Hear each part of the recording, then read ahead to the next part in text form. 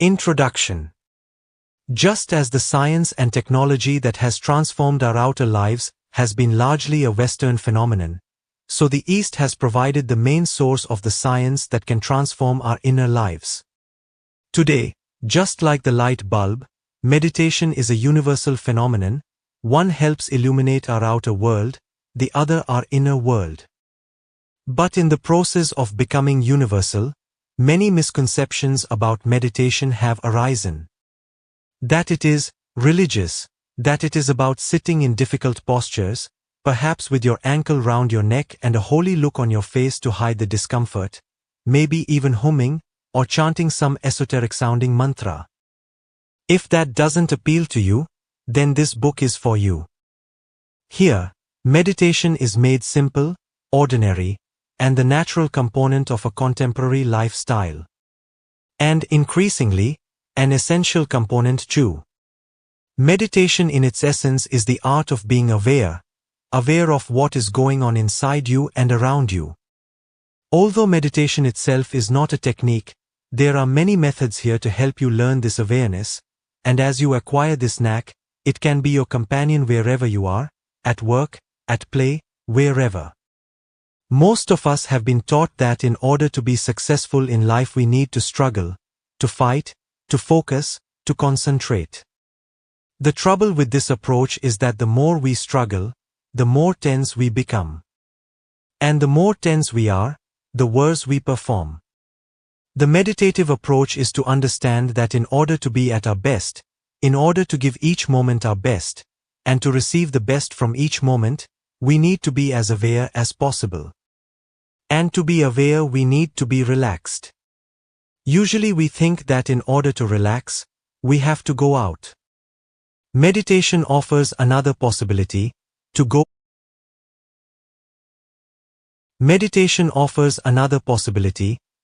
in to relax. Such are the pressures of modern life, that there has never been a more restless world to live in. Never have people been so tense. It is exactly for the modern mind that these techniques have been devised, a contemporary approach to suit contemporary people.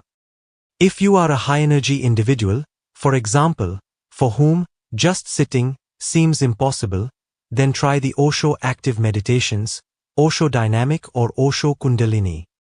Exert yourself to the maximum and let the relaxation follow of its own accord.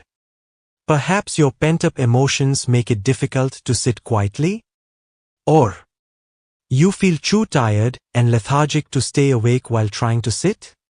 Or perhaps you just want to move your body. Then, again, these active meditations are just for you. The knack of remaining relaxed in the midst of our busiest day is what has been called alertness with no effort, the essential experience of meditation. So even if you are convinced you have absolutely no time to set aside for meditation, you'll find plenty of techniques in this book that can be seamlessly integrated into your day. Meditation is based on a simple understanding. Rather than fighting with darkness, which is impossible anyway, switch on the light. Rather than fighting with ourselves, trying to improve ourselves, trying to live up to others' ideas of who or what we should be, we can start by simply accepting ourselves as we are now. Osho often reminds us that if existence has invited us to be here, who else's permission do we need to accept ourselves as we are? Once we relax into this acceptance, once we stop pretending to be other than who and how we are, once we stop struggling to impress others, once we stop trying to defend ourselves, justify ourselves, once we stop trying to hide our wounds, even from ourselves, but rather open them to the air and the light, the healing happens on its own. In this book you will read of calming the mind, of learning how this invaluable biocomputer can be your greatest friend, and how to find the off button. When you need the mind, you can use it. When you don't need it, you can let it rest quietly, ready for when you need it again, free from its endless chattering quality. Someone insults you. Imagine being able to choose when and how to respond, free from the usual knee-jerk reaction to strike back, creating those endless vicious spirals in which our relationships can slowly drown. And what of freedom? There is no greater freedom than to be that which we were meant to be. There is no greater freedom than to be free of others' expectations, to be able to live our lives spontaneously, with awareness. And the ultimate paradox of meditation is that when we finally learn to love ourselves, in fact only when we can love ourselves, are we able to share that love with others. But first we must start with ourselves. This book contains a wide range of techniques, approaches, and insights to help you on that journey. We are all individuals, and different methods suit different people. Here, there is something for every type of modern mind. Uniquely tailored for these hectic times. As Osho puts it, the long drawn-out yoga practices will not do for the world. Now people do not have days or even hours to spare. We need methods that yield quick results. If a man makes a 7-day commitment, by the end of that period he should begin to feel that something has happened to him. He should become a different man in 7 days' time. So, I say, practice today and feel the result immediately. Now it is the jet age. Now meditation cannot afford to be slow. It has to pick up speed. Part 1. About meditation. What is meditation? Meditation is an adventure into the unknown, the greatest adventure the human mind can take. Meditation is just to be, not doing anything, no action, no thought, no emotion. You just are, and it is a sheer delight. From where does this delight come when you are not doing anything? It comes from nowhere, or it comes from everywhere. It is uncaused, because existence is made of the stuff called joy. Witnessing, the spirit of meditation. When you are not doing anything at all, bodily, mentally, on no level, when all activity has ceased and you simply are, just being, that's what meditation is. You cannot do it, you cannot practice it, you have only to understand it.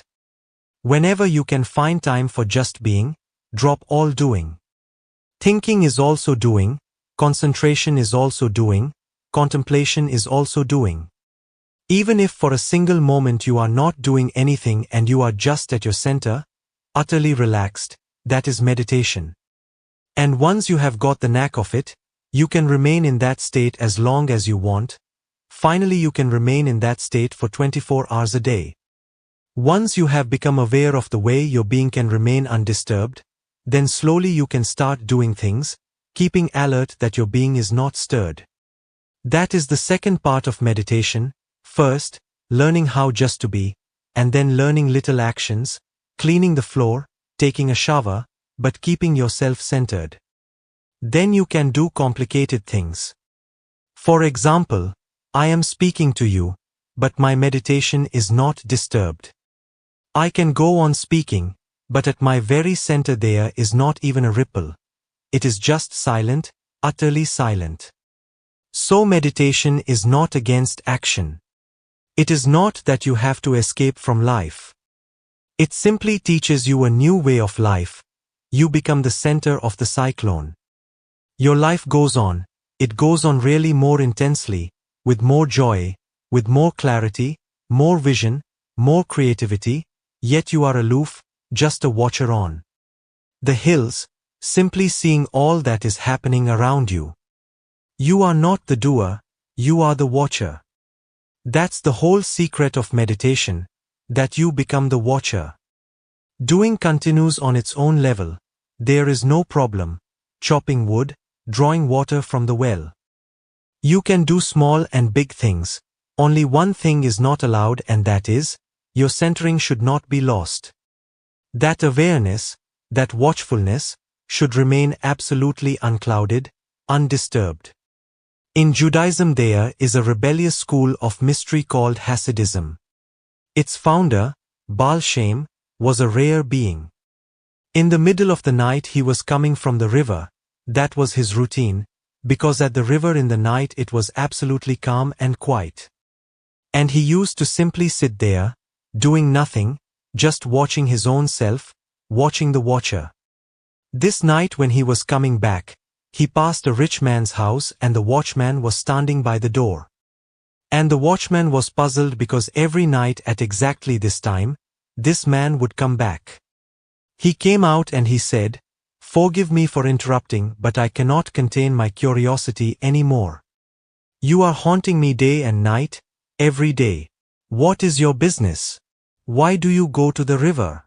Many times I have followed you, and there is nothing, you simply sit there for hours, and in the middle of the night you come back."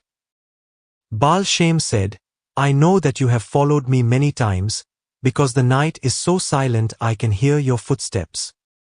And I know every day you are hiding behind the gate. But it is not only that you are curious about me, I am also curious about you. What is your business?"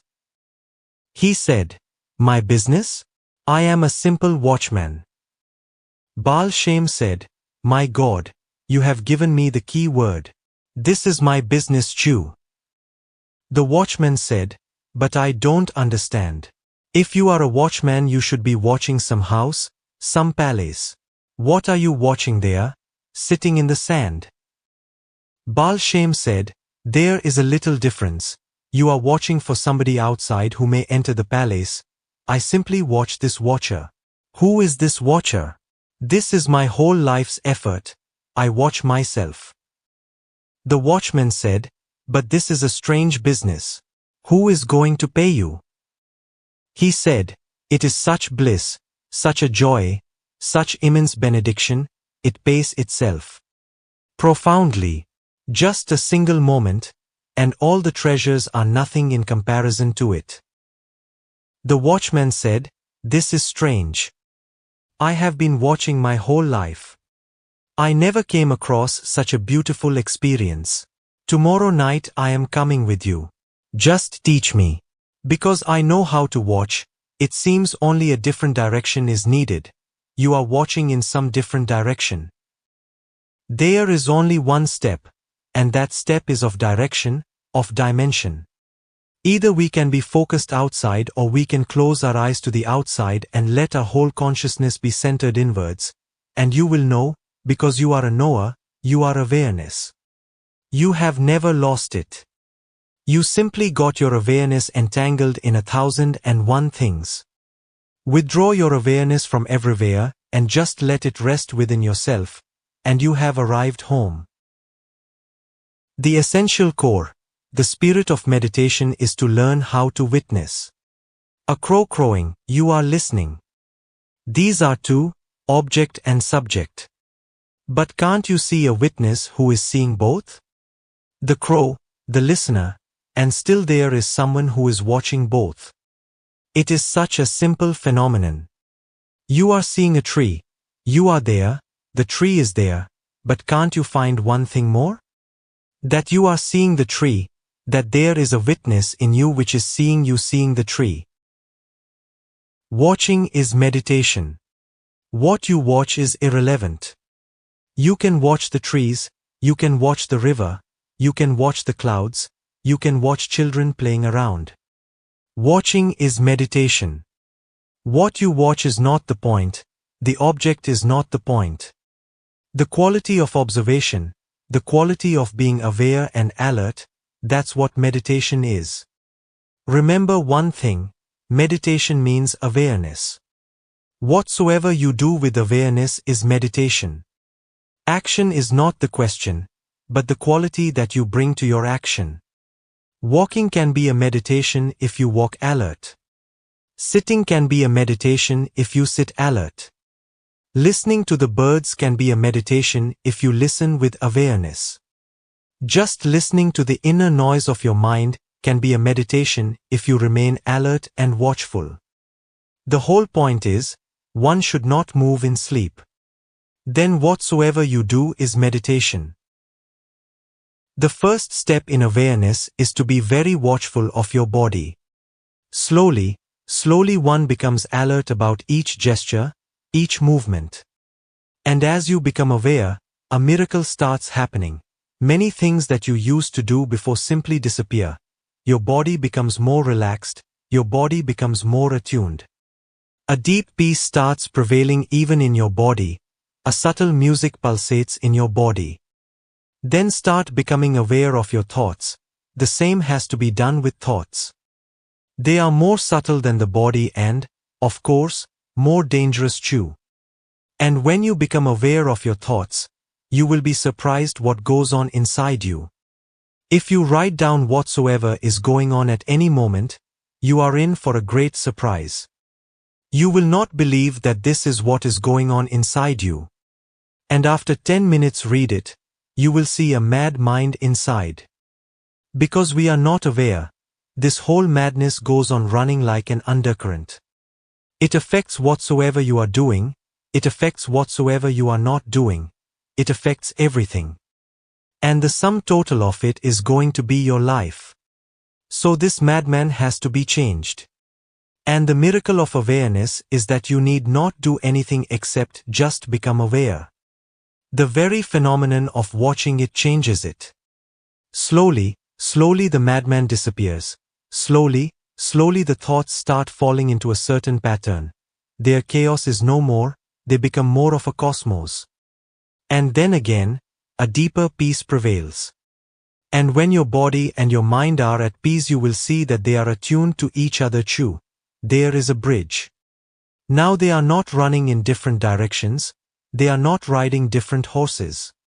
For the first time there is accord, and that accord helps immensely to work on the third step, that is, becoming aware of your feelings, emotions, moods. That is the subtlest layer and the most difficult, but if you can be aware of the thoughts, then it is just one step more. A little more intense awareness is needed and you start reflecting your moods, your emotions, your feelings. Once you are aware of all these three, they all become joined into one phenomenon. And when all these three are one, functioning together perfectly, humming together, you can feel the music of all the three. They have become an orchestra, then the fourth happens, which you cannot do. It happens on its own accord. It is a gift from the whole. It is a reward for those who have done these three. And the fourth is the ultimate awareness that makes one awakened. One becomes aware of one's awareness, that is the fourth. That makes a Buddha, the awakened. And only in that awakening does one come to know what bliss is. The body knows pleasure, the mind knows happiness, the heart knows joy, the fourth knows bliss. Bliss is the goal of sannyas, of being a seeker, and awareness is the path towards it. The important thing is that you are watchful, that you have not forgotten to watch, that you are watching. Watching, watching. And slowly, slowly, as the watcher becomes more and more solid, stable, unwavering, a transformation happens. The things that you were watching disappear. For the first time, the watcher itself becomes the watched, the observer itself becomes the observed. You have come home. The flowering of meditation. Meditation is not an Indian method, it is not simply a technique. You cannot learn it. It is a growth of your total living, out of your total living. Meditation is not something that can be added to you as you are. It cannot be added to you. It can only come to you through a basic transformation, a mutation. It is a flowering, a growth. Growth is always from the total. It is not an addition. Just like love, it cannot be added to you. It grows out of you, out of your totality. You must grow towards meditation. The great silence. Silence usually is understood to be something negative, something empty, an absence of sound, of noises. This misunderstanding is prevalent because very few people have ever experienced silence. All that they have experienced in the name of silence is noiselessness. But silence is a totally different phenomenon. It is utterly positive. It is existential, it is not empty. It is overflowing with a music that you have never heard before, with a fragrance that is unfamiliar to you, with a light that can only be seen by the inner eyes. It is not something fictitious. It is a reality, and a reality which is already present in everyone, just we never look in. Your inner world has its own taste, has its own fragrance, has its own light. And it is utterly silent, immensely silent, eternally silent. There has never been any noise, and there will never be any noise. No word can reach there, but you can reach. Your very center of being is the center of a cyclone. Whatever happens around it does not affect it. It is eternal silence. Days come and go, years come and go, ages come and pass. Lives come and go, but the eternal silence of your being remains exactly the same soundless music, the same fragrance of godliness, the same transcendence from all that is mortal, from all that is momentary. It is not your silence. You are it. It is not something in your possession. You are possessed by it, and that's the greatness of it. Even you are not there, because even your presence will be a disturbance. The silence is so profound that there is nobody, not even you. And this silence brings truth, and love, and thousands of other blessings to you. Growing in sensitivity. Meditation will bring you sensitivity, a great sense of belonging to the world. It is our world, the stars are ours, and we are not foreigners here. We belong intrinsically to existence. We are part of it, we are the heart of it. You become so sensitive that even the smallest blade of grass takes on an immense importance for you. Your sensitivity makes it clear to you that this small blade of grass is as important to existence as the biggest star. Without this blade of grass, existence would be less than it is. This small blade of grass is unique, it is irreplaceable, it has its own individuality. And this sensitivity will create new friendships for you, friendships with trees, with birds, with animals, with mountains, with rivers, with oceans, with stars. Life becomes richer as love grows, as friendliness grows. Love, the fragrance of meditation. If you meditate, sooner or later you will come upon love. If you meditate deeply, sooner or later you will start feeling a tremendous love arising in you that you have never known before, a new quality to your being, a new door opening. You have become a new flame and now you want to share. If you love deeply, by and by you will become aware that your love is becoming more and more meditative. A subtle quality of silence is entering in you. Thoughts are disappearing, gaps appearing. Silences. You are touching your own depth. Love makes you meditative if it is on the right lines. Meditation makes you loving if it is on the right lines. You want a love that is born out of meditation, not born out of the mind. That is the love I continually talk about. Millions of couples around the world are living as if love is there. They are living in a world of, as if. Of course, how can they be joyous? They are drained of all energy. They are trying to get something out of a false love. It cannot deliver the goods. Hence the frustration, hence the continuous boredom, hence the continuous nagging, fighting between the lovers. They are both trying to do something which is impossible. They are trying to make their love affair something of the eternal, which it cannot be. It has arisen out of the mind and mind cannot give you any glimpse of the eternal. First go into meditation, because love will come out of meditation. It is the fragrance of meditation.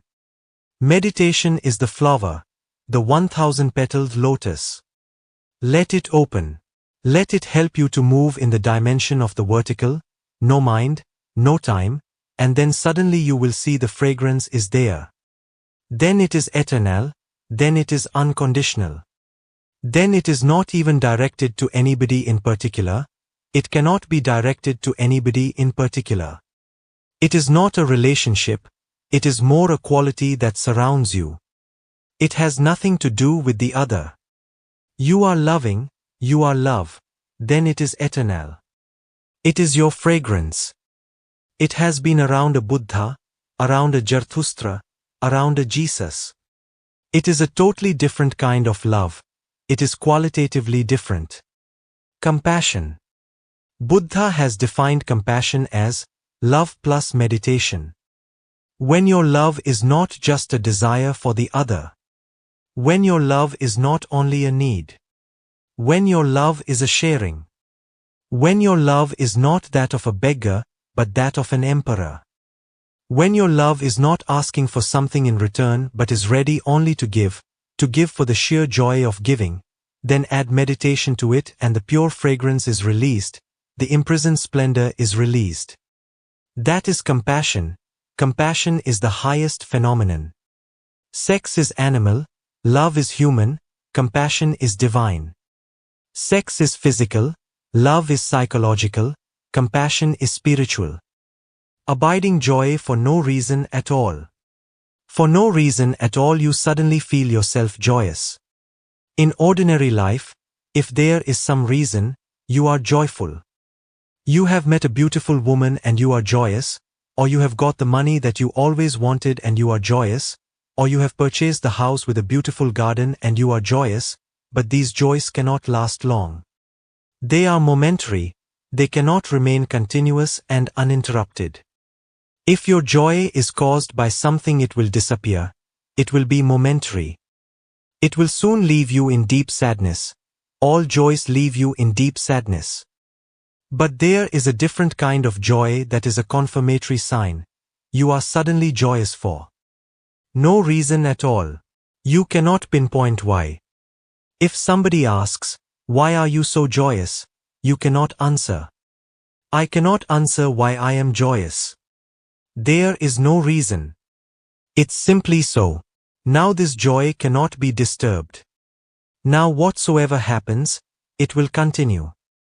It is there, day in, day out. You may be young, you may be old, you may be alive, you may be dying, it is always there.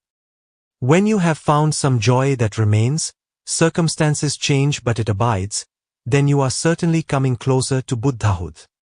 Intelligence, the ability to respond. Intelligence simply means ability to respond, because life is a flux.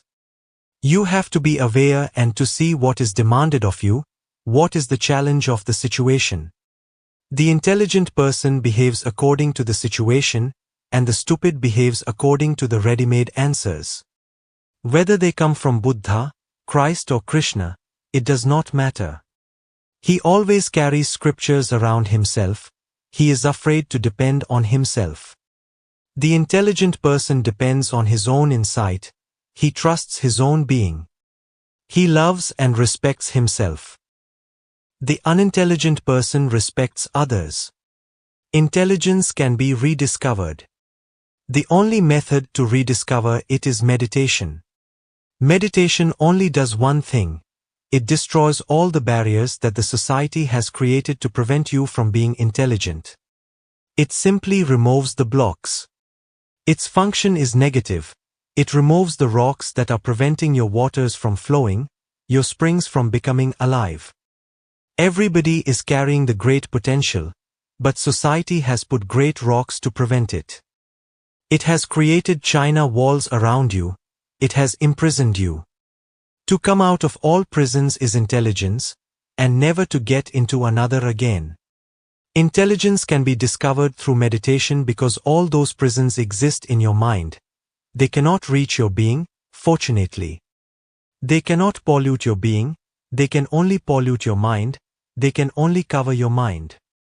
If you can get out of the mind, you will get out of Christianity, Hinduism, Jainism, Buddhism, and all kinds of rubbish will be just finished. You can come to a full stop. And when you are out of the mind, watching it, being aware of it, just being a witness, you are intelligent. Your intelligence is discovered. You have undone what the society has done to you. You have destroyed the mischief. You have destroyed the conspiracy of the priests and the politicians. You have come out of it. You are a free man. In fact, you are for the first time a real man, an authentic man. Now the whole sky is yours. Intelligence brings freedom, intelligence brings spontaneity. Aloneness, your self-nature. Aloneness is a flower, a lotus blooming in your heart. Aloneness is positive, aloneness is health. It is the joy of being yourself. It is the joy of having your own space. Meditation means bliss in being alone. One is really alive when one has become capable of it, when there is no dependence anymore on anybody, on any situation, on any condition. And because it is one's own, it can remain morning, evening, day, night, in youth or in old age, in health, in illness.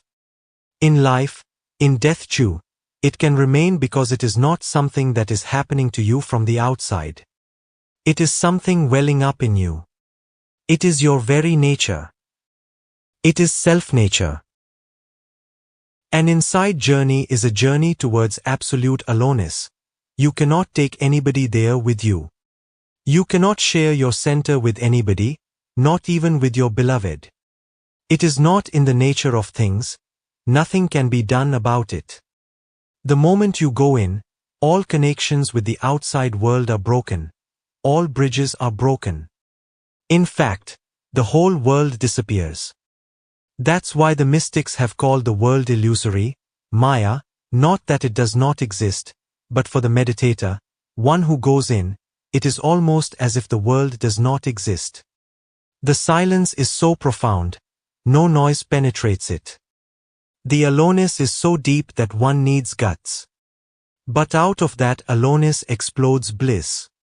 Out of that aloneness, the experience of God. There is no other way, there has never been any and there is never going to be. Celebrate aloneness, celebrate your pure space, and a great song will arise in your heart. And it will be a song of awareness, it will be a song of meditation. It will be a song of a lone bird calling in the distance, not calling to somebody in particular. But just calling because the heart is full and wants to call, because the cloud is full and wants to rain, because the flower is full and the petals open and the fragrance is released. Unaddressed, let your aloneness become a dance. Your real self.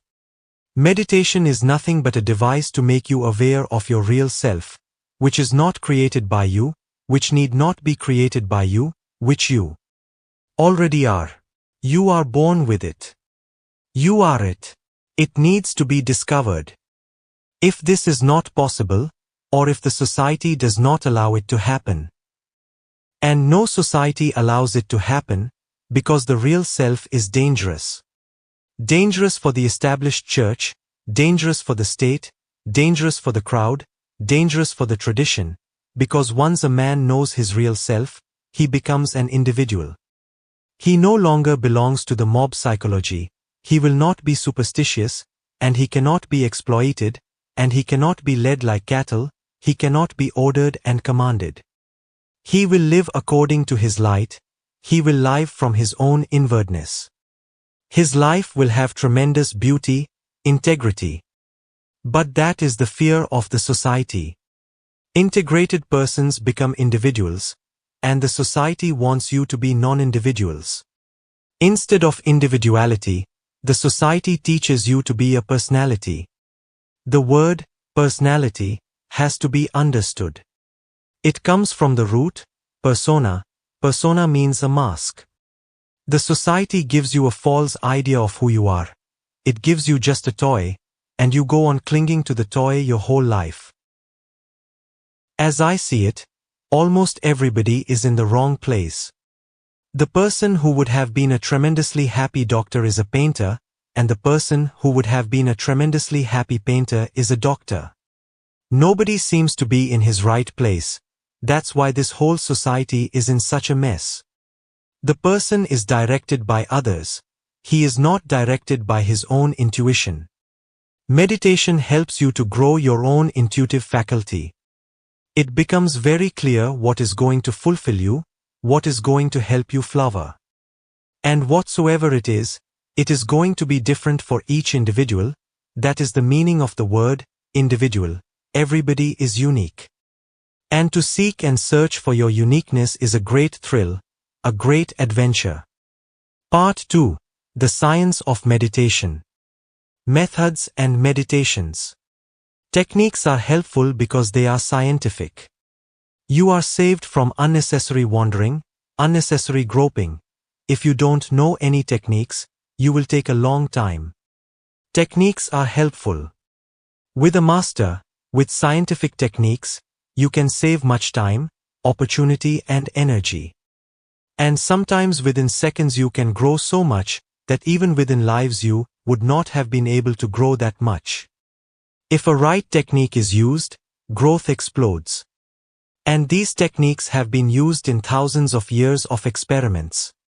They were not devised by one man, they were devised by many, many seekers, and only the essence is given here. You will reach the goal, because the life energy within you will move unless it comes to the point where no movement is possible. It will go on moving to the highest peak.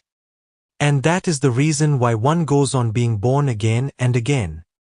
Left to yourself you will reach, but you will have to travel very, very long, and the journey will be very tedious and boring. All techniques can be helpful, but they are not exactly meditation. They are just a groping in the dark. Suddenly one day, doing something, you will become a witness. Doing a meditation like dynamic, or kundalini or whirling, suddenly one day the meditation will go on, but you will not be identified. You will sit silently behind, you will watch it. That day meditation has happened. That day the technique is no longer a hindrance, no longer a help. You can enjoy it if you like an exercise. It gives a certain vitality, but there is no need now. The real meditation has happened. Meditation is witnessing. To meditate means to become a witness. Meditation is not a technique at all. This will be very confusing to you because I go on giving you techniques. In the ultimate sense, meditation is not a technique. Meditation is an understanding, awareness. But you need techniques because that final understanding is very far away from you, hidden deep in you but still very far away from you. Right this moment you can attain it. But you will not attain it, because your mind goes on. This very moment it is possible, and yet impossible. Techniques will bridge the gap, they are just to bridge the gap. So in the beginning techniques are meditations. In the end you will laugh, techniques are not meditation. Meditation is a totally different quality of being, it has nothing to do with anything. But it will happen only in the end. Don't think it has happened in the beginning, otherwise the gap will not be bridged. Begin with effort. Meditation techniques are doings, because you are advised to do something. Even to meditate is to do something. Even to sit silently is to do something. Even to not do anything is a sort of doing. So in a superficial way, all meditation techniques are doings. But in a deeper way they are not, because if you succeed in them, the doing disappears. Only in the beginning it appears like an effort. If you succeed in it, the effort disappears and the whole thing becomes spontaneous and effortless. If you succeed in it, it is not a doing. Then no effort on your part is needed. It becomes just like breathing, it is there. But in the beginning there is bound to be effort, because the mind cannot do anything which is not an effort. If you tell it to be effortless, the whole thing seems absurd. In Zen, where much emphasis is put on effortlessness, the masters say to the disciples, just sit. Don't do anything. And the disciple tries. Of course, what can you do other than trying? In the beginning, effort will be there, doing will be there, but only in the beginning, as a necessary evil. You have to remember constantly that you have to go beyond it. A moment must come when you are not doing anything about meditation, just being there and it happens. Just sitting or standing and it happens.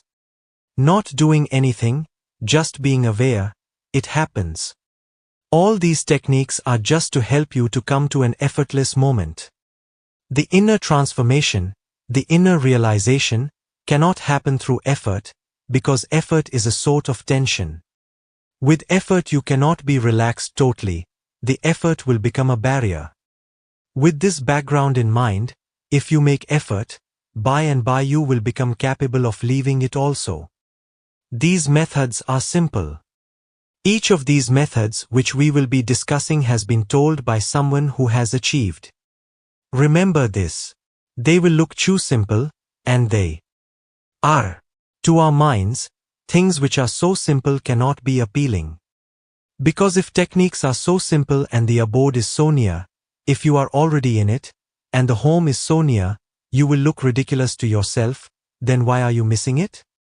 Rather than feel the ridiculousness of your own ego, you will think that such simple methods cannot help. That is a deception. Your mind will tell you that these simple methods cannot be of any help, that they are so simple, they cannot achieve anything.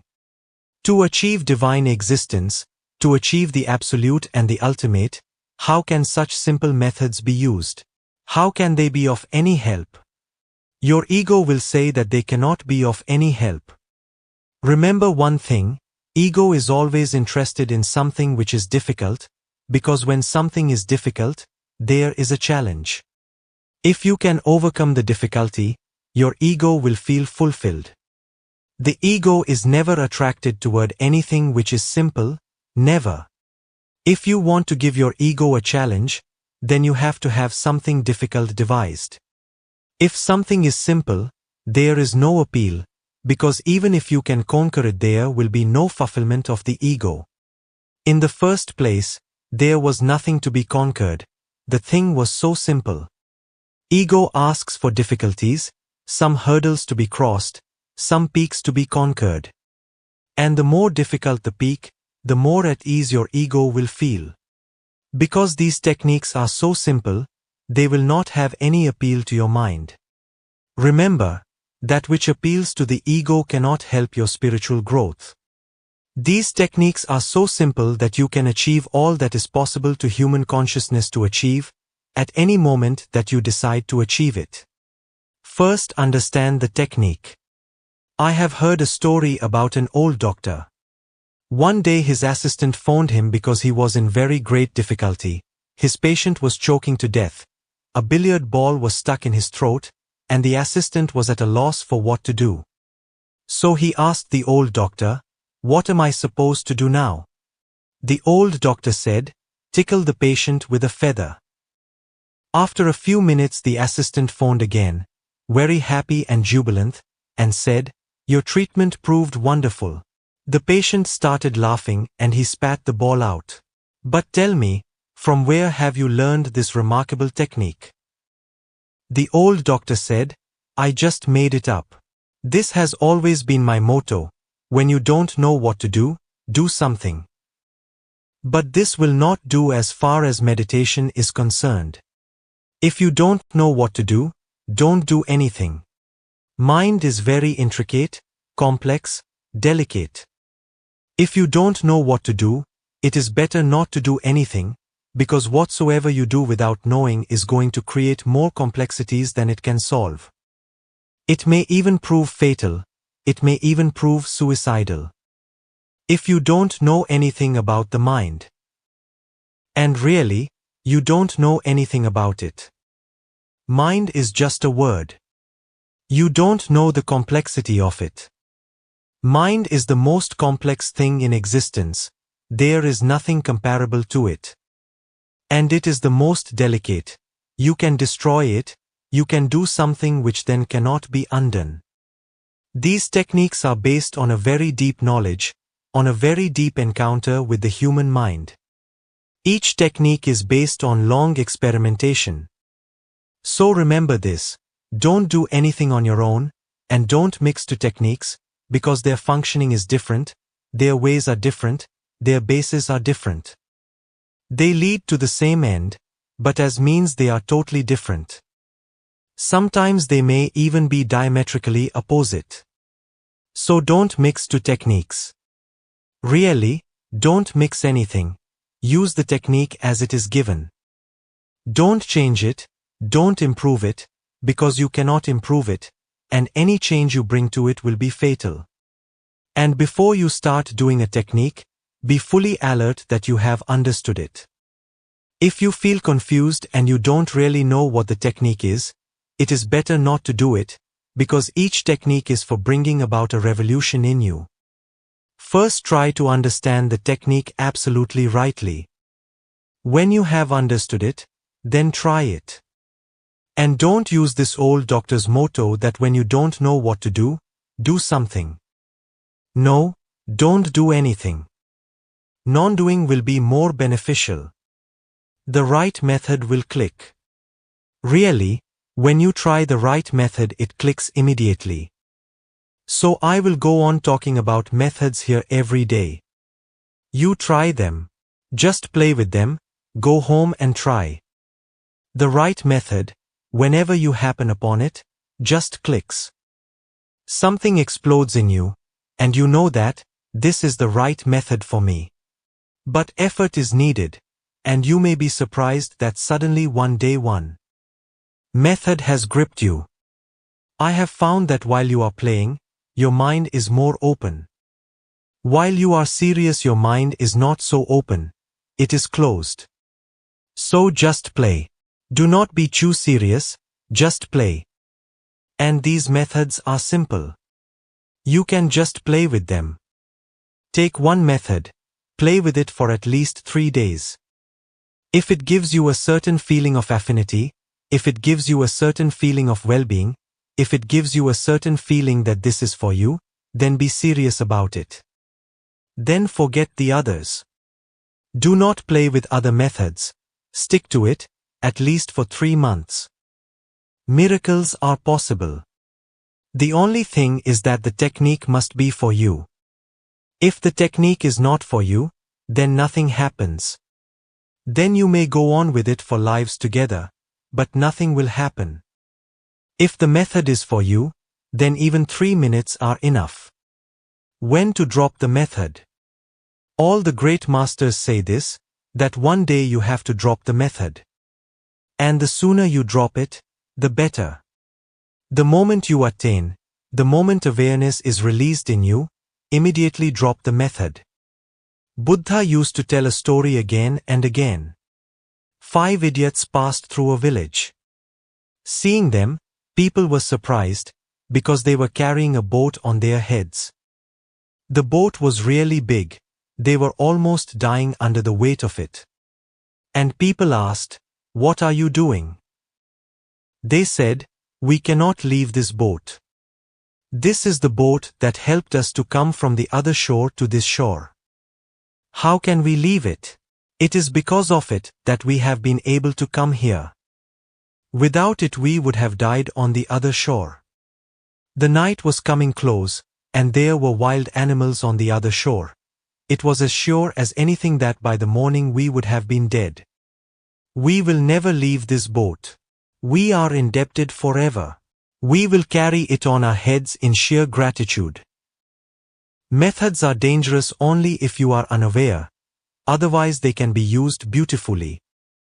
Do you think a boat is dangerous? It is dangerous if you are thinking to carry it on your head for your whole life, out of sheer gratitude. Otherwise it is just a raft to be used and discarded, used and abandoned, used and never looked back at again. There is no need, no point. If you drop the remedy, automatically you will start settling in your being. The mind clings.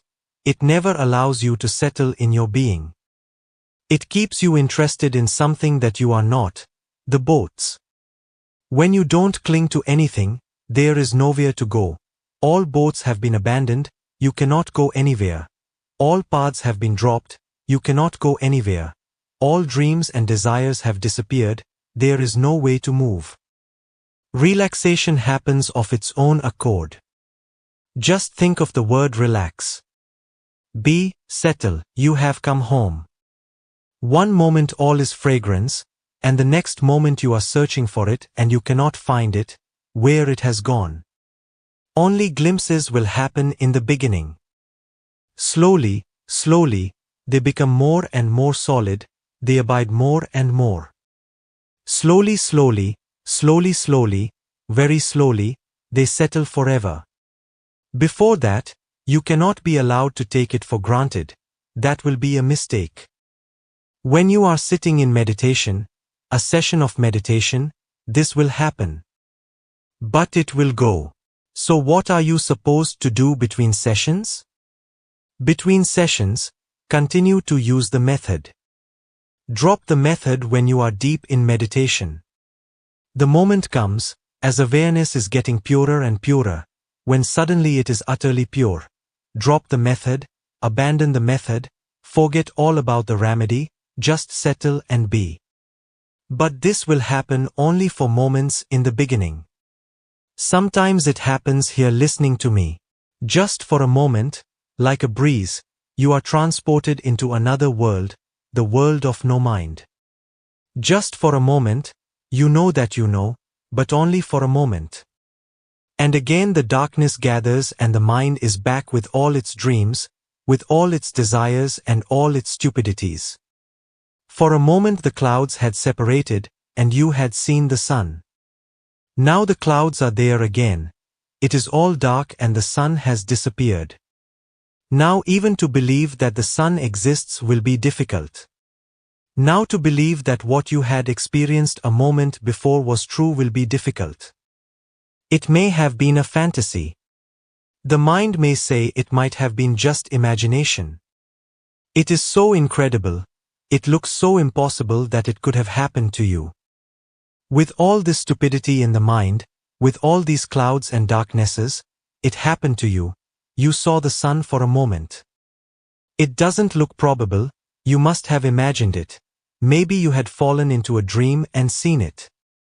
Between sessions start again, be in the boat, use the boat again.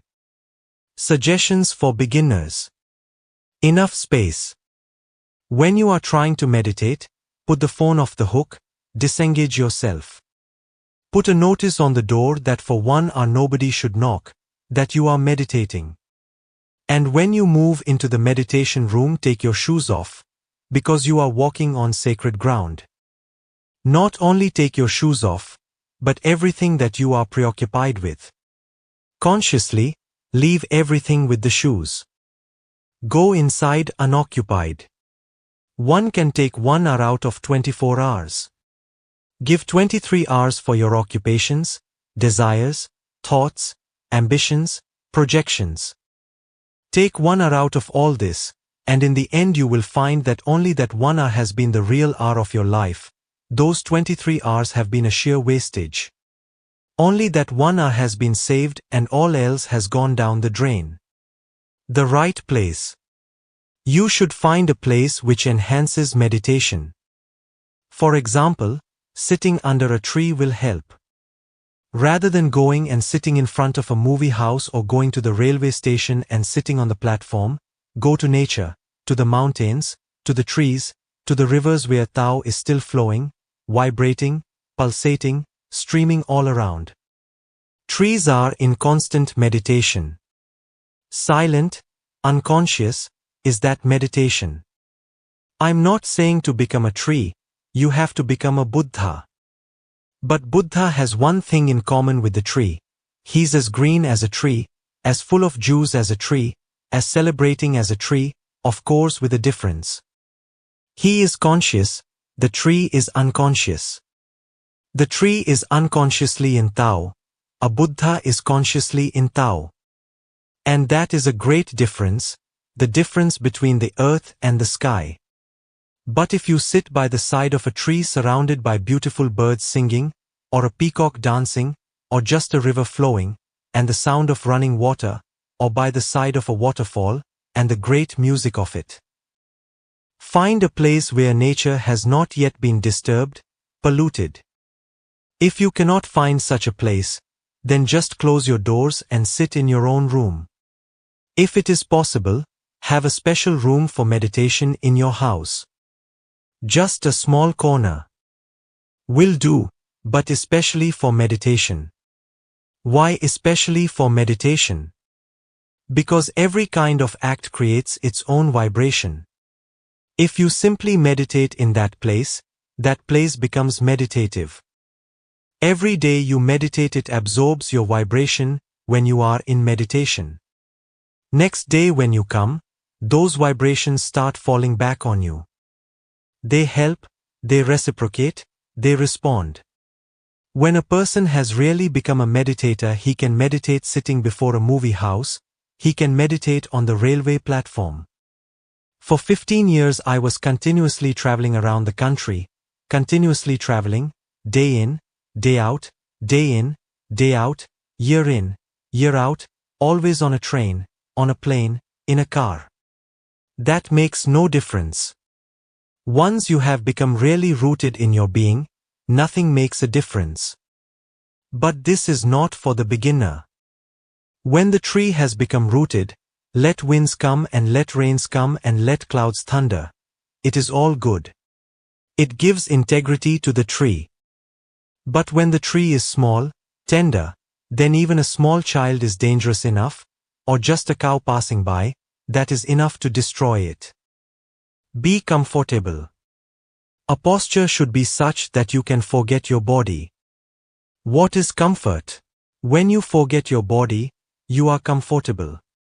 When you are reminded continuously of the body, you are uncomfortable. So whether you sit in a chair or you sit on the ground, that is not the point. Be comfortable, because if you are not comfortable in the body, you cannot long for other blessings which belong to deeper layers. The first layer missed, all other layers closed. If you really want to be happy, blissful, then start from the very beginning to be blissful. Comfort of the body is a basic need for anybody who is trying to reach inner ecstasies. Begin with catharsis. I never tell people to begin with just sitting. Begin from where beginning is easy. Otherwise, you will begin to feel many things unnecessarily, things that are not there. If you begin with sitting, you will feel much disturbance inside. The more you try to just sit, the more disturbance will be felt. You will become aware only of your insane mind and nothing else. It will create depression, you will feel frustrated, you will not feel blissful. Rather, you will begin to feel that you are insane. And sometimes you may really go insane. If you make a sincere effort to just sit, you may really go insane. Only because people do not really try sincerely does insanity not happen more often. With a sitting posture you begin to know so much madness inside you that if you are sincere and continue it, you may really go insane. It has happened before, so many times. So I never suggest anything that can create frustration, depression, sadness. Anything that will allow you to be aware of your insanity. You may not be ready to be aware of all the insanity that is inside you. You must be allowed to get to know certain things gradually. Knowledge is not always good. It must unfold itself slowly, as your capacity to absorb it grows. I begin with your insanity, not with a sitting posture. I allow your insanity. If you dance madly, the opposite happens within you. With a mad dance, you begin to be aware of a silent point within you. With sitting silently, you begin to be aware of madness. The opposite is always the point of awareness. With you dancing madly, chaotically, with crying, with chaotic breathing, I allow your madness. Then you begin to be aware of a subtle point, a deep point inside you which is silent and still, in contrast to the madness on the periphery. You will feel very blissful. At your center there is an inner silence. But if you are just sitting, then the inner one is the mad one. You are silent on the outside, but inside you are mad. If you begin with something active, something positive, alive, moving, it will be better. Then you will begin to feel an inner stillness growing. The more it grows, the more it will be possible for you to use a sitting posture or a lying posture, the more silent meditation will be possible. But by then things will be different, totally different. A meditation technique that begins with movement, action, helps you in other ways also. It becomes a catharsis. When you are just sitting, you are frustrated, your mind wants to move and you are just sitting. Every muscle turns, every nerve turns. You are trying to force something upon yourself that is not natural for you.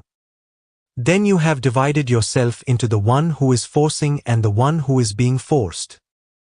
And really, the part that is being forced and suppressed is the more authentic part.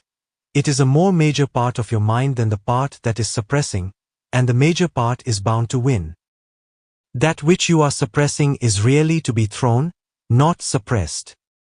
It has become an accumulation within you because you have been constantly suppressing it.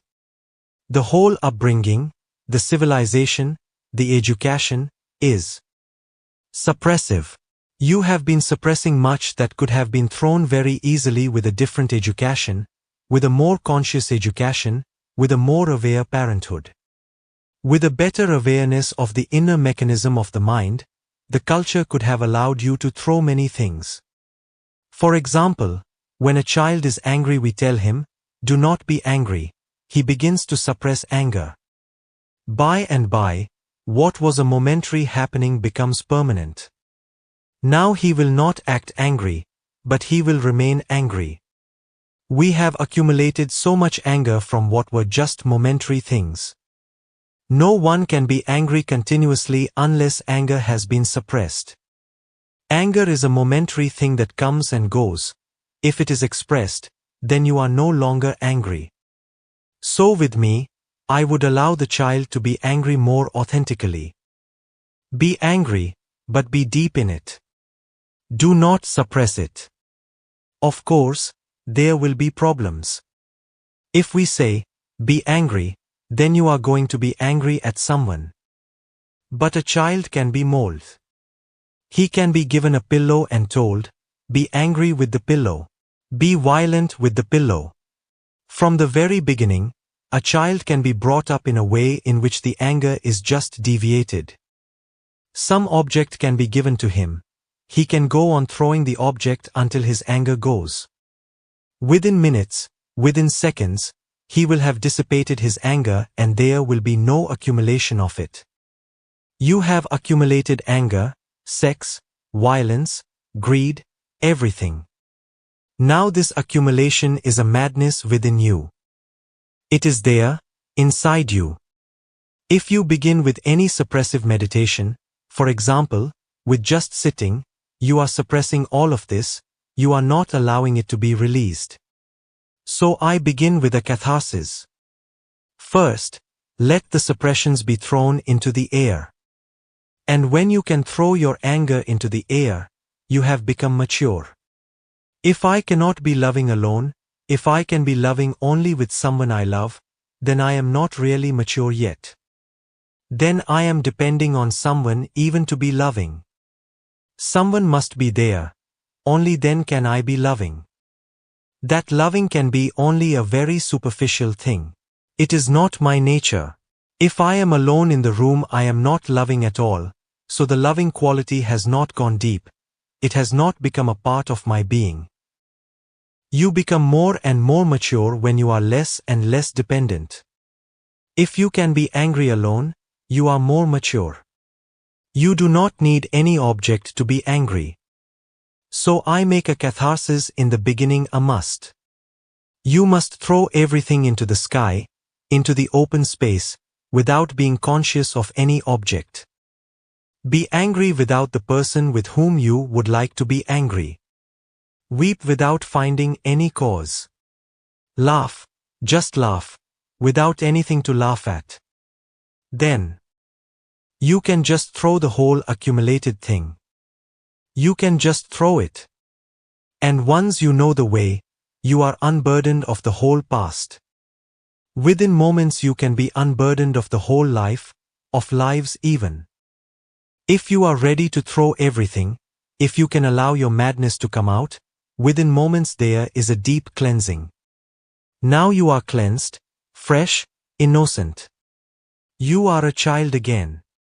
Now, in your innocence, sitting meditation can be done, just sitting or just lying or anything, because now there is no mad one inside to disturb the sitting. Cleansing must be the first thing, a catharsis. Otherwise, with breathing exercises, with just sitting, with practicing asanas, yogic postures, you are just suppressing something. And a very strange thing happens. When you have allowed everything to be thrown out, sitting will just happen, asanas will just happen. It will be spontaneous. Begin with catharsis and then something good can flower within you. It will have a different quality, a different beauty, altogether different. It will be authentic.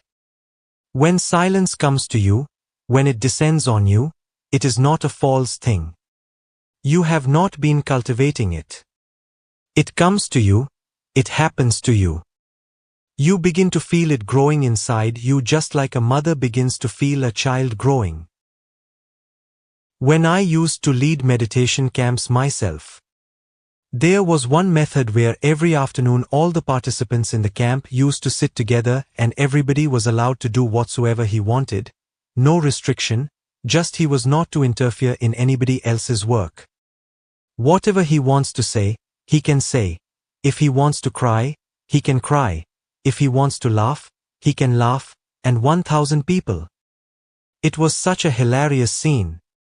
People you could never have imagined, serious people, doing such stupid things.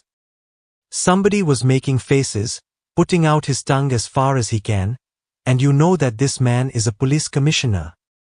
One man I cannot forget, because he used to sit in front of me every day.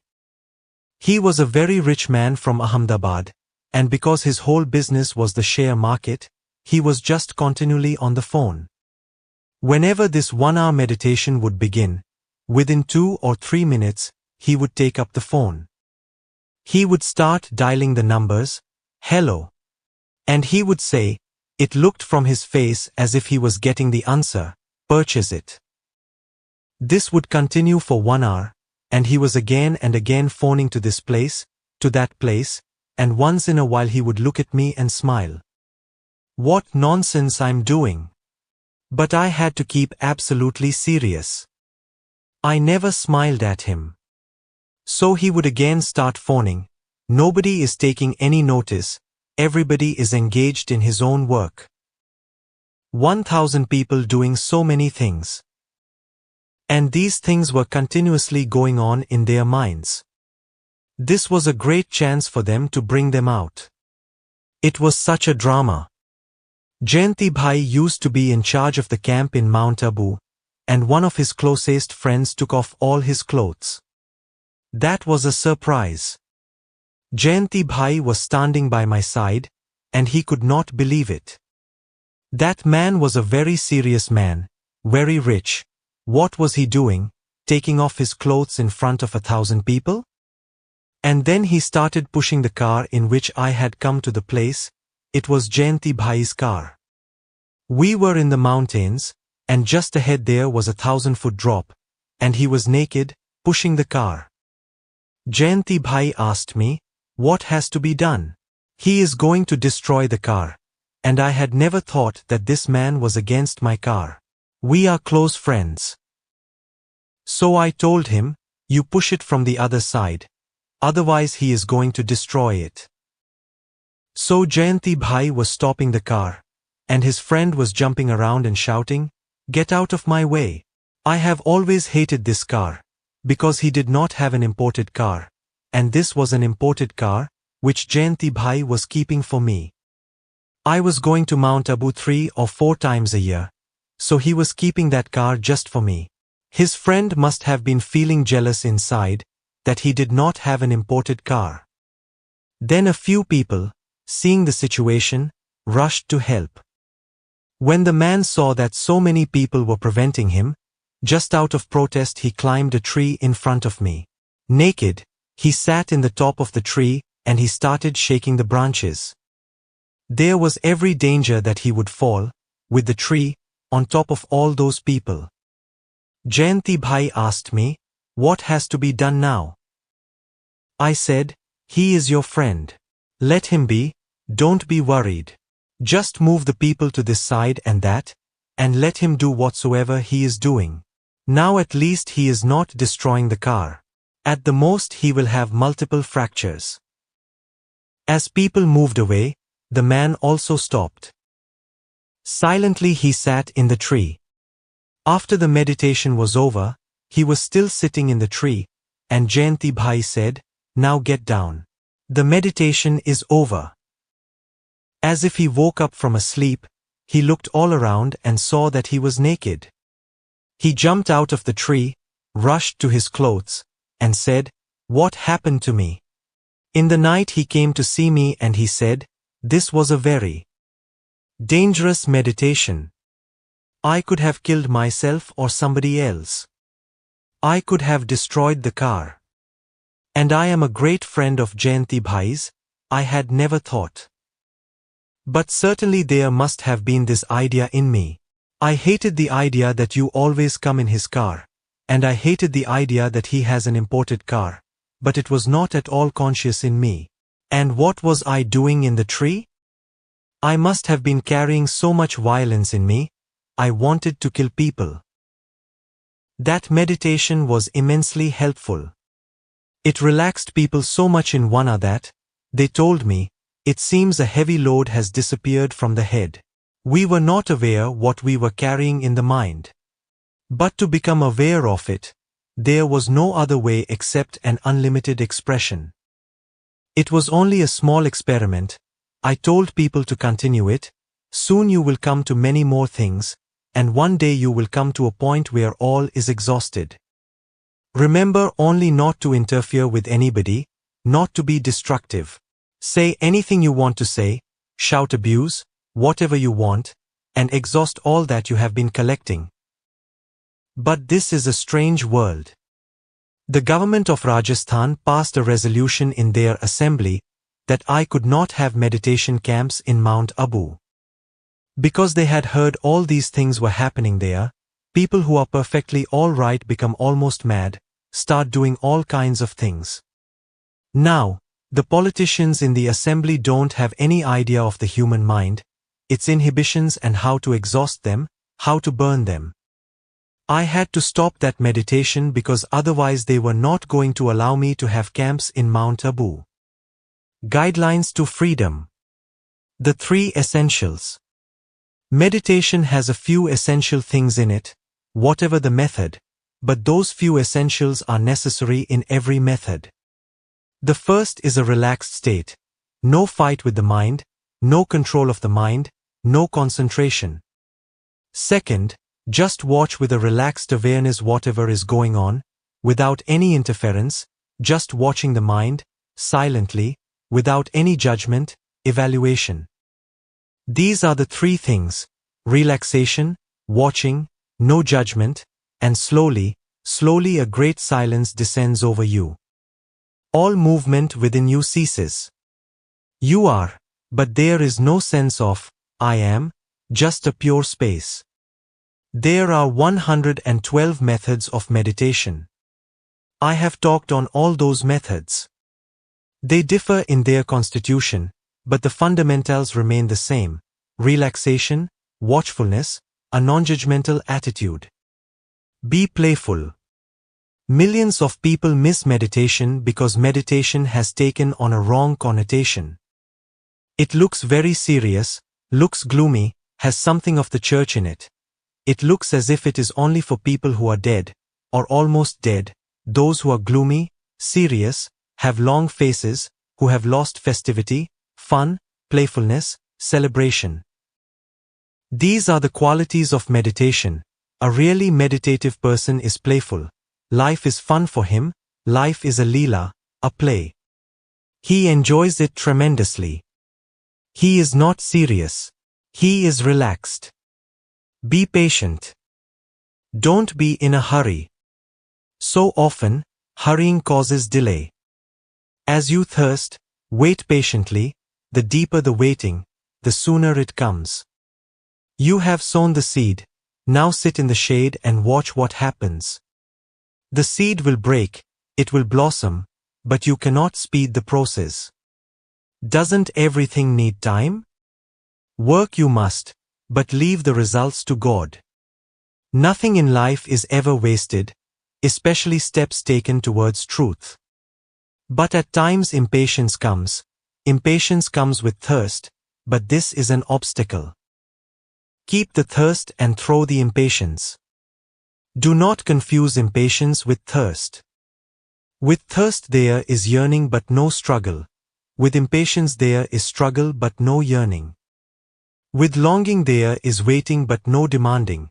With impatience there is demanding but no waiting. With thirst there are silent tears. With impatience there is restless struggle. Truth cannot be raided. It is attained through surrender, not through struggle. It is conquered through total surrender. Don't look for results. The ego is result-oriented. The mind always hankers for results. The mind is never interested in the act itself. Its interest is in the result. What am I going to gain out of it?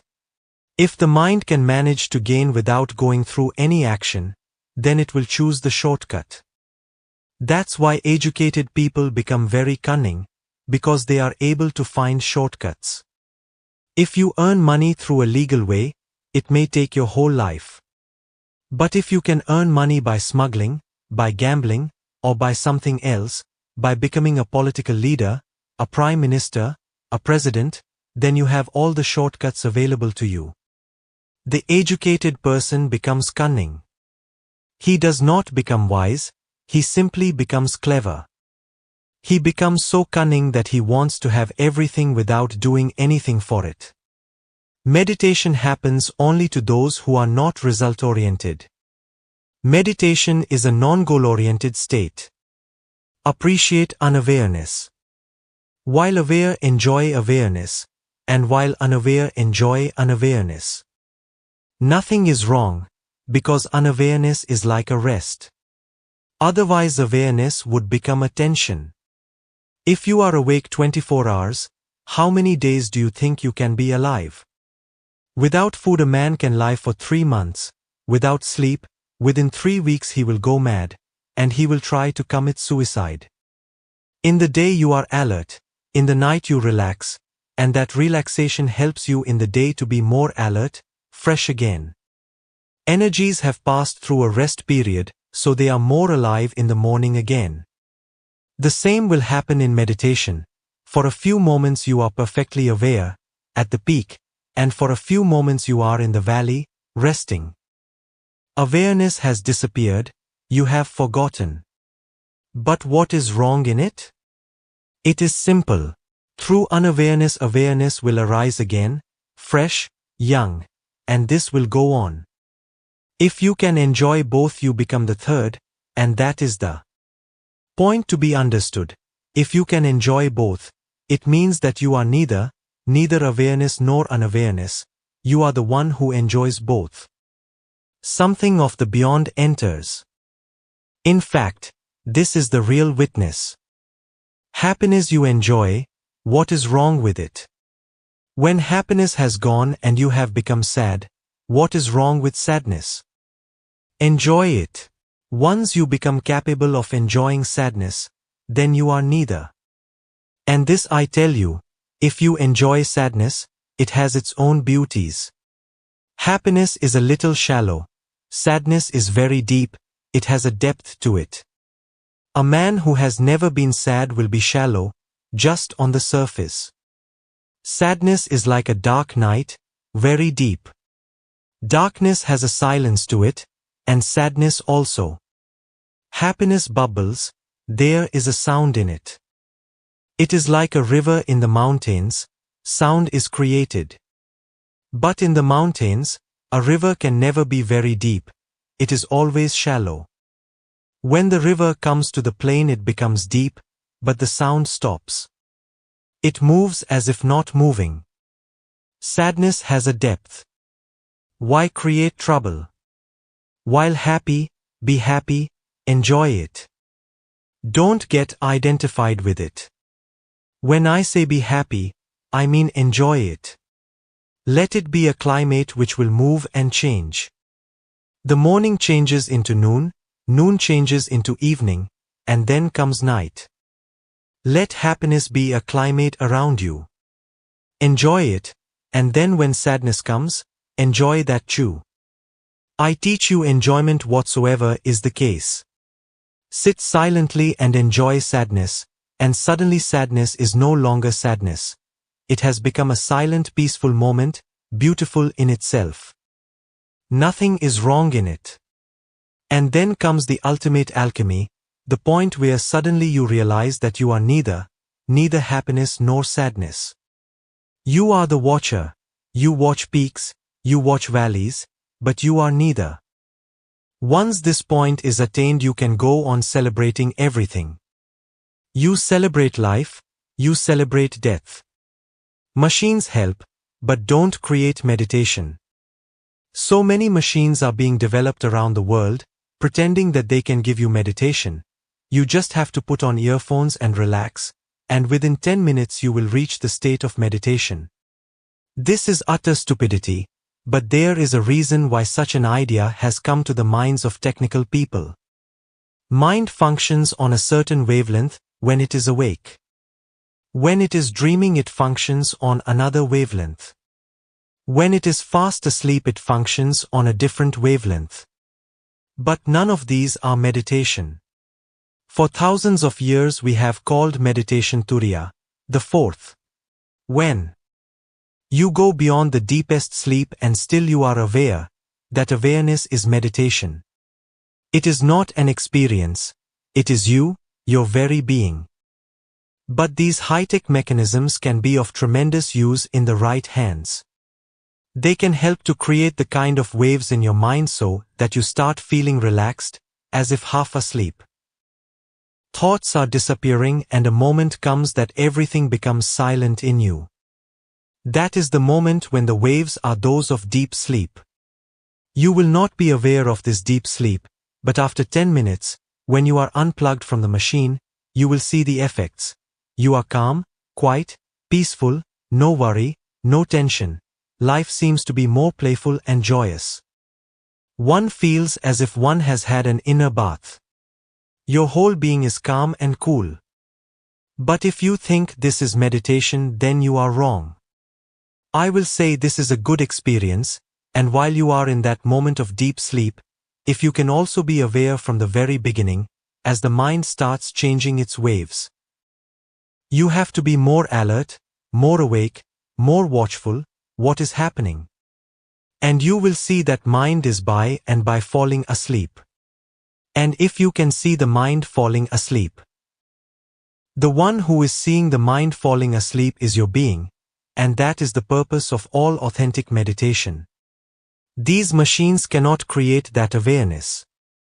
That awareness you will have to create, but these machines can certainly create within 10 minutes a possibility that you may not be able to create in years of effort. So I am not against these high-tech instruments, I am all for them. It is just that I want the people who are spreading those machines around the world to know that they are doing good work, but it is incomplete. It will be complete only when the person in the deepest silence is also alert, like a small flame of awareness which goes on burning. Everything disappears, all around is darkness, and silence, and peace, but an unwavering flame of awareness. So if the machine is in the right hands and people can be taught that the real thing will come not through the machine can create the very essential ground in which that flame can grow. But that flame depends on you, not on the machine. You are not your experiences. One of the most fundamental things to remember is that whatever you come across in your inner journey, you are not it. You are the one who is witnessing it. It may be nothingness, it may be blissfulness, it may be silence. But one thing has to be remembered, however beautiful and however enchanting an experience you come to, you are not it. You are the one who is experiencing it. And if you go on and on and on, The ultimate in the journey is the point when there is no experience left, neither silence, nor blissfulness, nor nothingness. There is nothing as an object for you but only your subjectivity. The mirror is empty, it is not reflecting anything. It is you. Even great travelers of the inner world have got stuck in beautiful experiences, and have become identified with those experiences thinking, I have found myself. They have stopped before reaching the final stage where all experiences disappear. Enlightenment is not an experience. It is the state where you are left absolutely alone, nothing to know. No object, however beautiful, is present. Only in that moment does your consciousness, unobstructed by any object, take a turn and move back to the source. It becomes self-realization. It becomes enlightenment. I must remind you about the word object. Every object means hindrance. The very meaning of the word is hindrance, objection. So the object can be outside you, in the material world. The object can be inside you in your psychological world. The objects can be in your heart, feelings, emotions, sentiments, moods, and the objects can even be in your spiritual world. And they are so ecstatic that one cannot imagine there can be more. Many mystics of the world have stopped at ecstasy. It is a beautiful spot, a scenic spot, but they have not arrived home yet. When you come to a point when all experiences are absent, there is no object, then consciousness without obstruction moves in a circle. In existence everything moves in a circle. If not obstructed, it comes from the same source of your being, goes around. Finding no obstacle to it, no experience, no object, it moves back to the source, and the subject itself becomes the object. That is what J. Krishnamurti continued to say for his whole life. When the observer becomes the observed, know that you have arrived. Before that there are thousands of things in the way. The body gives its own experiences, which have become known as the experiences of the centers of Kundalini. 7 centers become 7 lotus flowers. Each is bigger than the other and higher, and the fragrance is intoxicating. The mind gives you great spaces, unlimited, infinite. But remember the fundamental maxim, that still the home has not come. Enjoy the journey and enjoy all the scenes that come on the journey, the trees, the mountains, the flowers, the rivers, the sun and the moon and the stars, but don't stop anywhere, unless your very subjectivity becomes its own object.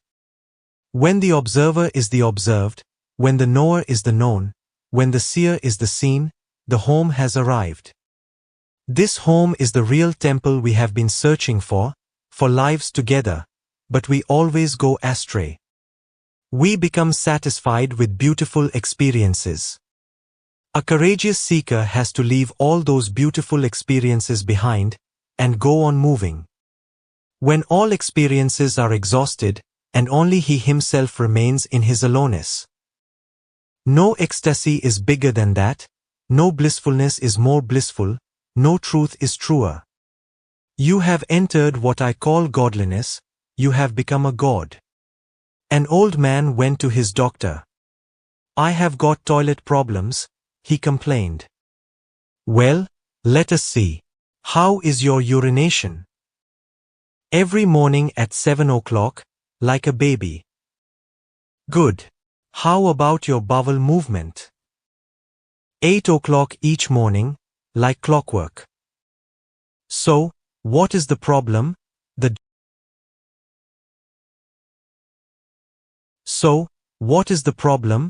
doctor asked. I don't wake up until 9. You are asleep and it is time to wake up. All these experiences are experiences of a sleeping mind. The awakened mind has no experiences at all. Meditation is a knack. Meditation is such a mystery that it can be called a science, an art, a knack, without any contradiction. From one point of view it is a science because there is a clear-cut technique, that has to be done. There are no exceptions to it. It is almost like a scientific law. But from a different point of view, it can also be said to be an art. Science is an extension of the mind, it is mathematics, it is logic, it is rational. Meditation belongs to the heart, not to the mind. It is not logic, it is closer to love. It is not like other scientific activities, but more like music, poetry, painting, dancing. Hence, it can be called an art. But meditation is such a great mystery that calling it science and art does not exhaust it. It is a knack. Either you get it or you don't get it. A knack is not a science, it cannot be taught.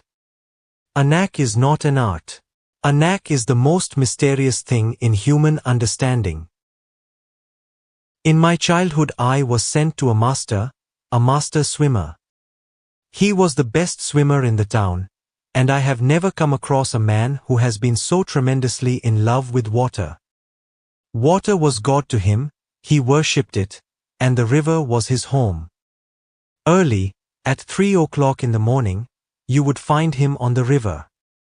In the evening you would find him on the river, and at night you would find him sitting, meditating by the side of the river. His whole life consisted of being close to the river. When I was brought to him, I wanted to learn swimming. He looked at me, he felt something.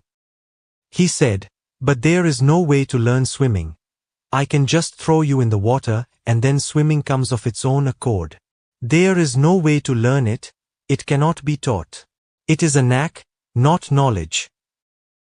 And that's what he did. He threw me in the water and he was standing on the bank. For 2-3 times I went down and I felt I was almost drowning. He was just standing there, he would not even try to help me. Of course, when your life is at stake, you do whatsoever you can. So I started throwing my hands about. They were haphazard, hectic, but the knack came. When life is at stake, you do whatsoever you can do. And whenever you do whatsoever you can do totally, things happen. I could swim. I was thrilled. "Next time," I said, "you need not throw me into it, I will jump myself." Now I know that there is a natural buoyancy of the body. It is not a question of swimming, it is only a question of getting in tune with the water element. Once you are in tune with the water element, it protects you. And since then I have been throwing many people into the river of life. And I just stand there. Almost nobody ever fails if he takes the jump. One is bound to learn. It may take a few days for you to get the knack. It is a knack. It is not an art. If meditation were an art, it would have been very simple to teach. Because it is a knack, you have to try. Slowly you get it. One of the Japanese professors of psychology is trying to teach small children, 6 months old, to swim, and he has succeeded. Then he tried with children 3 months old, and he has succeeded. Now he is trying with the newly born, and I hope that he succeeds. There is every possibility, because it is a knack. It does not need any other kind of experience, age, education. It is simply a knack. And if a 6-month or 3-month-old baby can swim, that means we are naturally endowed with the idea of how to swim. It is just that we have to discover it. Just a little bit of effort, and you will be able to discover it. The same is true about meditation, more true than about swimming. You just have to make a little effort. Part 3. The Meditations. The Osho Active Meditations. All Osho active meditations involve a beginning stage of activity, sometimes intense and physical, followed by a period of silence. All are accompanied by music that has been specially composed to guide the meditator through the different stages. Different meditations are recommended for different times of the day. A complete list of available music CDs for different Osho active meditations can be found in the back of this book. This music has been specially developed to support the energy of each stage in the corresponding technique, and to signal when one stage ends and the next stage begins. Always consult with a physician before starting intense exercise activities. Why active meditation? If you can sit, there is no need for meditations. In Japan, for meditation they have the word zedian. It means just sitting, doing nothing. If you can sit, not doing anything, this is the ultimate in meditations. There is no need for any other thing. But can you sit? There is the crux of the whole problem. Can you sit? Can you just sit doing nothing?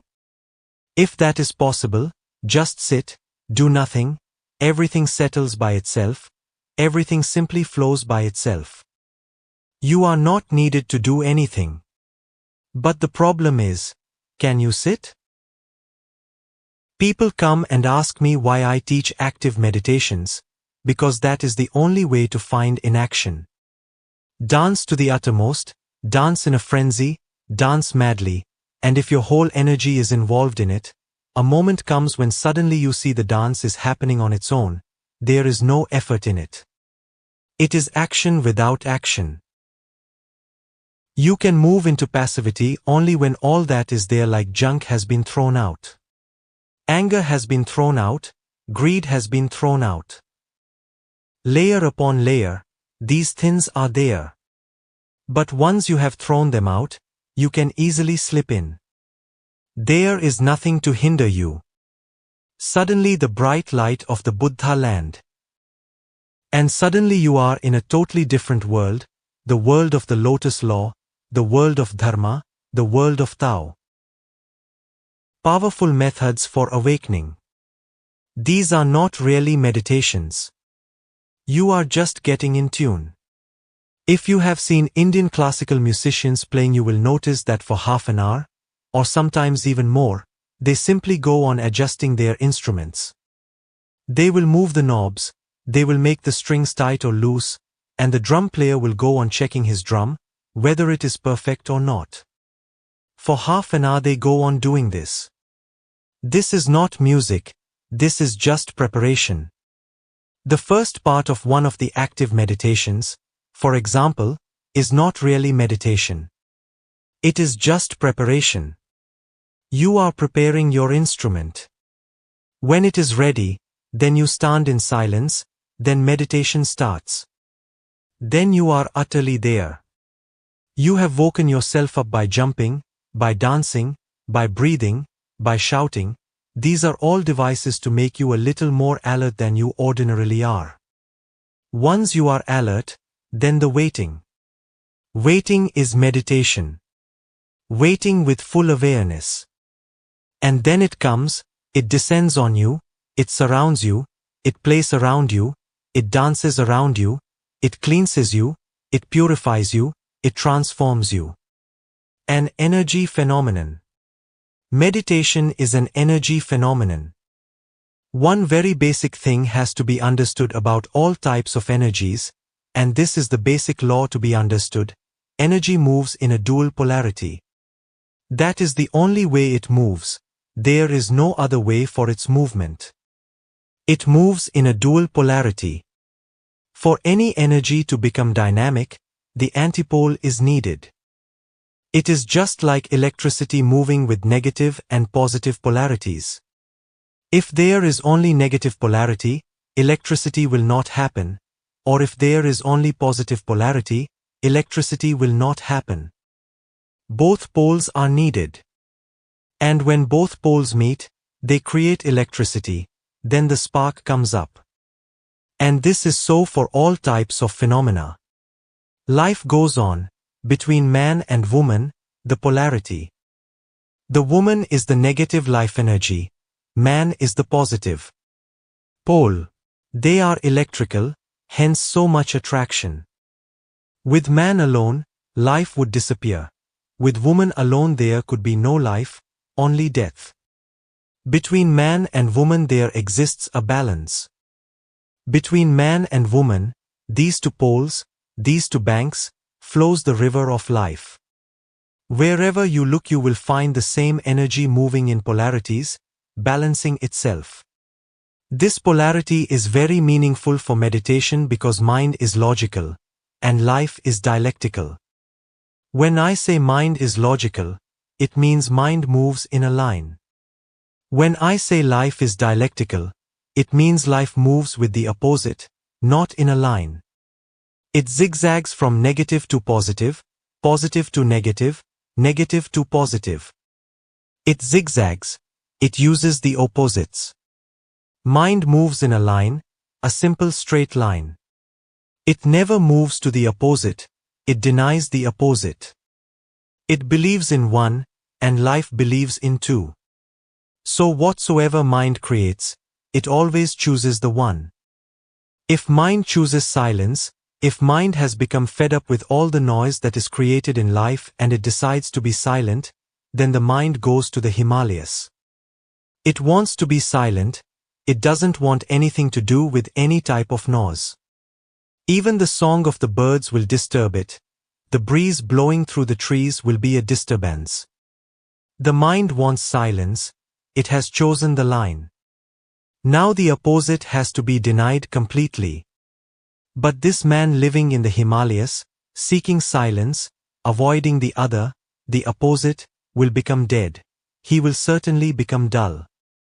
And the more he chooses to be silent, the duller he will become, because life needs the opposite, the challenge of the opposite. There is a different type of silence which exists between two opposites. The first is a dead silence, the silence of the cemetery. A dead man is silent, but you would not like to be a dead man. A dead man is absolutely silent.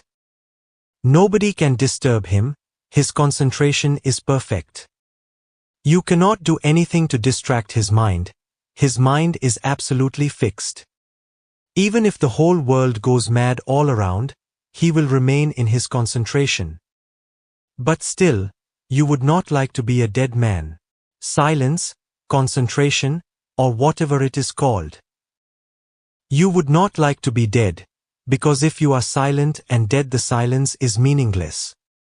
Silence must happen while you are absolutely alive, vital, bubbling with life and energy. Then silence is meaningful. But then silence will have a different, altogether different quality to it. It will not be dull. It will be alive. It will be a subtle balance between two polarities. One who is seeking a live balance, a live silence, would like to move to both. The market and the Himalayas. He would like to go to the market to enjoy noise, and he would also like to go to the Himalayas to enjoy silence. And he will create a balance between these two polar opposites, and he will remain in that balance. And that balance cannot be achieved through linear efforts. That is what is meant by the Zen technique of effortless effort.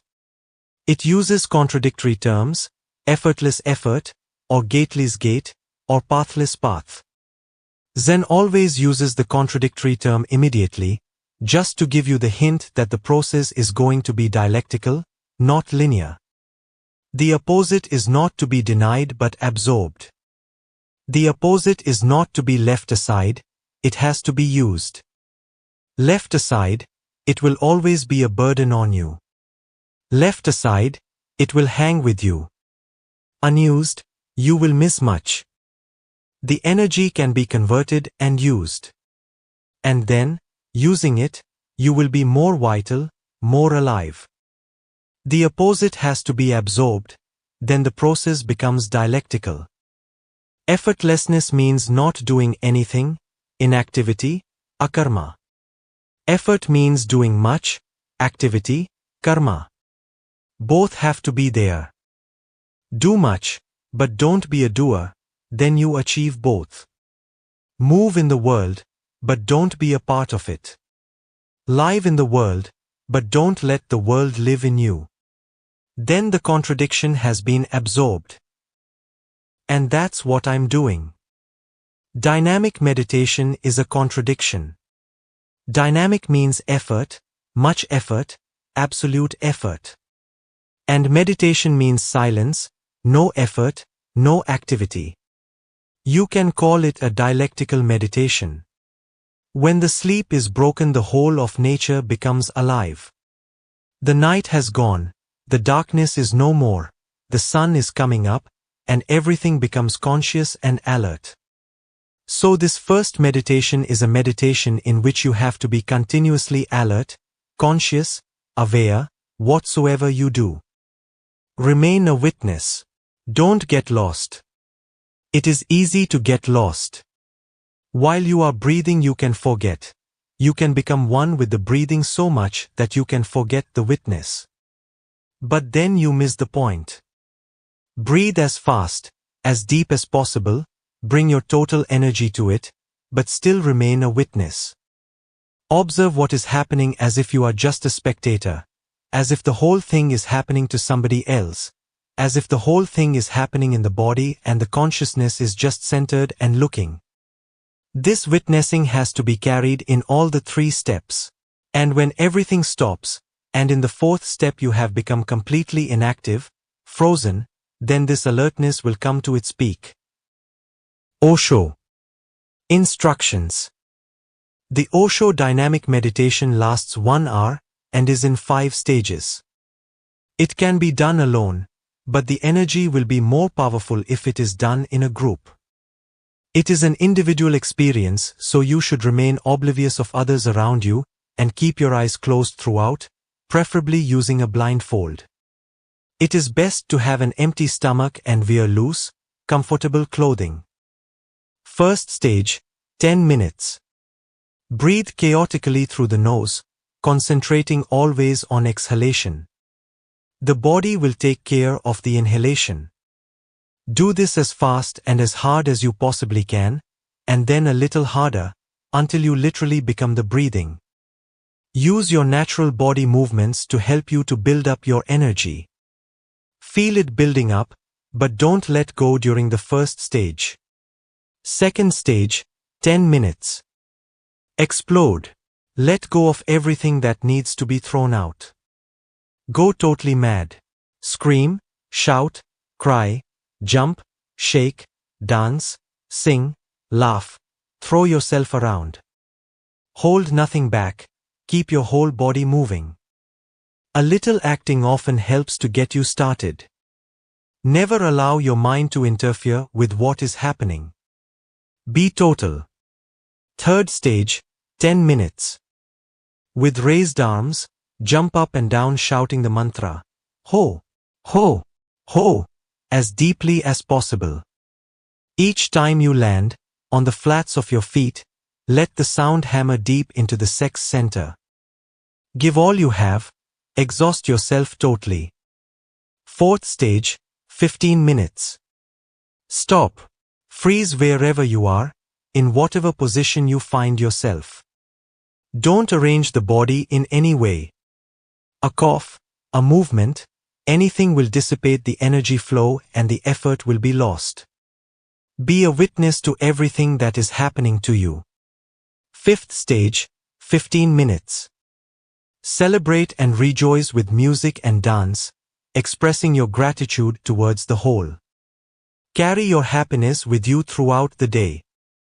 Note, if your meditation space prevents you from making a noise, you can do this silent alternative. Rather than throwing out the sounds, let the catharsis in the second stage take place entirely through bodily movements. In the third stage, the sound, ho, can be hammered silently inside, and the fifth stage can become an expressive dance. Someone has said that the meditation we are doing here seems to be sheer madness. It is, and it is that way for a purpose. It is madness with a method. It is consciously chosen. Remember, you cannot go mad voluntarily. Madness takes possession of you. Only then can you go mad. If you go mad voluntarily, that's a totally different thing. You are basically in control, and one who can control even his madness will never go mad. Some reactions can happen in the body as a result of the deep catharsis of dynamic meditation. Osho has said this about it. If you feel pain, be attentive to it. Don't do anything. Attention is the great sword. It cuts everything. You simply pay attention to the pain. For example, you are sitting silently in the last part of the meditation, unmoving, and you feel many problems in the body.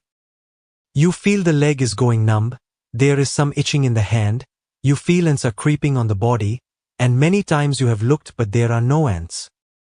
The creeping is inside, not outside. What you should do. You feel the leg is going dead, be watchful, just give your total attention to it.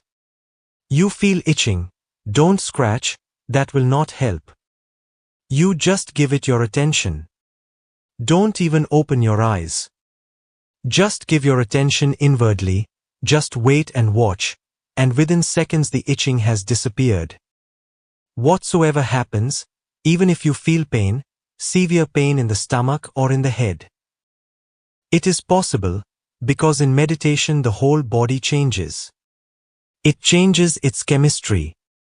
New things start happening and the body is in a chaos. Sometimes the stomach will be affected, because in the stomach you have suppressed many emotions, and they are all stirred up.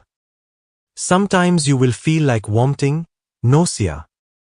Sometimes you will feel a severe pain in the head, because the meditation is changing the inner structure of your brain. Soon things will settle. But for the time being, everything will be unsettled. So what are you to do? You simply see the pain in the head, watch it. You be a watcher. You just forget that you are a doer and, by, everything subsides, and subsides so beautifully and so gracefully that you cannot believe it unless you experience it. Not only does the pain disappear from the head, but the energy that was creating pain, if watched, disappears and becomes pleasure. The energy is the same. Pain or pleasure are two dimensions of the same energy. If you can remain silently sitting and paying attention to distractions, all distractions disappear. And when all distractions disappear, you will suddenly become aware that the whole body has disappeared. Osho has also warned against turning this witnessing approach into another fanaticism. If unpleasant physical symptoms, aches and pains or nausea, persist beyond 3 or 4 days of daily meditation, there is no need to be a masochist. Seek medical advice. This applies to all Osho meditation techniques. Have fun. Helpful hints. Dynamic meditation begins with breathing, because breathing has deep roots in the being.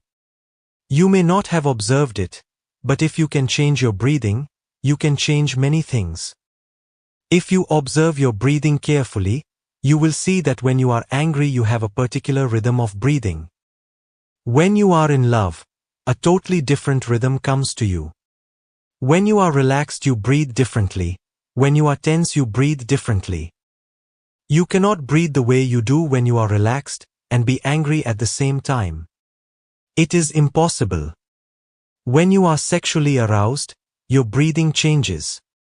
If you do not allow the breathing to change, your sexual arousal will drop automatically. This means that breathing is deeply related to your mental state. If you change your breathing, you can change the state of your mind. Or, if you change the state of your mind, breathing will change. So I start with breathing and I suggest 10 minutes of chaotic breathing in the first stage of the technique. By chaotic breathing I mean deep, fast, vigorous breathing, without any rhythm, just taking the breath in and throwing it out, taking it in and throwing it out, as vigorously, as deeply, as intensely as possible. Take it in, then throw it out. This chaotic breathing is to create a chaos within your repressed system. Whatever you are with a certain type of breathing. A child breathes in a particular way. If you are sexually afraid, you breathe in a particular way. You cannot breathe deeply because every deep breath hits the sex center. If you are fearful, you cannot take deep breaths. Fear creates shallow breathing. This chaotic breathing is to destroy all your past patterns. What you have made out of yourself, this chaotic breathing is to destroy. Chaotic breathing creates a chaos within you because unless a chaos is created, you cannot release your repressed emotions. And those emotions have now moved into the body. You are not body and mind, you are body-mind, psychosomatic. You are both together. So whatever is done with your body reaches to the mind, and whatever is done with the mind reaches to the body. Body and mind are two ends of the same entity. 10 minutes of chaotic breathing is wonderful. But it must be chaotic. It is not a type of pranayam, yogic breathing. It is simply creating chaos through breathing. And it creates chaos for many reasons. Deep, fast breathing gives you more oxygen. The more oxygen in the body, the more alive you become, the more animal-like. Animals are alive and man is half alive. You have to be made into an animal again. Only then can something higher develop in you. If you are only half alive, nothing can be done with you. So this chaotic breathing will make you like an animal. Alive, vibrating, vital, with more oxygen in your blood, more energy in your cells. Your body cells will become more alive. This oxygenation helps to create body electricity, or you can call it bioenergy. When there is electricity in the body, you can move deep within, beyond yourself. The electricity will work within you. The body has its own electrical sources.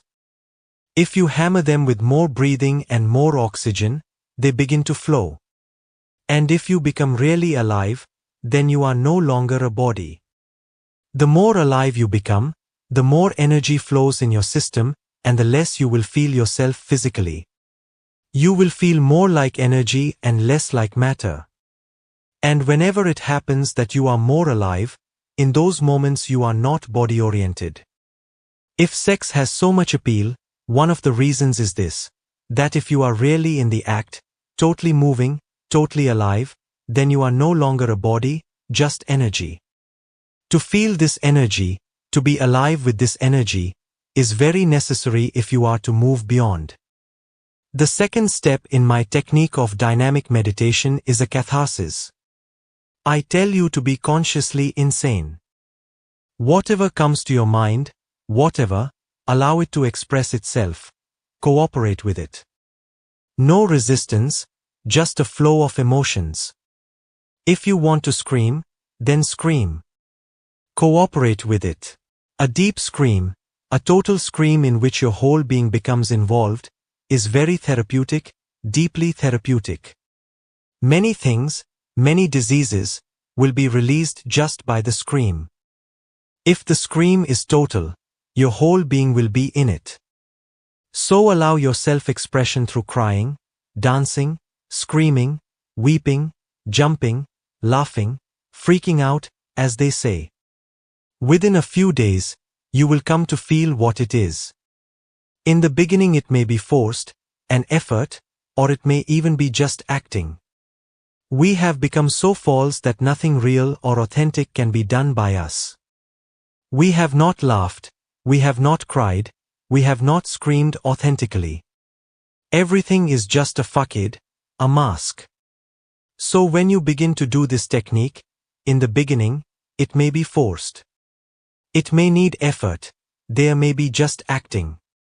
But do not bother about it. Go on. Soon you will touch those sources where you have repressed many things. You will touch those sources, and once they are released, you will feel unburdened. A new life will come to you, a new birth will take place. This unburdening is basic, and without it there can be no meditation for man as he is. Again, I am not talking about the exceptions. They are irrelevant. With this second step, When things are thrown out, you become vacant. And this is what is meant by emptiness, to be empty of all repressions. In this emptiness something can be done. Transformation can happen, meditation can happen. Then in the third step, I use the sound Ho. Many sounds have been used in the past. Each sound has something specific to do. For example, Hindus have been using the sound Aum. This may be familiar to you. But I won't suggest Aum. Aum strikes at the heart center, but man is no longer centered in the heart. Aum is striking at a door where no one is home. Sufis have used Ho, and if you say Ho loudly, it goes deep to the sex center. So this sound is used just as a hammering within. When you have become empty and vacant, this sound can move within you. The movement of the sound is possible only when you are empty. If you are filled with repressions, nothing will happen. And sometimes it is even dangerous to use any mantra or sound when you are filled with repressions.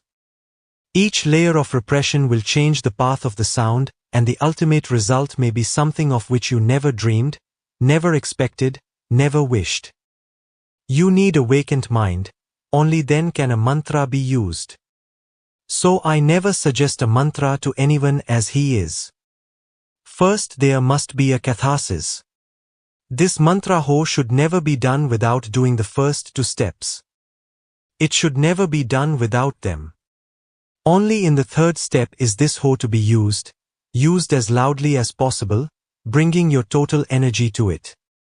You are to hammer your energy with the sound. And when you are empty, when you have been emptied by the catharsis of the second step, this Ho goes deep down and hits the sex center. The sex center can be hit in two ways. The first way is naturally. Whenever you are attracted to a member of the opposite sex, the sex center is hit from without. And that hit is also a subtle vibration. A man is attracted to a woman or a woman is attracted to a man. Why? What is there in a man and what is there in a woman to account for it? A positive or negative electricity hits them, a subtle vibration. It is a sound, really. For example, you may have observed that birds use sound for sex appeal. All their singing is sexual. They are repeatedly hitting each other with particular sounds. These sounds hit the sex centers of birds of the opposite sex. Subtle vibrations of electricity are hitting you from without. When your sex center is hit from without, your energy begins to flow outward, toward the other. Then there will be reproduction, birth. Someone else will be born out of you.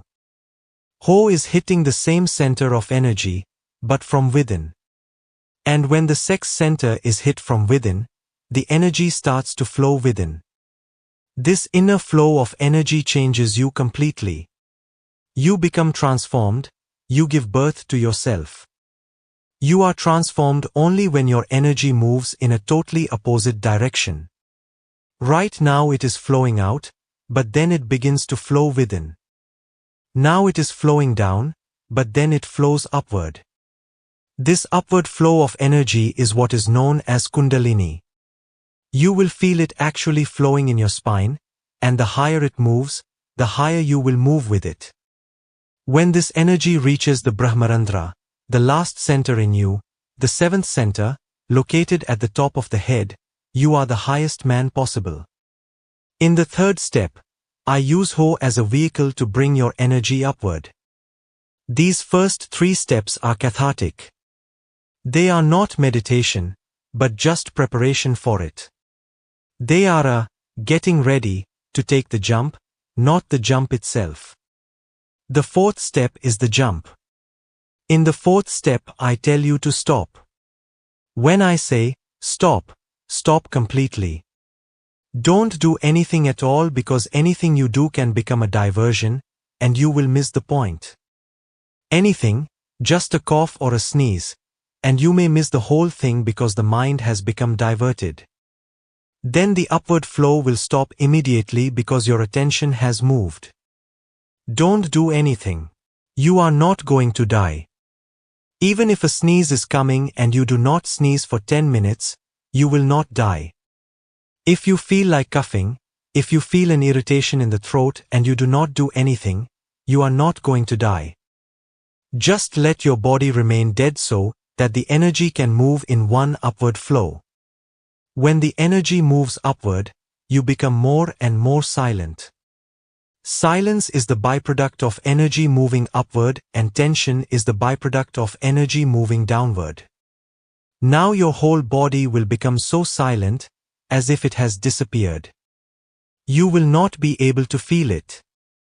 You have become bodiless. And when you are silent, the whole existence is silent because the existence is nothing but a mirror. It reflects you. In thousands and thousands of mirrors, it reflects you. When you are silent, the whole existence has become silent. In your silence I will tell you to just be a witness, a constant alertness, not doing anything, but just remaining a witness, just remaining with yourself, not doing anything, no movement, no desire, no becoming, but just remaining then and there, silently witnessing what is happening. That remaining in the center, in yourself, is possible because of the first 3 steps. Unless these 3 are done, you cannot remain with yourself. You can go on talking about it, thinking about it, dreaming about it, but it will not happen because you are not ready. These first 3 steps will make you ready to remain with the moment. They will make you aware. That is meditation. In that meditation something happens that is beyond words. And once it happens you will never be the same again. It is impossible. It is a growth. It is not simply an experience. It is a growth. Remember, remain a witness. This is a meditation in which you have to be continuously alert, conscious, aware, whatsoever you do. The first step, breathing, the second step, catharsis, the third step, the mantra, the Mahamantra, Ho. Remain a witness. Don't get lost. It is easy to get lost. While you are breathing you can forget. You can become one with the breathing so much that you can forget the witness. But then you miss the point. Breathe as fast, as deep as possible, bring your total energy to it, but still remain a witness. Observe what is happening, as if you are just a spectator, as if the whole thing is happening to somebody else, as if the whole thing is happening in the body and the consciousness is just centered and looking. This witnessing has to be carried in all the 3 steps. And when everything stops, and in the 4th step you have become completely inactive, frozen, then this alertness will come to its peak. Osho Kundalini Meditation. This is the much-loved sister meditation of the Osho Dynamic Meditation. It consists of 4 stages of 15 minutes each. First stage, 15 minutes. Be loose and let your whole body shake, feeling the energies moving up from your feet. Let go everywhere and become the shaking. Your eyes may be opened or closed. Second stage, 15 minutes. Dance. Any way you feel, and let the whole body move as it wishes. Third stage, 15 minutes. Close your eyes and be still, sitting or standing. Witnessing whatever is happening inside and out. Fourth stage, 15 minutes. Keeping your eyes closed, lie down and be still. If you are doing Osho Kundalini meditation, allow the shaking, don't do it. Stand silently, feel it coming, and when your body starts a little trembling, help it but don't do it. Enjoy it, feel blissful about it, allow it, receive it, welcome it, but don't will it. If you force it, it will become an exercise, a bodily physical exercise. Then the shaking will be there, but just on the surface. It will not penetrate you. You will remain solid, stone-like, rock-like within. You will remain the manipulator, the doer, and the body will just be following. The body is not the question, you are the question. When I say shake, I mean your solidity, your rock-like being should shake to the very foundations so that it becomes liquid, fluid, melts, flows. And when the rock-like being becomes liquid, your body will follow. Then there is no shaker, only shaking. Then nobody is doing it, it is simply happening. Then the doer is not.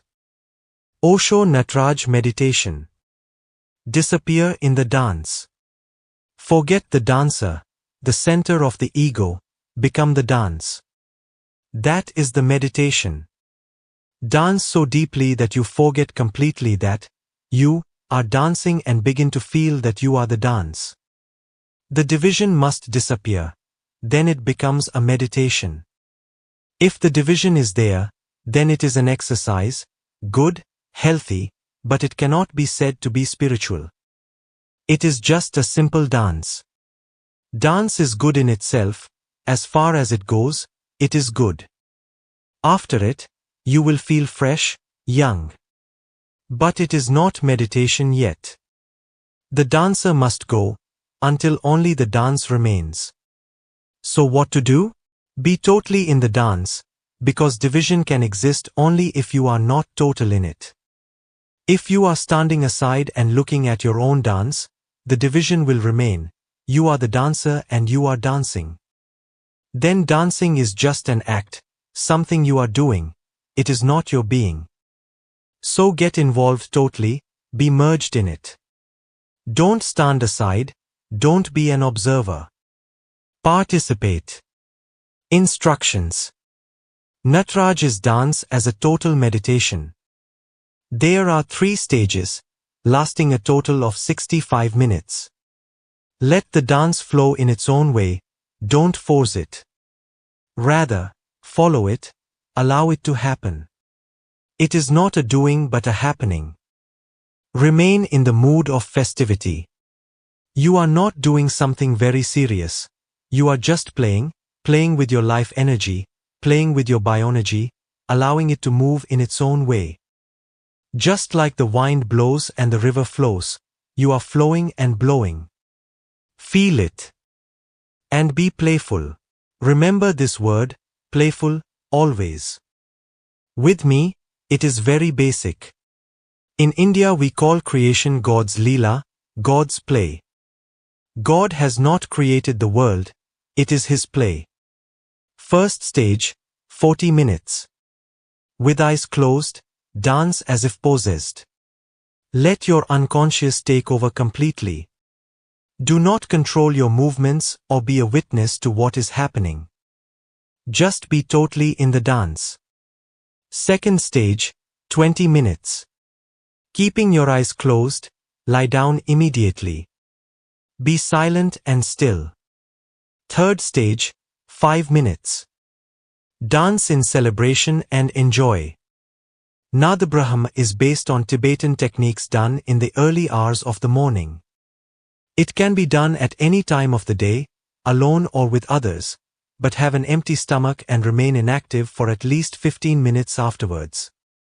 The meditation lasts an hour, and there are 3 stages. First stage, 30 minutes. Sit in a relaxed position with eyes closed and lips together. Start humming, loudly enough to be heard by others, and create a vibration throughout your body. You can visualize a hollow tube or an empty vessel, filled only with the vibrations of the humming.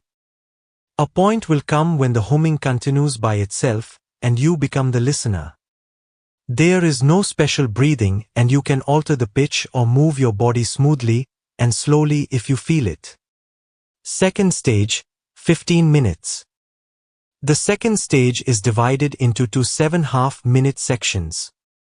For the first half, move the hands, palms up, in an outward circular motion. Starting at the navel, both hands move forwards and then divide to make 2 large circles mirroring each other left and right. The movement should be so slow that at times there will appear to be no movement at all. Feel that you are giving energy outwards to the universe. After 7.5 minutes, turn the hands, palms down, and start moving them in the opposite direction. Now the hands will come together towards the navel and divide outwards to the sides of the body. Feel that you are taking energy in. As in the first stage, don't inhibit any soft, slow movements of the rest of your body. Third stage, 15 minutes. Sit absolutely quiet and still.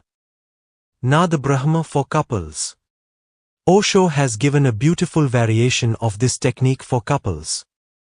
Partners sit facing each other, covered by a bed sheet and holding each other's crossed hands. It is best to wear no other clothing. Light the room only by 4 small candles and burn a particular incense, kept only for this meditation. Close your eyes and hum together for 30 minutes. After a short while the energies will be felt to meet, merge and unite. Anything can be a meditation. This is the secret, deautomatize. If we can deautomatize our activities, then the whole life becomes a meditation. Then any small thing, taking a shower, eating your food, talking to your friend, becomes meditation. Meditation is a quality. It can be brought to anything. It is not a specific act. People think that way. They think meditation is a specific act. When you sit facing to the east, you repeat certain mantras, you burn some incense, you do this and that at a particular time in a particular way with a particular gesture. Meditation has nothing to do with all those things. They are all ways to automatize it, and meditation is against automatization. So if you can keep alert, any activity is meditation. Any movement will help you immensely. Running, jogging and swimming. It is natural and easy to keep alert while you are in movement. When you are just sitting silently, the natural thing is to just fall asleep. When you are lying on your bed, it is very difficult to keep alert because the whole situation helps you to fall asleep. But in movement naturally you cannot fall asleep, you function in a more alert way. The only problem is that the movement can become mechanical. Learn to melt your body, mind and soul. Find ways where you can function as a unity. It happens many times to runners. You might not think of running as a meditation, but runners sometimes have felt a tremendous experience of meditation. And they were surprised, because they were not looking for it. Who thinks that a runner is going to experience God? But it has happened. And now, more and more, running is becoming a new kind of meditation. It can happen in running. If you have ever been a runner, if you have enjoyed running in the early morning when the air is fresh and young and the whole world is coming back from sleep. Awakening, you were running and your body was functioning beautifully, the fresh air, the new world born again out of the darkness of the night, everything singing all around, you were feeling so alive. A moment comes when the runner disappears, and there is only running. The body, mind and soul start functioning together. Suddenly an inner orgasm is released. Runners have sometimes come accidentally on the experience of the fourth, Turiya, although they will miss it. They will think it was just because of running that they enjoyed the moment. That it was a beautiful day, the body was healthy and the world was beautiful, and it was just a certain mood. They will not take note of it, but if they do take note of it, my own observation is that a runner can come close to meditation more easily than anybody else. Jogging can be of immense help, swimming can be of immense help. All these things have to be transformed into meditations. Drop the old ideas of meditations, that just sitting underneath a tree in a yoga posture is meditation. That is only one of the ways, and it may be suitable for a few people, but it is not suitable for all. For a small child it is not meditation, it is torture. For a young man who is alive and vibrant, it is repression. It is not meditation. Start running in the morning on the road. Start with half a mile and then 1 mile and come eventually to at least 3 miles. While running, use the whole body. Don't run as if you are in a straitjacket. Run like a small child, using the whole body, hands and feet, and run. Breathe deeply and from the belly. Then sit under a tree, rest, perspire and let the cool breeze come. Feel peaceful.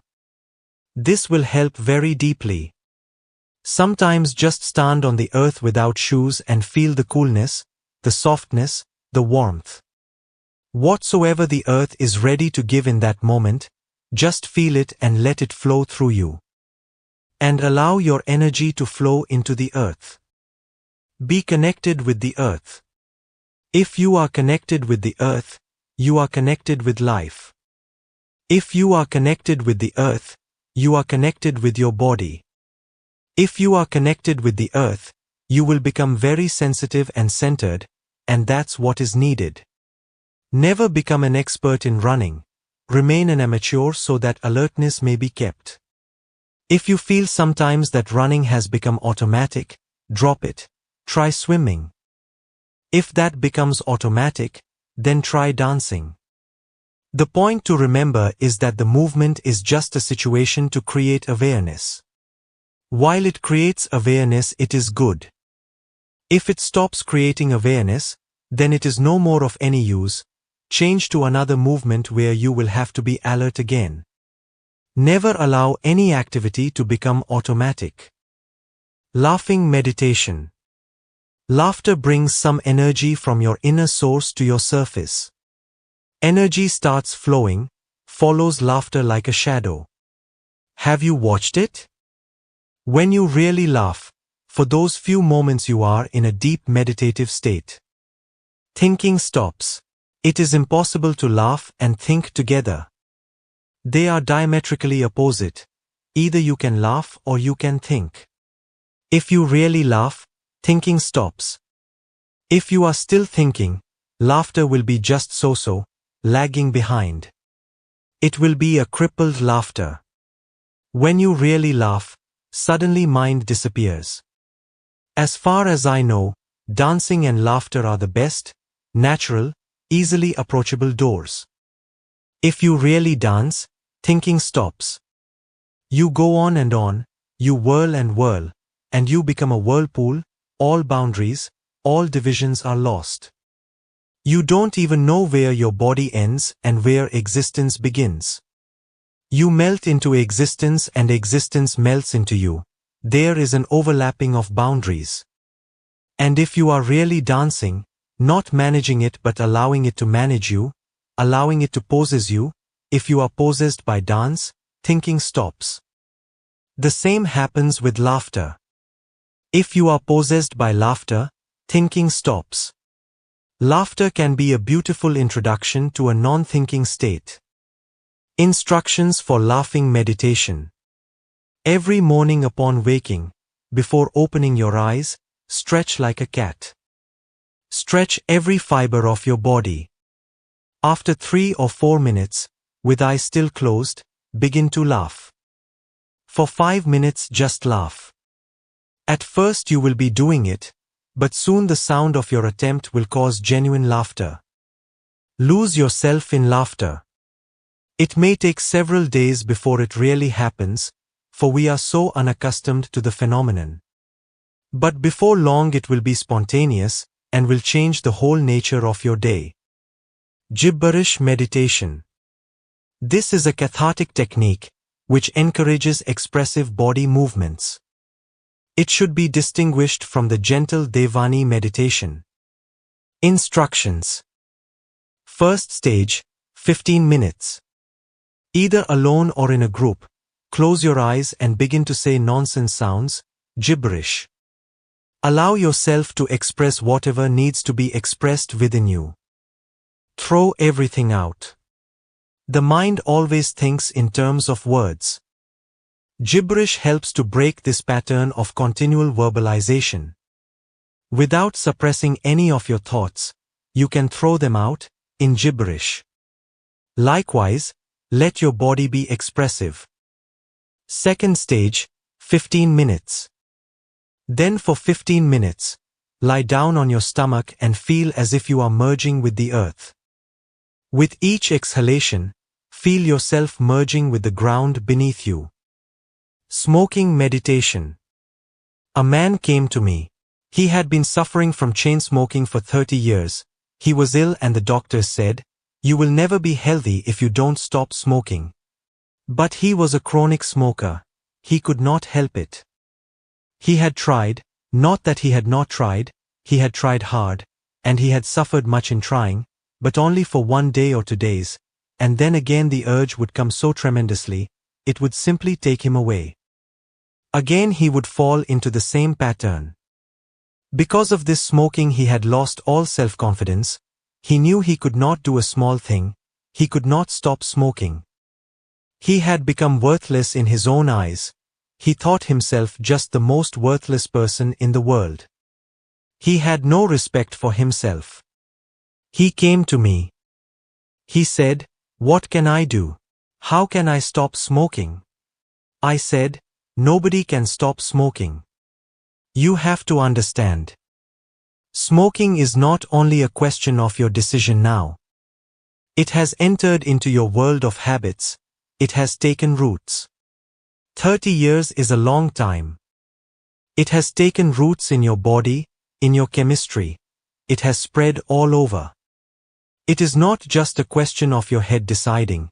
Your head cannot do anything. The head is important. It can start things, but it cannot stop them so easily. Once you have started and once you have practiced so long, you are a great yogi, 30 years practicing smoking. It has become autonomous. You will have to deautomatize it. He said, "What do you mean by deautomatization?" And that's what meditation is all about, deautomatization. I said, "You do one thing, forget about stopping. There is no need either. For 30 years you have smoked and lived. Of course it was a suffering, but you have become accustomed to that too. And what does it matter if you die a few hours earlier than you would have died without smoking? What are you going to do here? What have you done? So what is the point, whether you die Monday or Tuesday or Sunday, this year, that year, what does it matter?" He said, "Yes, that is true, it doesn't matter." Then I said, "Forget about it. We are not going to stop it at all. Rather, we are going to understand it. So next time, you make it a meditation." He said, "Meditation out of smoking." I said, "Yes. If Zen people can make a meditation out of drinking tea, and can make it a ceremony, why not? Smoking can be as beautiful a meditation." He looked thrilled. He said, "What are you saying?" He became alive. He said, "Meditation? Just tell me, I can't wait." I gave him the meditation. I said, "Do one thing. When you are taking the packet of cigarettes out of your pocket, move slowly. Enjoy it, there is no hurry. Be conscious, alert, aware, take it out slowly with full awareness. Then take the cigarette out of the packet with full awareness, slowly, not in the old hurried way, the unconscious way, mechanical way. Then start tapping the cigarette on your packet, but very alertly. Listen to the sound, just as Zen people do when the samovar starts singing and the tea starts boiling. And the aroma. Then smell the cigarette and the beauty of it." He said, "What are you saying? The beauty?" Yes, it is beautiful. Tobacco is as divine as anything. Smell it, it is God's smell. He looked a little surprised. He said, "What? Are you joking?" No, I am not joking. Even when I joke, I don't joke. I am very serious. Then put it in your mouth, with Then put it in your mouth, with full awareness, light it with full awareness. Enjoy every act, every small act, and divide it into as many acts as possible, so you can become more and more aware. Enjoy every act, every small act, and divide it into as many acts as possible, so you can become more and more aware. Then have the first puff, God in the form of smoke. Hindus say, Annam Brahm, food is God. Why not smoke? All is God. Fill your lungs deeply, this is a pranayam. I am giving you the new yoga for the new age. Then release the smoke, relax, another puff, and go very slowly. If you can do it, you will be surprised. Soon you will see the whole stupidity of it. Not because others have said that it is stupid, not because others have said that it is bad. You will see it. And the seeing will not just be intellectual. It will be from your total being, it will be a vision of your totality. And then one day, if it drops, it drops. If it continues, it continues. You need not worry about it. After 3 months he came and he said, but it dropped. Now, I said, try it on other things too. This is the secret, de automate is. Walking, walk slowly, watchfully. Looking, look watchfully, and you will see trees are greener than they have ever been and roses are rosier than they have ever been. Listen. Somebody is talking, gossiping. Listen, listen attentively. When you are talking, talk attentively. Let your whole waking activity become de-automatized. Breath, a bridge to meditation. If you can do something with the breath, you will suddenly turn to the present. If you can do something with breath, you will attain to the source of life. If you can do something with breath, you can transcend time and space. If you can do something with breath, you will be in the world and also beyond it. Vipassana. Vipassana is the meditation that has made more people in the world enlightened than any other, because it is the very essence. All other meditations have the same essence, but in different forms. Something non-essential is also joined with them. But Vipassana is pure essence. You cannot drop anything out of it, and you cannot add anything to improve it. Vipassana is such a simple thing that even a small child can do it. In fact, the smallest child can do it better than you, because he is not yet filled with the garbage of the mind. He is still clean and innocent. Vipassana can be done in 3 ways. You can choose which one suits you the best. The first is awareness of your actions, your body, your mind, your heart. Walking, you should walk with awareness. Moving your hand, you should move with awareness, knowing perfectly that you are moving the hand. You can move it without any consciousness, like a mechanical thing. You are on a morning walk. You can go on walking without being aware of your feet. Be alert of the movements of your body. While eating, be alert to the movements that are needed for eating. Taking a shower, be alert to the coolness that is coming to you, the water falling on you and the tremendous joy of it. Just be alert. It should not go on happening in an unconscious state. And the same about your mind. Whatever thought passes on the screen of your mind, just be a watcher. Whatever emotion passes on the screen of your heart, just remain a witness. Don't get involved, don't get identified, don't evaluate what is good, what is bad. That is not part of your meditation. The second form is breathing, becoming aware of breathing. As the breath goes in, your belly starts rising up, and as the breath goes out, your belly starts settling down again. So the second method is to be aware of the belly, its rising and falling.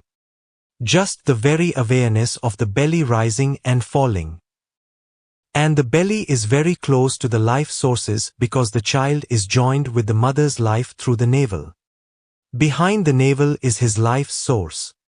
So, when the belly rises up, it is really the life energy, the spring of life that is rising up and falling down with each breath.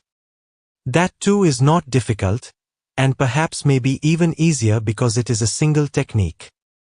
In the first, you have to be aware of the body, you have to be aware of the mind, you have to be aware of your emotions, moods. So it has 3 steps. The second approach has a single step, just the belly, moving up and down. And the result is the same. As you become more aware of the belly, the mind becomes silent, the heart becomes silent, the moods disappear. And the third is to be aware of the breath at the entrance, when the breath goes in through your nostrils. Feel it at that extreme, the other polarity from the belly, feel it from the nose. The breath going in gives a certain coolness to your nostrils. Then the breath going out. Breath going in, breath going out. That too is possible. It is easier for men than for women. The woman is more aware of the belly. Most of the men don't even breathe as deep as the belly. Their chest rises up and falls down, because a wrong kind of athletics prevails over the world. Certainly it gives a more beautiful form to the body if your chest is high, and your belly is almost non-existent. Man has chosen to breathe only up to the chest, so the chest becomes bigger and the belly shrinks down. That appears to him to be more athletic. Around the world, except in Japan, all athletes and teachers of athletes emphasize to breathe by filling your lungs, expanding your chest, and pulling the belly in. The ideal is the lion whose chest is big and whose belly is very small. So be like a lion. That has become the rule for athletic gymnasts, and the people who have been working with the body. Japan is the only exception where they don't care that the chest should be broad and the belly should be pulled in. It needs a certain discipline to pull the belly in. It is not natural. Japan has chosen the natural way, hence you will be surprised to see a Japanese statue of Buddha. That is the way you can immediately discriminate whether the statue is Indian or Japanese. The Indian statues of Gautam Buddha have a very athletic body, the belly is very small and the chest is very broad. But the Japanese Buddha is totally different. His chest is almost silent, because he breathes from the belly, but his belly is bigger. It doesn't look very good, because the idea prevalent in the world is so old, but breathing from the belly is more natural, more relaxed. In the night it happens when you sleep. You don't breathe from the chest, you breathe from the belly. That's why the night is such a relaxed experience. After your sleep, in the morning you feel so fresh, so young, because the whole night you were breathing naturally. You were in Japan. These are the 2 points. If you are afraid that breathing from the belly and being attentive to its rising and falling will destroy your athletic form. Men may be more interested in that athletic form. Then for them it is easier to watch near the nostrils where the breath enters. Watch, and when the breath goes out, watch.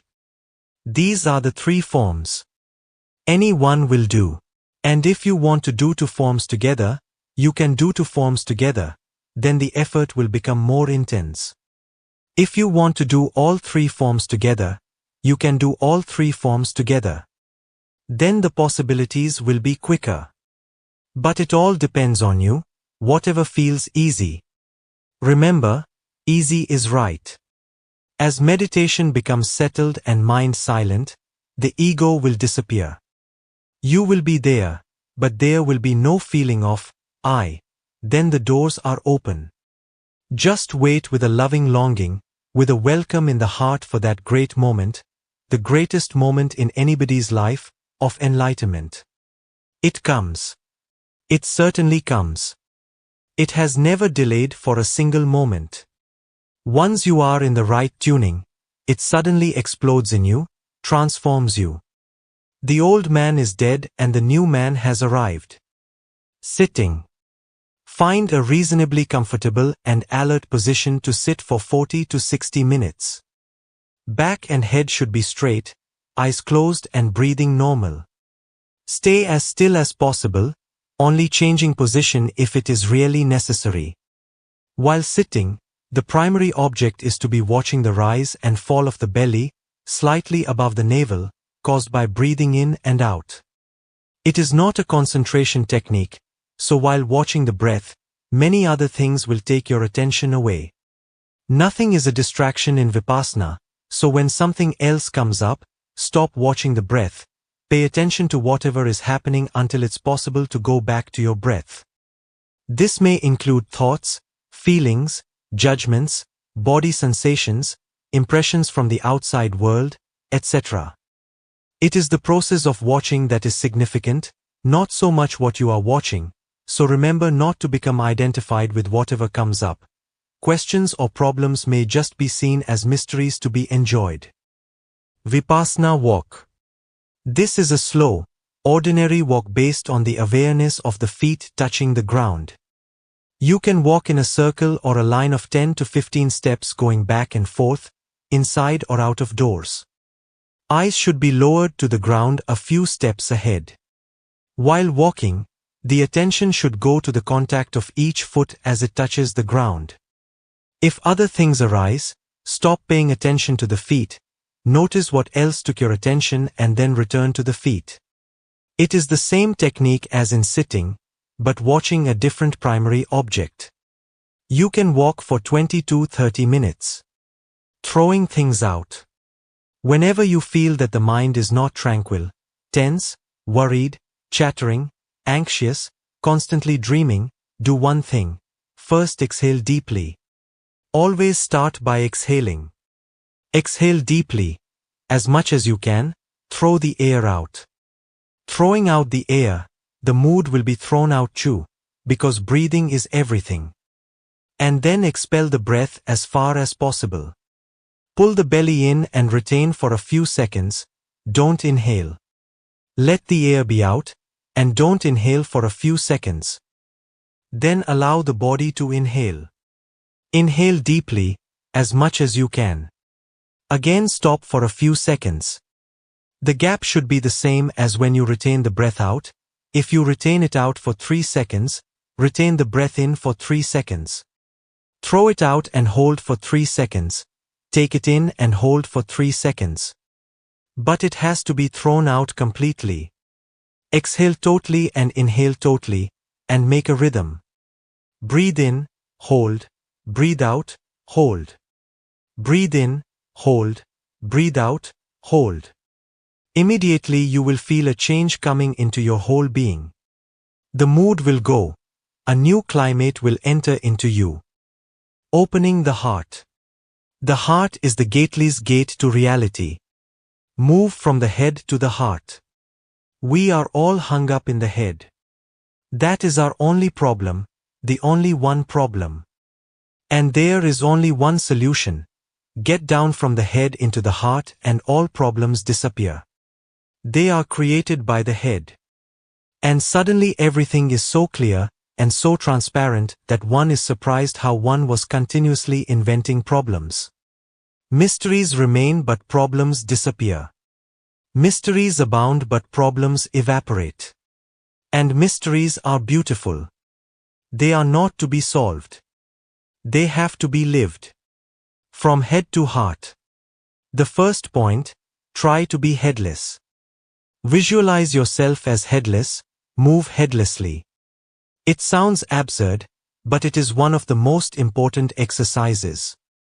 Try it, and then you will know. Walk, and feel as if you have no head.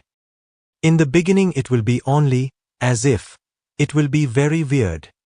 When the feeling comes to you that you have no head, it will be very weird and strange.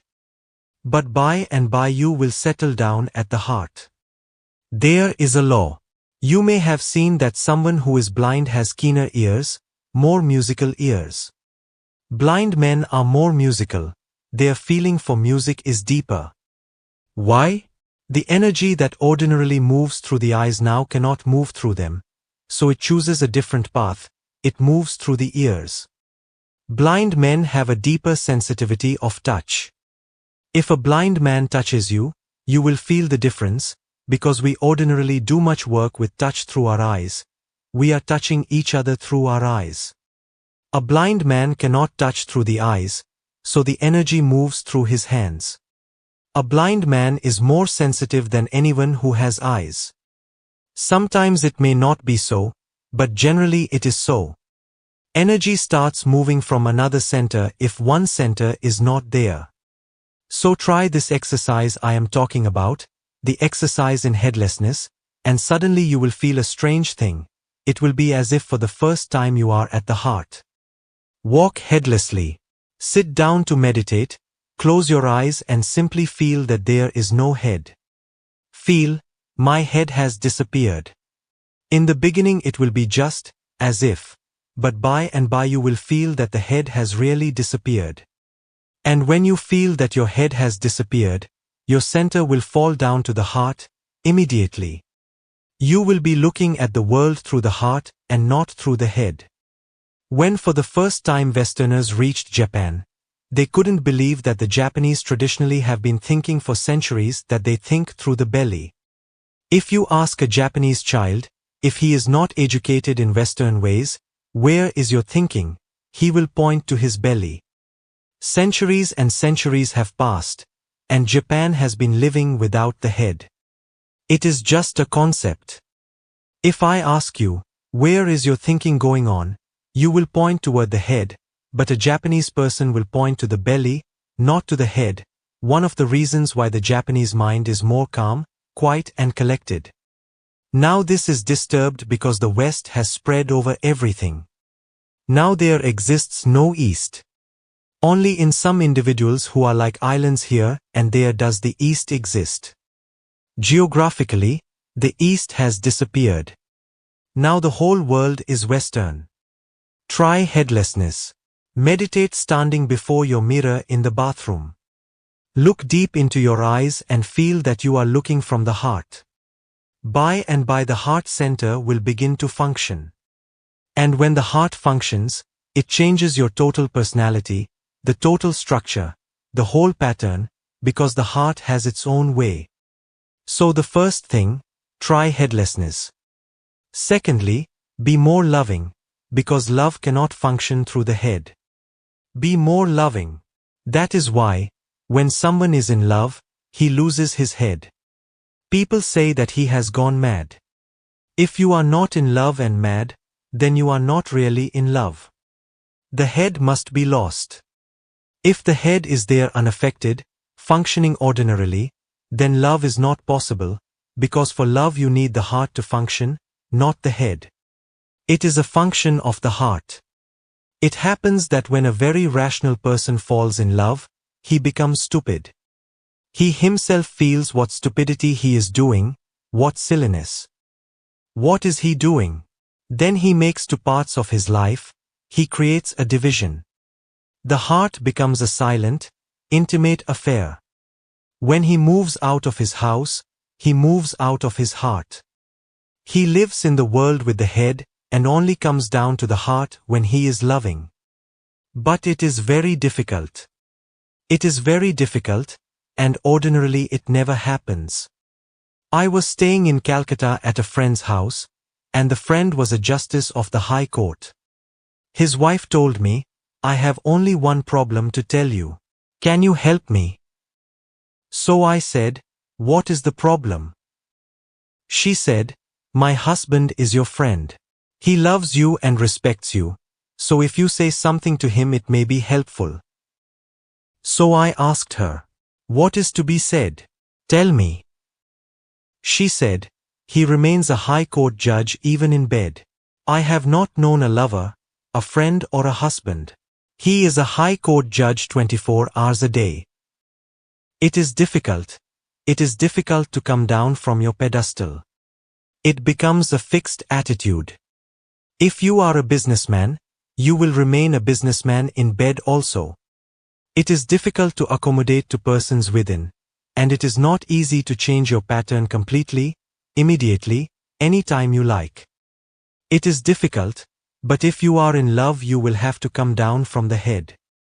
So for this meditation, try to be more and more loving. And when I say be more loving, I mean change the quality of your relationship.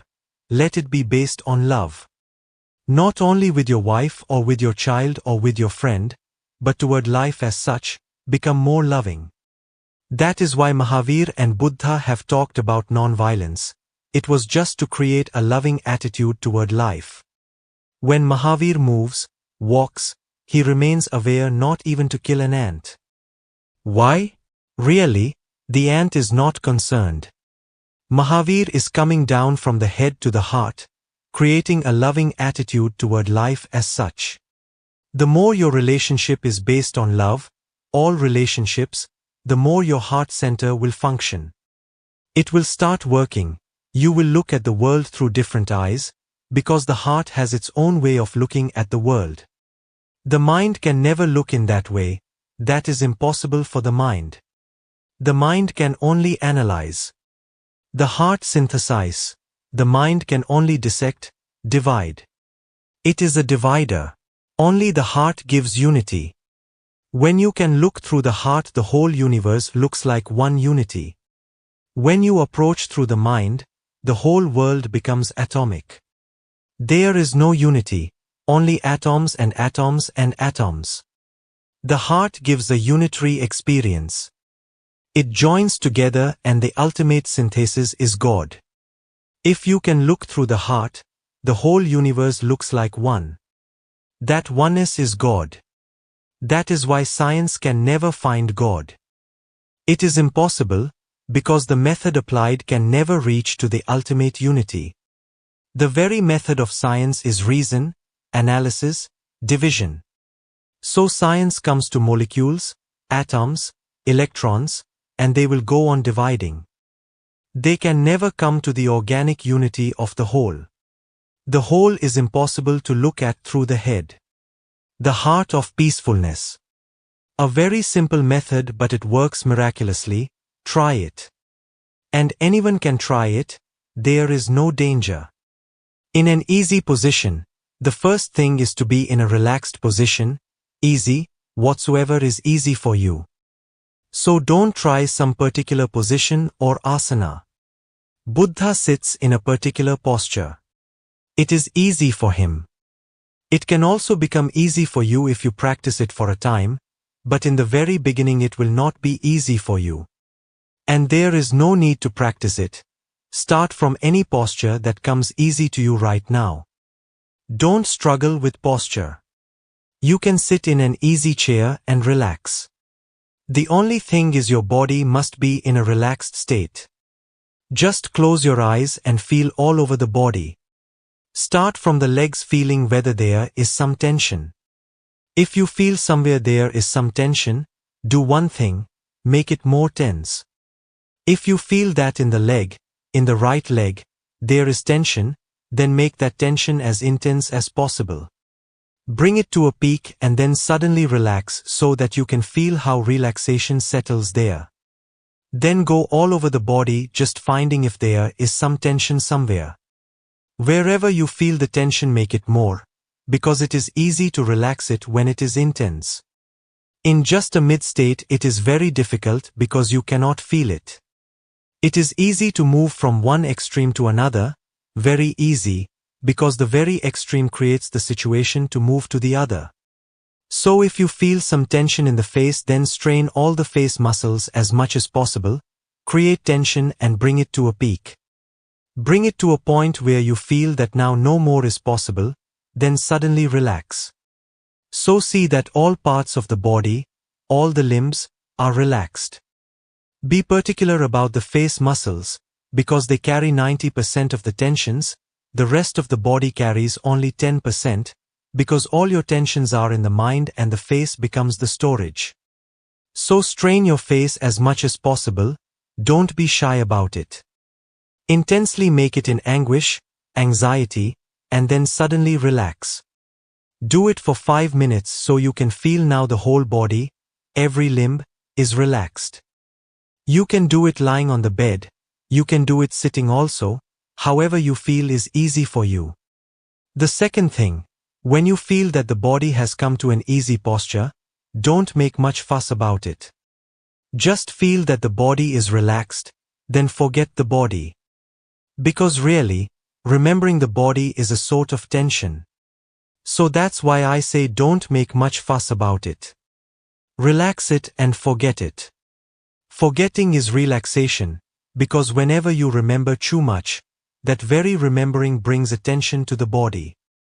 Then close your eyes and just feel the area between the two armpits, the heart area, your chest. First feel it, just between the two armpits, bring your total attention, total awareness. Forget the whole body, just the heart area between the two armpits, your chest, and feel it filled with great peace. The moment the body is relaxed, automatically peace happens in your heart. The heart becomes silent, relaxed, harmonious. And when you forget the whole body and bring your attention just to the chest and consciously feel that it is filled with peace, much peace will happen immediately. There are two areas in the body, particular centers where particular feelings can be created consciously. Between the two armpits is the center of the heart, and the heart center is the source of all peace that happens to you, whenever it happens. Whenever you are peaceful, the peace is coming from the heart. The heart radiates peace. That's why people from all over the world, without any distinction of caste, religion, country, cultured or uncultured, every race, have felt this, that love arises somewhere from the heart. No scientific explanation exists. So whenever you think of love, you think of the heart. Really, whenever you are in love, you are relaxed, and because you are relaxed, you are filled with a certain peace. And that peace arises from the heart. So peace and love have become joined, associated. Whenever you are in love, you are peaceful. Whenever you are not in love, you are disturbed. Because of peace, the heart has become associated with love. So you can do two things. Either you can search for love, then sometimes you will feel peace. But the path is dangerous, because the other person whom you love has become more important than you. The other is the other, and you are becoming dependent in a way. So love will give you peace sometimes but not always. There will be many disturbances. Many moments of anguish and anxiety, because the other has entered, and whenever the other enters there is bound to be some disturbance because you can meet with the other only on your surface, and the surface will be disturbed. Only sometimes, when the two of you will be so deeply in love with no conflict, only sometimes you will be relaxed and the heart will glow with peace. Atisha's heart meditation. Atisha said, train in joining, sending and taking together. Do this by riding the breath. Atisha says, start being compassionate. And the method is, when you breathe in, listen carefully, it is one of the greatest methods. When you breathe in, think that you are breathing in all the miseries of all the people in the world. All the darkness, all the negativity, all the hell that exists anywhere, you are breathing it in. And let it be absorbed in your heart. You may have read or heard about the so-called positive thinkers of the West. They say just the opposite. They don't know what they are saying. They say, when you breathe out, throw out all your misery and negativity. And when you breathe in joy, positivity, happiness, cheerfulness. Atisha's method is just the opposite. When you breathe in all the misery and suffering of all the beings of the world, past, present and future. And when you breathe out all the joy that you have, all the blissfulness that you have, all the benediction that you have. Breathe out, pour yourself into existence. This is the method of compassion. Drink in all the suffering and pour out all the blessings. And you will be surprised if you do it. The moment you take all the sufferings of the world inside you, they are no longer sufferings. The heart immediately transforms the energy. The heart is a transforming force. Drink in misery, and it is transformed into blissfulness. Then pour it out. Once you have learned that your heart can do this magic, this miracle, you would like to do it again and again. Try it. It is one of the most practical methods, simple, and it brings immediate results. Do it today, and see. Inner centering. Nobody can exist without a center. It has not to be created but only rediscovered. Essence is the center, that which is your nature, that which is God-given. Personality is the circumference, that which is cultivated by society, it is not God-given. It is by nurture, not by nature. Abdullah. One Sufi mystic who had remained happy his whole life, no one had ever seen him unhappy, he was always laughing. He was laughter, his whole being was a perfume of celebration. In his old age, when he was dying, he was on his deathbed, and still enjoying death, laughing hilariously, a disciple asked, "You puzzle us. Now you are dying. Why are you laughing? What is there funny about it? We are feeling so sad. We wanted to ask you many times in your life why you are never sad. But now, confronting death, at least one should be sad. You are still laughing. How are you managing it?" And the old man said, "It is a simple clue. I had asked my master. I had gone to my master as a young man. I was only 17, and already miserable. And my master was old, 70, and he was sitting under a tree, laughing for no reason at all. There was nobody else, nothing had happened, nobody had cracked a joke or anything. And he was simply laughing, holding his belly. And I asked him, 'What is the matter with you? Are you mad or something?' He said, 'One day I was also as sad as you are.' Then it dawned on me that it is my choice, it is my life. Since that day, every morning when I get up, the first thing I decide is, before I open my eyes, I say to myself, 'Abdullah,' that was his name, 'what do you want? Misery? Blissfulness? What are you going to choose today?' And it happens that I always choose blissfulness. It is a choice. Try it. The first moment in the morning when you become aware that sleep has left, ask yourself, 'Abdullah, another day. What is your idea? Do you choose misery or blissfulness? And who would choose misery? And why? It is so unnatural, unless one feels blissful in misery, but then you are choosing bliss, not misery. Finding the real source. When you see a friend, and suddenly feel a joy rising in your heart. Concentrate on this joy. Feel it and become it, and meet the friend while being aware and filled with your joy. Let the friend be just on the periphery, and you remain centered in your feeling of happiness. This can be done in many other situations. The sun is rising, and suddenly you feel something rising within you. Then forget the sun. Let it remain on the periphery. You be centered in your own feeling of rising energy. The moment you look at it, it will spread. It will become your whole body, your whole being. And don't just be an observer of it, merge into it. There are a few moments when you feel joy, happiness, bliss, but you go on missing them because you become object-centered. Whenever there is joy, you feel that it is coming from without. You have met a friend, of course, it appears that the joy is coming from your friend, from seeing him. That is not the actual case. The joy is always within you.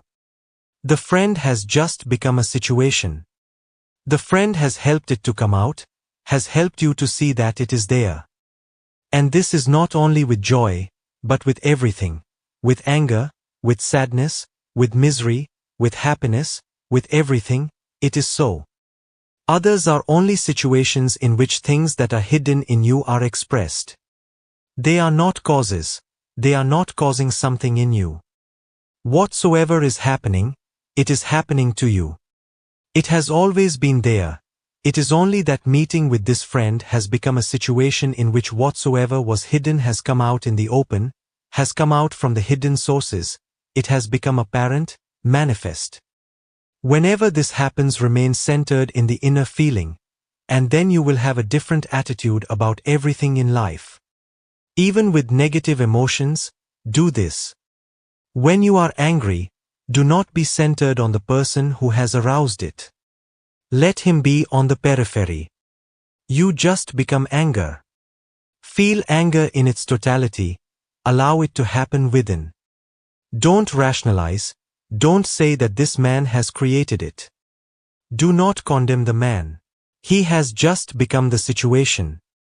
And feel grateful toward him that he has helped something which was hidden to come into the open. He has hit you somewhere, and a wound was hidden there. Now you know it, so become the wound. With negative or positive, with any emotion, use this, and there will be a great change in you. If the emotion is negative, you will be freed of it by being aware that it is within you. If the emotion is positive, you will become the emotion itself. If it is joy, you will become joy. If it is anger, the anger will dissolve. And this is the difference between negative and positive emotions. If you become aware of a certain emotion, and by your becoming aware the emotion dissolves, it is negative. If by your becoming aware of a certain emotion you then become the emotion, if the emotion then spreads and becomes your being, it is positive. Awareness works differently in both cases.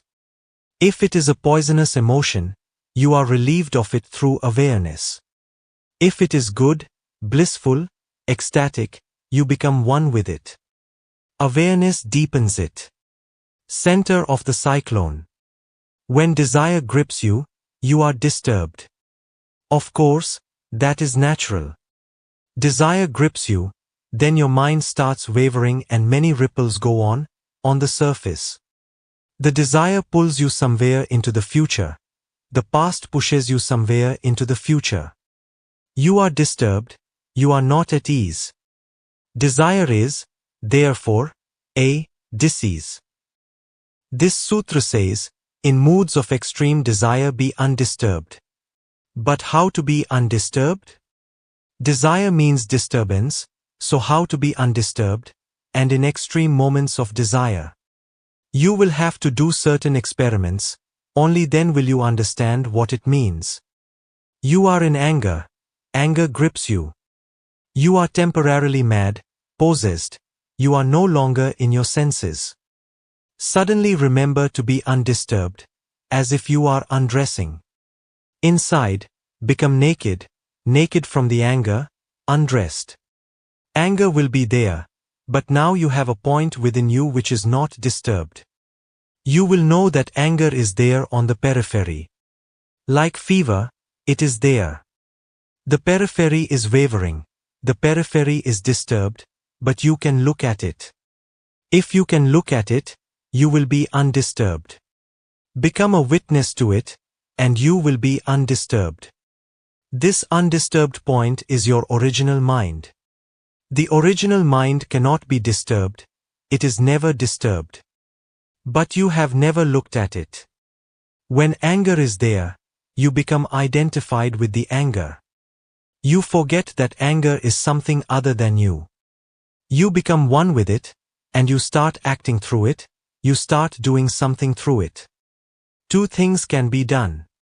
In anger you will be violent to someone, to the object of your anger. Then you have moved to the other. Anger is just in between you and the other. Here I am, there is anger, and there you are, the object of my anger. From anger I can travel in two dimensions. Either I can travel to you, then you become my center of consciousness, the object of my anger. Then my mind becomes focused on you, the one who has insulted me. This is one way that you can travel from anger. There is another way, you can travel to yourself. You don't move to the person whom you feel has caused the anger. You move to the person who feels to be angry, you move to the subject and not to the object. Ordinarily, we go on moving to the object. If you move to the object, the dust part of your mind is disturbed, and you will feel, I am disturbed. If you move within to the center of your own being, you will be able to witness the dust part. You will be able to see that the dust part of the mind is disturbed, but I am not disturbed. And you can experiment upon this with any desire, any disturbance. A sexual desire comes to your mind, your whole body is taken by it, you can move to the sexual object, the object of your desire. The object may be there, it may not be there. You can move to the object in imagination also, but then you will get more and more disturbed. The further away you go from your center, the more you will be disturbed. Really, the distance and disturbance are always in proportion. The more distant you are from your center, the more you are disturbed.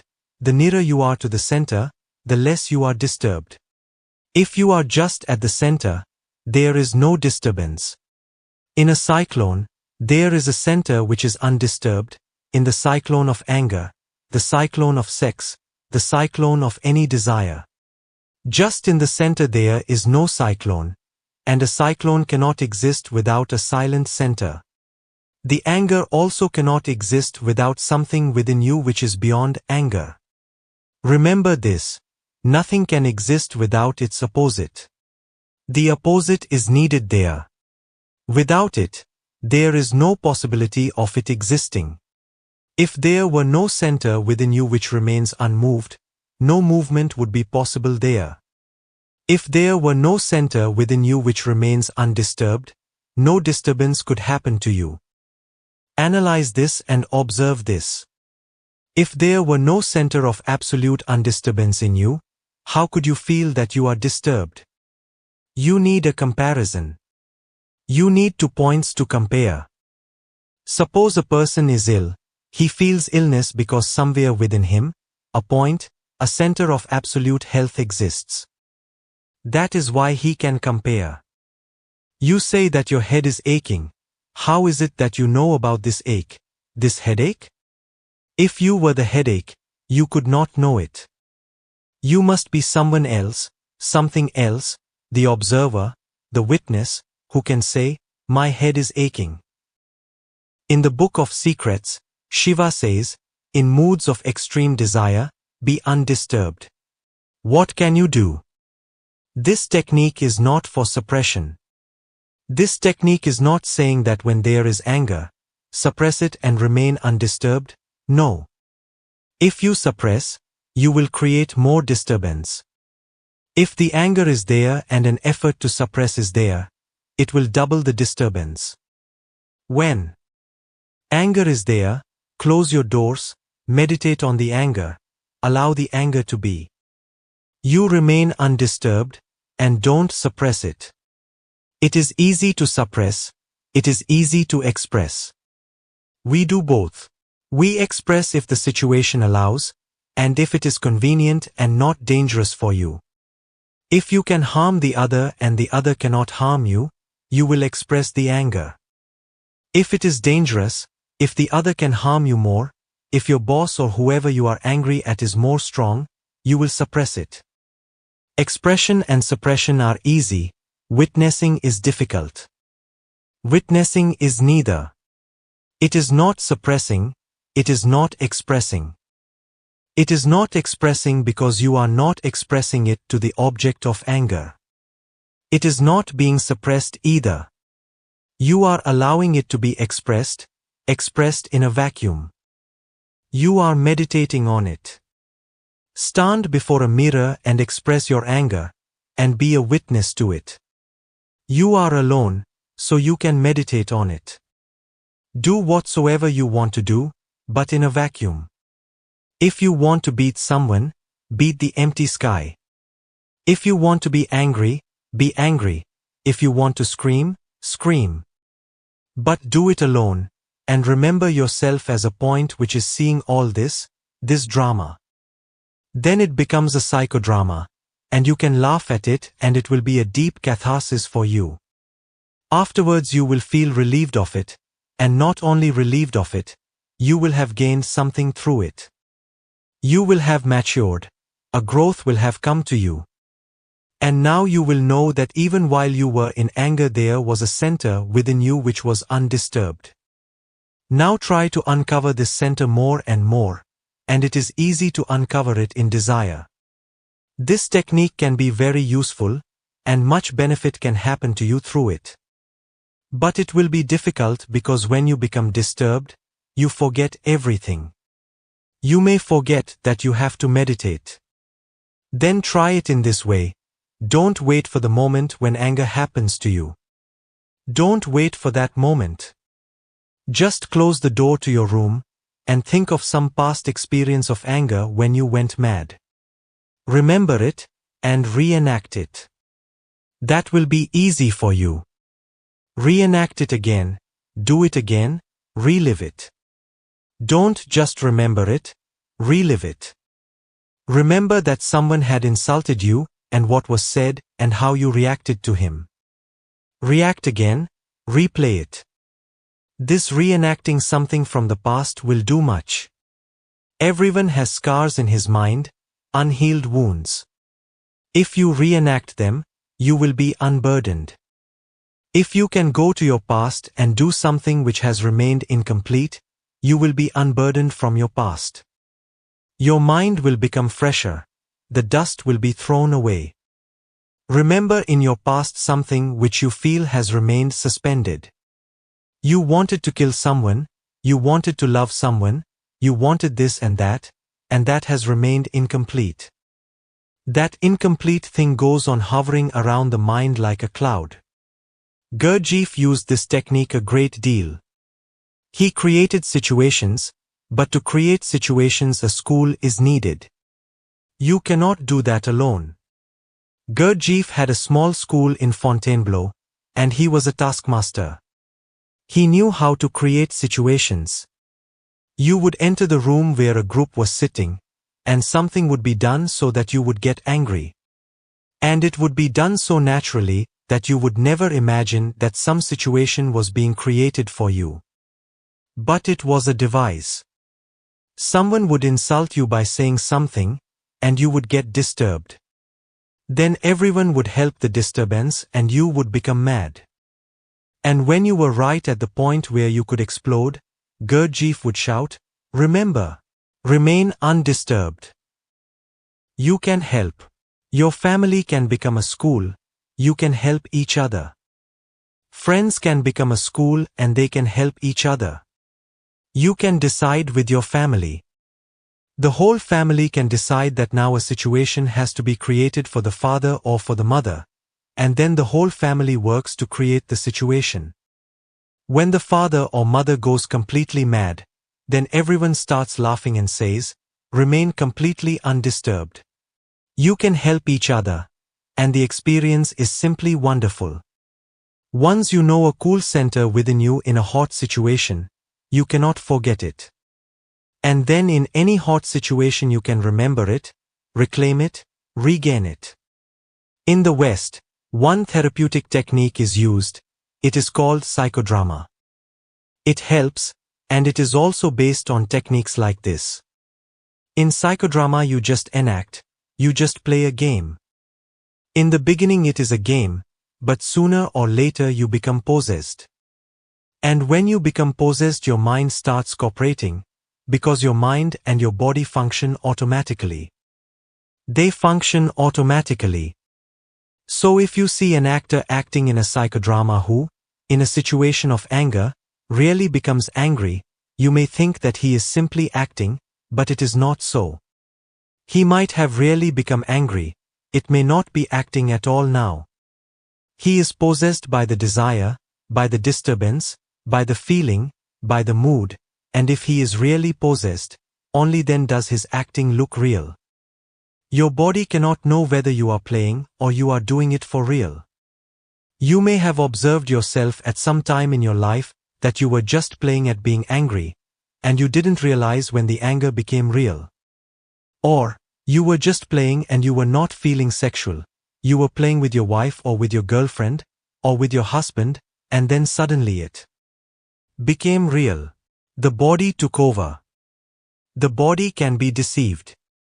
The body cannot know whether it is real or unreal, particularly with sex.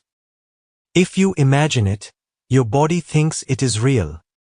Once you start doing something, the body thinks it is real and it starts behaving in a real way.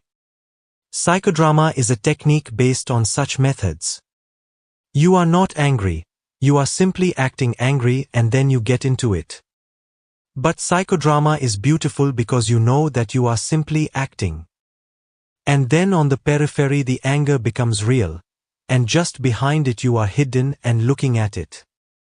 Now you know that you are not disturbed but the anger is there, the disturbance is there.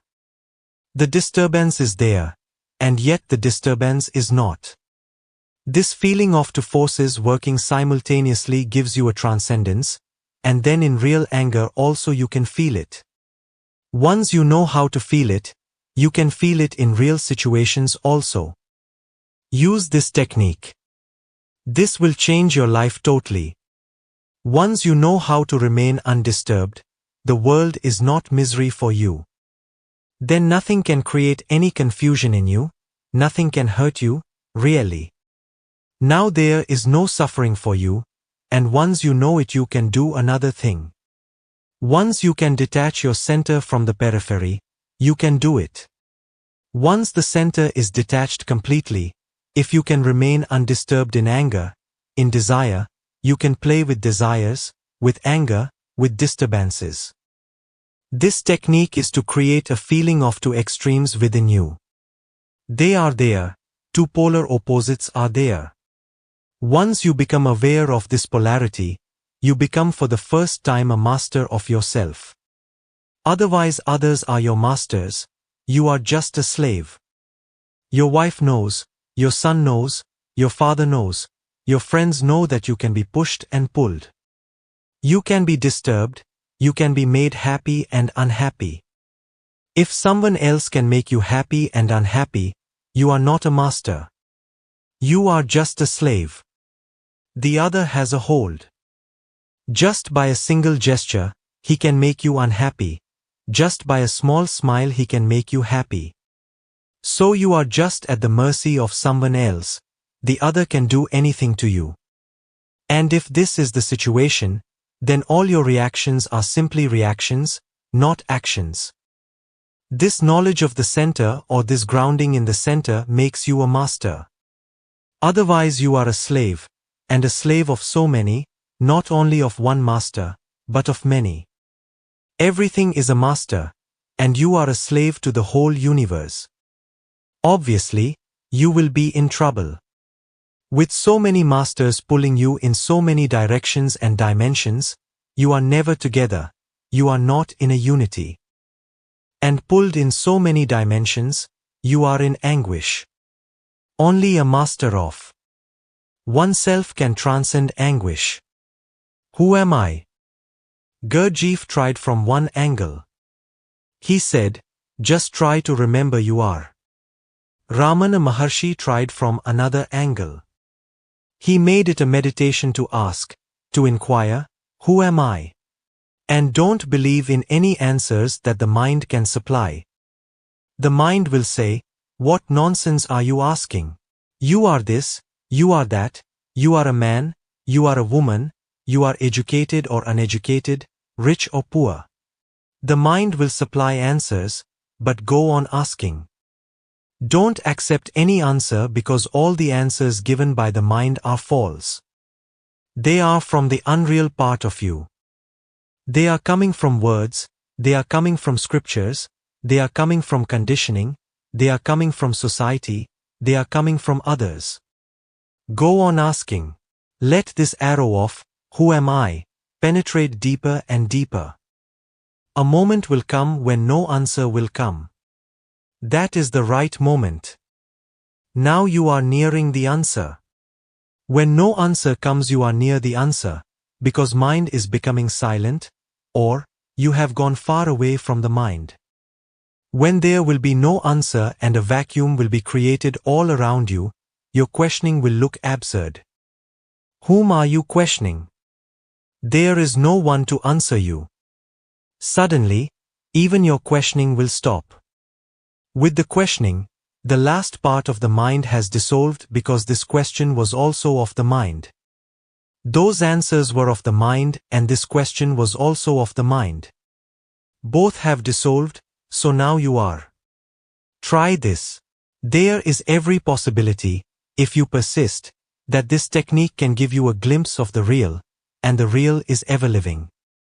Osho whirling meditation. Sufi whirling is one of the most ancient techniques, one of the most forceful. It is so deep that even a single experience can make you totally different. Whirl with open eyes, just like small children go on twirling, as if your inner being has become a center and your whole body has become a wheel, moving, a potter's wheel, moving. You are in the center, but the whole body is moving. Instructions.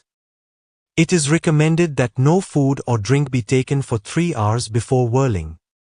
It is best to have bare feet and wear loose clothing. The meditation is divided into 2 stages, whirling and resting. There is no fixed time for the whirling, it can go on for hours, but it is suggested that you continue for at least an hour to get fully into the feeling of the energy whirlpool.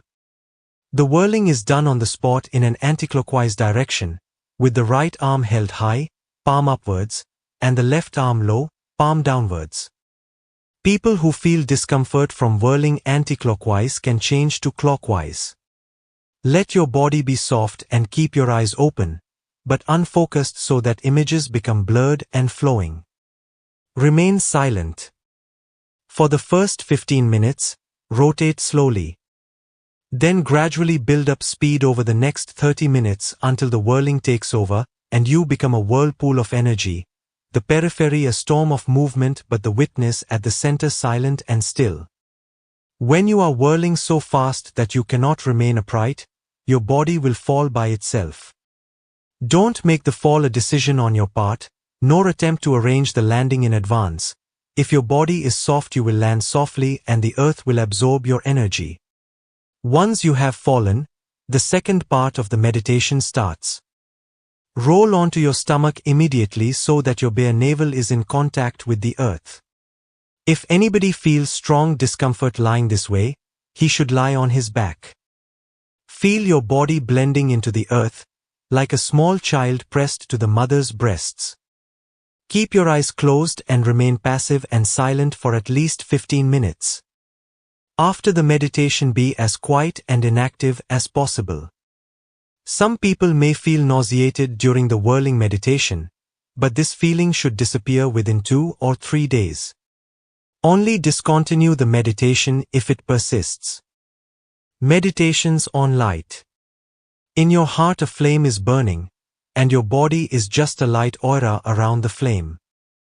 Golden light meditation. Do this at least twice a day. The best time is early in the morning, just before you get out of bed. The moment you feel you are alert, awake, do it for 20 minutes. Do it first thing in the morning. Don't get out of bed. Do it there, then and there, immediately. Because when you are coming out of sleep you are very, very delicate, receptive. When you are coming out of sleep you are very fresh, and the impact will go very deep. When you are just coming out of sleep you are less in the mind than ever. Hence some gaps are there through which the method will penetrate into your innermost core.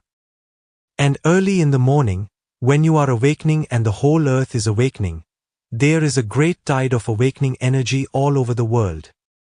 Use that tide, don't miss that opportunity. All ancient religions used to pray early in the morning when the sun rose, because the rising of the sun is the rising of all the energies in existence. In that moment you can simply ride on the rising energy wave. It will be easier. By the evening it will be difficult, energies will be falling back, then you will be fighting against the current. In the morning you will be going with the current. So the best time to begin is in the early morning, immediately, just when you are half asleep, half awake. And the process is so simple. It needs no posture, no yogasana, no bath is needed, nothing. You simply lie down, as you are lying down in your bed, on your back. Keep your eyes closed. When you breathe in, just visualize great light entering from your head into your body, as if a sun has risen just close to your head, golden light pouring into your head. You are just hollow and the golden light is pouring into your head, and going, deep, deep, and going out through your toes. When you breathe in, do it with this visualization. And when you breathe out, visualize another thing. Darkness entering through your toes, a great dark river entering through your toes, coming up, and going out through the head. Do slow, deep breathing so you can visualize. Go. Very slowly. And just out of sleep you can have very deep and slow breaths because the body is rested, relaxed. Let me repeat. Breathing in, let golden light come into you through your head, because it is there that the golden flower is waiting. That golden light will help. It will cleanse your whole body and will make it absolutely full of creativity. This is male energy. Then when you exhale, let darkness, the darkest you can conceive, like a dark night, river-like, come from your toes upward. This is feminine energy. It will soothe you, it will make you receptive, it will calm you, it will give you rest, and let it go out of the head. Then inhale again, and golden light enters in. Do it for 20 minutes early in the morning.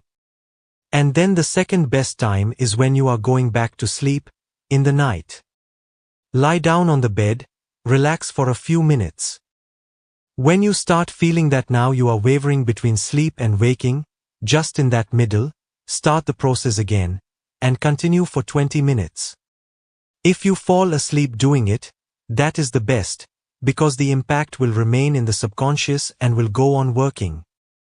After a 3-month period you will be surprised.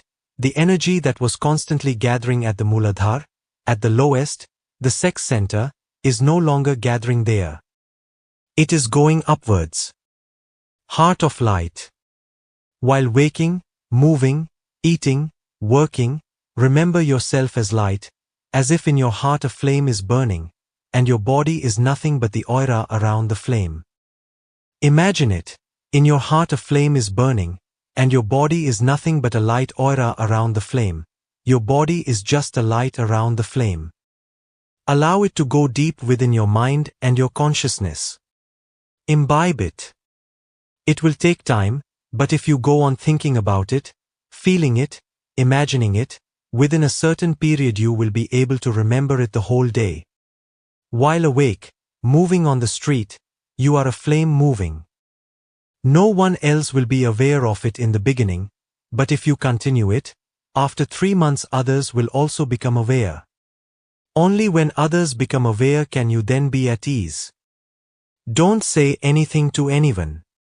Simply imagine a flame, and your body as just the aura around it, not a physical body, but an electric body, a light body. Go on doing it. If you persist, within 3 months, or somewhere near about then, others will become aware that something has happened to you. They will feel a subtle light around you. When you come near them, they will feel a different warmth. If you touch them, they will feel a fiery touch. They will become aware that something strange is happening to you. Don't tell anyone. When others become aware, then you can feel at ease, and then you can enter the second step, not before it. The second step is to take it into dreaming. Now you can take it into dreaming. It has become a reality. Now it is not an imagination. Through imagination you have uncovered a reality. It is real. Everything consists of light. You are light, unaware of the fact, because every particle of matter is light. The scientists say it consists of electrons. It is the same thing. Light is the source of all.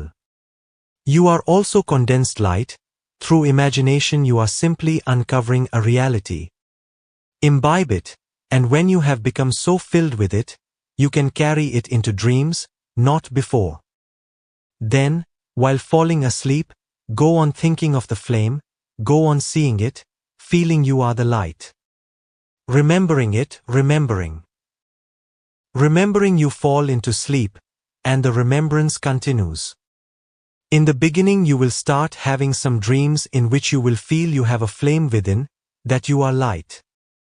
By and by, in the dreams also you will move with the same feeling. And once this feeling enters the dreams, dreams will start disappearing. There will be fewer and fewer dreams and more deep sleep. When in your dreaming, this reality is revealed, that you are light, a flame, a burning flame, all dreams will disappear.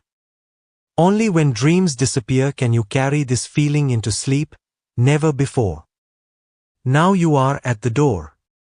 When dreams have disappeared and you remember yourself as a flame, you are at the door of sleep.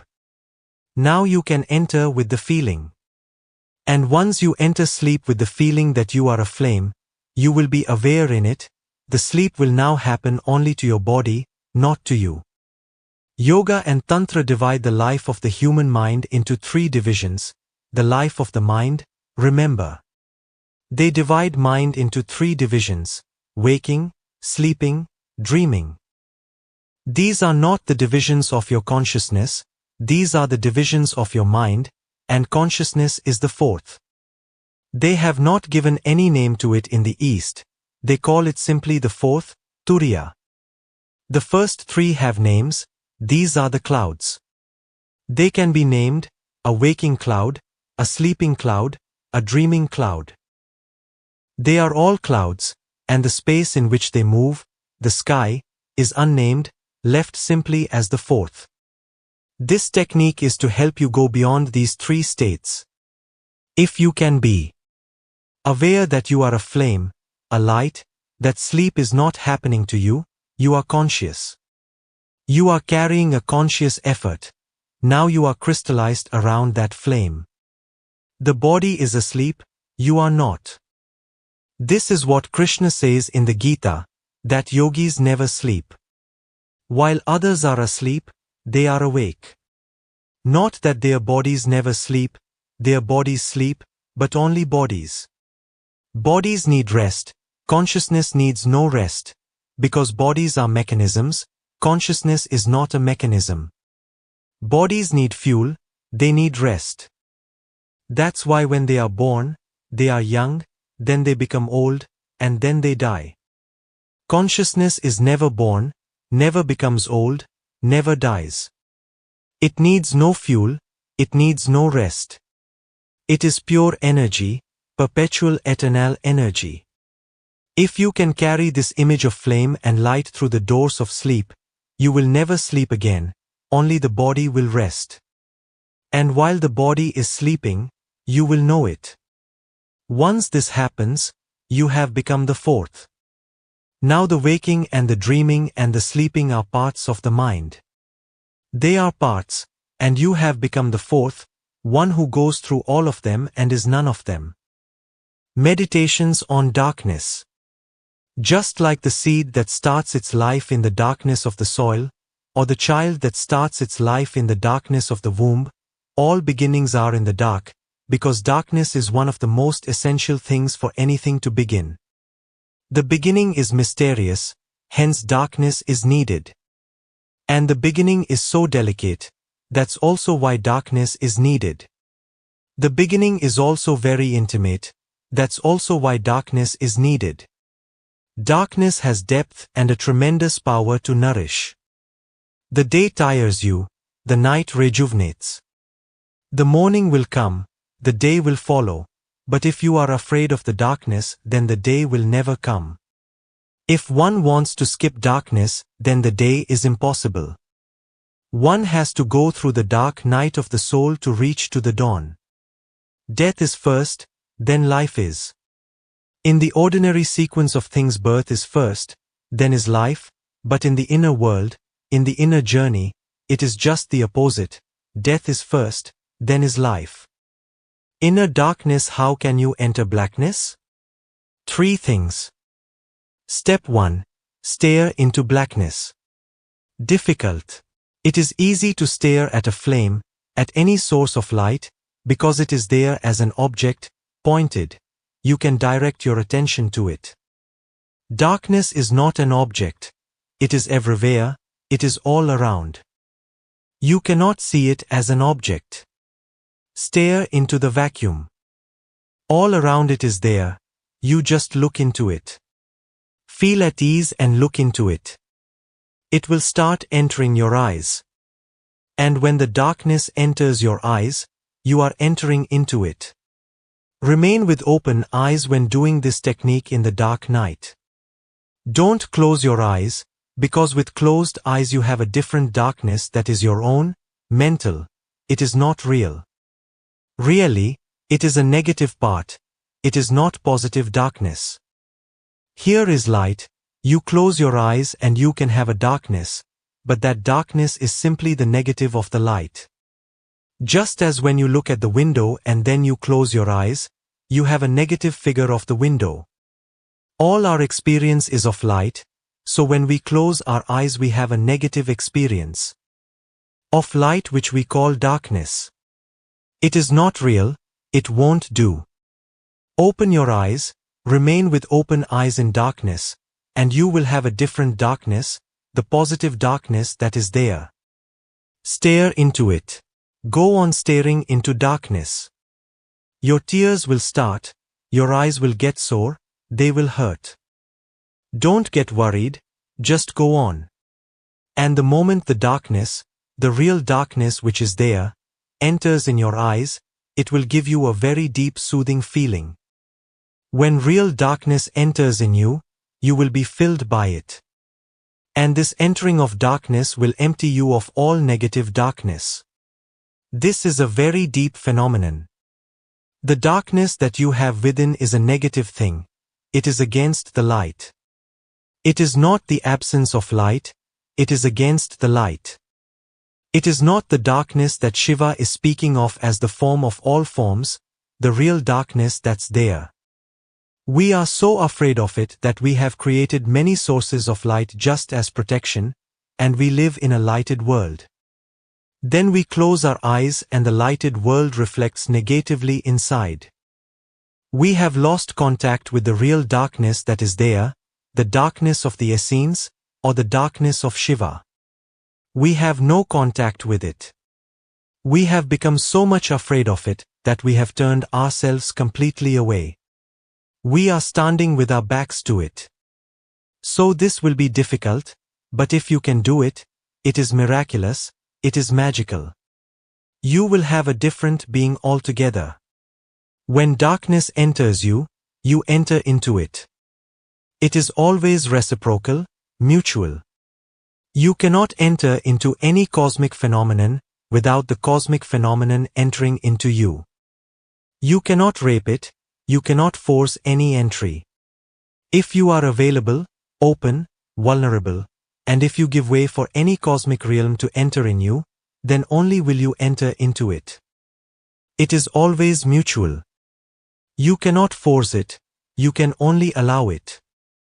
It is difficult to find real darkness in cities now, difficult in our houses to find real darkness. With the unreal light we have made everything unreal. Even our darkness is polluted, it is not pure. So it is good to move to some remote place only to feel darkness. Just go to a very remote village where there is no electricity, or move to a mountain peak. Just be there for 1 week to experience pure darkness. You will come back a different person, because in those 7 days of absolute darkness all the fears, all the primitive fears, will come up.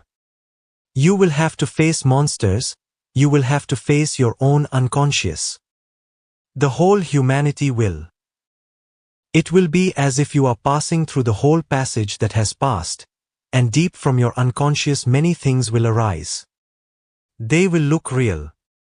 You may get afraid, scared, because they will be so real, and they are.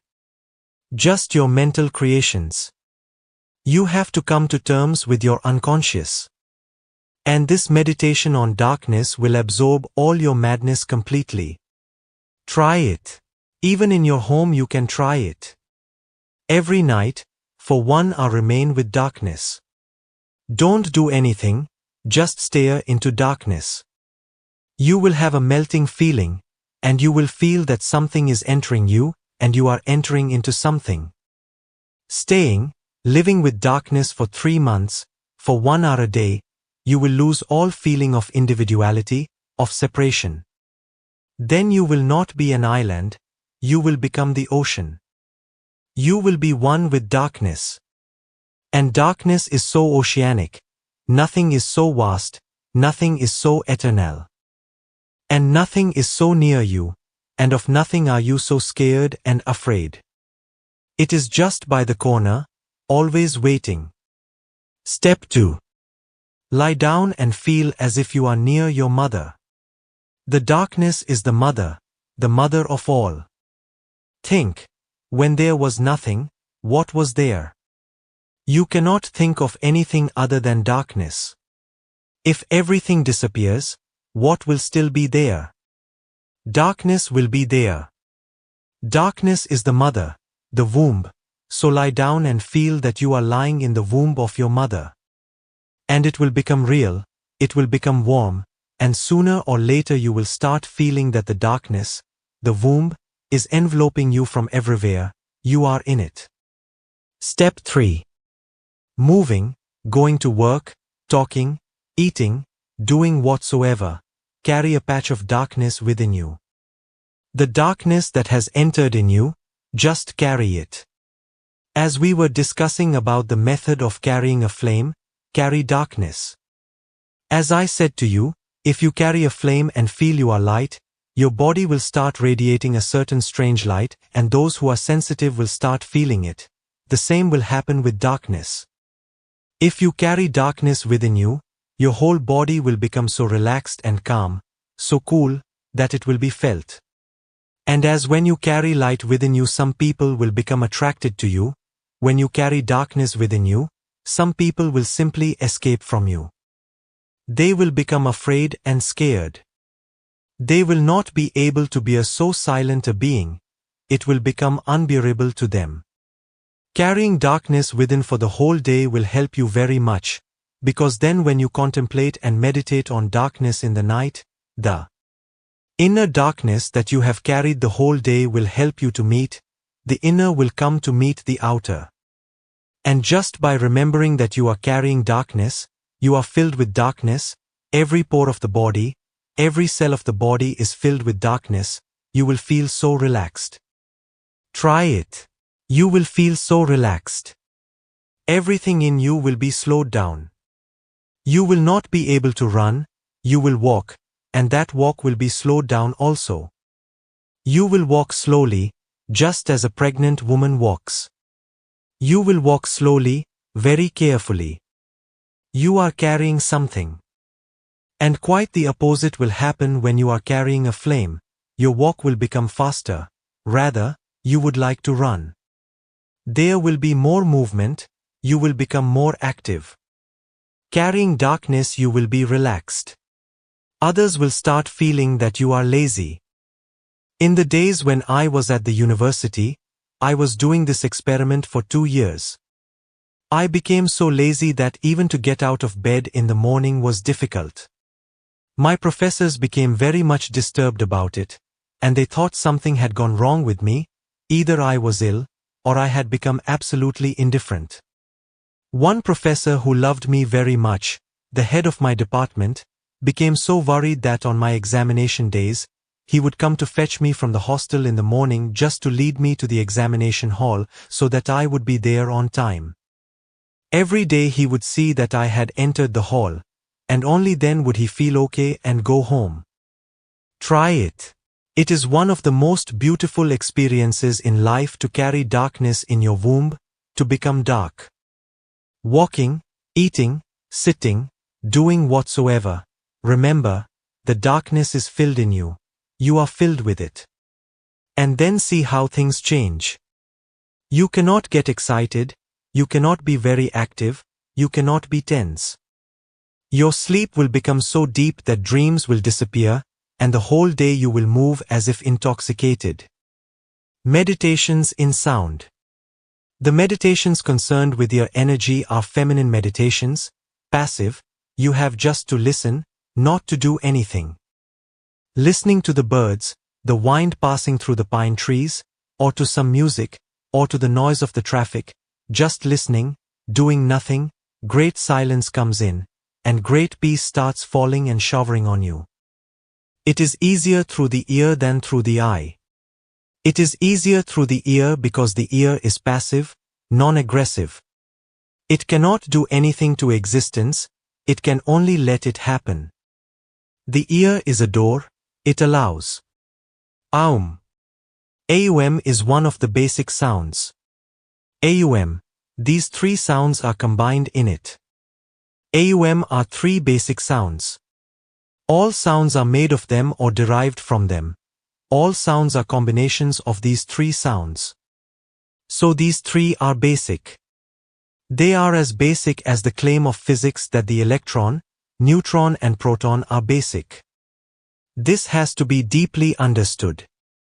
The intoning of a sound is a very subtle science. First you have to intone it loudly, outwardly. Then others can hear it, and it is good to start loudly. Why? Because you can also hear it clearly when you intone it loudly. Because whatsoever you say, it is to others, and this has become a habit.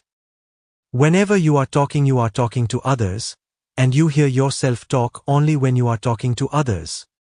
So start from the natural habit. Intone the sound, aum, then by and by, feel attunement with the sound. When you intone the sound aum, be filled with it. Forget everything else. Become the aum, become the sound. And it is very easy to become the sound because sound can vibrate through your body, through your mind, through your whole nervous system. Feel the reverberation of aum. Intone it and feel it as if your whole body is being filled with it, every cell is vibrating with it. And when you begin to feel harmonious with it, you can drop intoning loudly. Then close your lips and intone it inwardly, but inwardly also first try loudly. Intone inwardly, but loudly, so that the sound spreads all over your body, touches every part, every cell of your body. You will feel vitalized by it, you will feel rejuvenated, you will feel a new life entering you, because your body is a musical instrument. It needs harmony, and when the harmony is disturbed you are disturbed. That is why, when you hear music, you feel good. Why do you feel good? What is music but just some harmonious sounds? Why do you feel such a well-being when there is music around you? And when there is chaos, noise, why do you feel so disturbed? You yourself are deeply musical. You are an instrument, and that instrument re-echoes things. If a sound is musical, harmonious, subtle, then you will have to listen to it inside and you will have to be very alert to listen to it. If you are not alert, you will go to sleep and miss the whole point. That is the problem with mantra, with any chanting, with any use of sound, it can create sleep. It is a subtle tranquilizer. If you continuously repeat any sound without being alert about it, you will fall asleep because then the repetition becomes mechanical. Aum aum aum becomes mechanical, and then repetition creates boredom. So two things have to be done. Sound has to be slowed down and you have to become more alert. The more sound becomes subtle, the more alert you are. Devvani. Every night before you go to sleep, you can do a small technique that will help tremendously. Put the lights out, sit in your bed ready to sleep, but sit for 15 minutes. Close your eyes and then start any monotonous nonsense sound, for example, la, la, la, and wait for the mind to supply new sounds. The only thing to be remembered is that those sounds or words should not be of any language that you know. If you know English, German and Italian, then they should not be of Italian, German or English. Any other language that you don't know is allowed, Tibetan, Chinese, Japanese. But if you know Japanese, then it is not allowed, then Italian is wonderful. Speak any language that you don't know. You will be in a difficulty for a few seconds only for the first day, because how do you speak a language you don't know? It can be spoken, and once it starts, any sounds, nonsense words, just to put the conscious off and allow the unconscious to speak. When the unconscious speaks, the unconscious knows no language. It is a very, very old method. It comes from the Old Testament. It was called in those days glossolalia, and a few churches in America still use it. They call it talking in tongues. And it is a wonderful method, one of the most deep and penetrating into the unconscious. You start with la, la, la, and then you can go on with anything that comes. Just for the first day you will feel it a little difficult. Once it comes, you know the knack of it. Then for 15 minutes, use the language that is coming to you, and use it as a language, in fact you are talking in it. This 15 minutes will relax the conscious mind so deeply, and then you just simply lie down and go to sleep. Your sleep will become deeper. Within weeks you will feel a depth in your sleep, and in the morning you will feel completely fresh. Devvani is the divine voice, which moves and speaks through the meditator, who becomes an empty vessel, a channel. This meditation relaxes the conscious mind so deeply that, when done last thing at night, it is sure to be followed by a profound sleep. There are 4 stages of 15 minutes each. Keep your eyes closed throughout. Instructions for Devvani meditation. First stage, 15 minutes. Sit quietly, preferably with gentle music playing. Second stage, 15 minutes. Start making nonsense sounds, for example, la, la, la, and continue until unfamiliar word-like sounds arise. These sounds need to come from the unfamiliar part of the brain used as a child, before words were learned. Allow a gentle conversational intonation. Do not cry or shout, laugh or scream. Third stage, 15 minutes. Stand up and continue to speak, allowing your body to move softly in harmony with the sounds. If your body is relaxed, the subtle energies will create a latihan outside your control. Fourth stage, 15 minutes lie down, be silent and still. The center of sound. This technique can be done in many ways. One way is to begin by just sitting anywhere. Sounds are always present. It may be in a market or it may be at a Himalayan retreat, sounds are there. Sit silently, and with sound there is something very special. Whenever there are sounds, you are the center.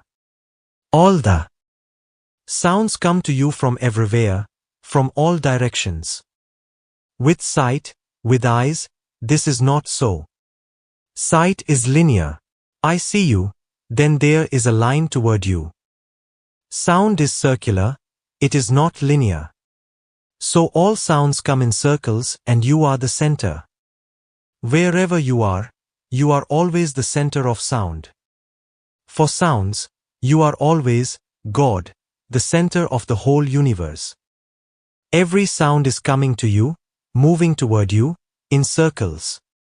This technique says, bathe in the center of sound. Wherever you are, if you are doing this technique, just close your eyes and feel the whole universe filled with sound.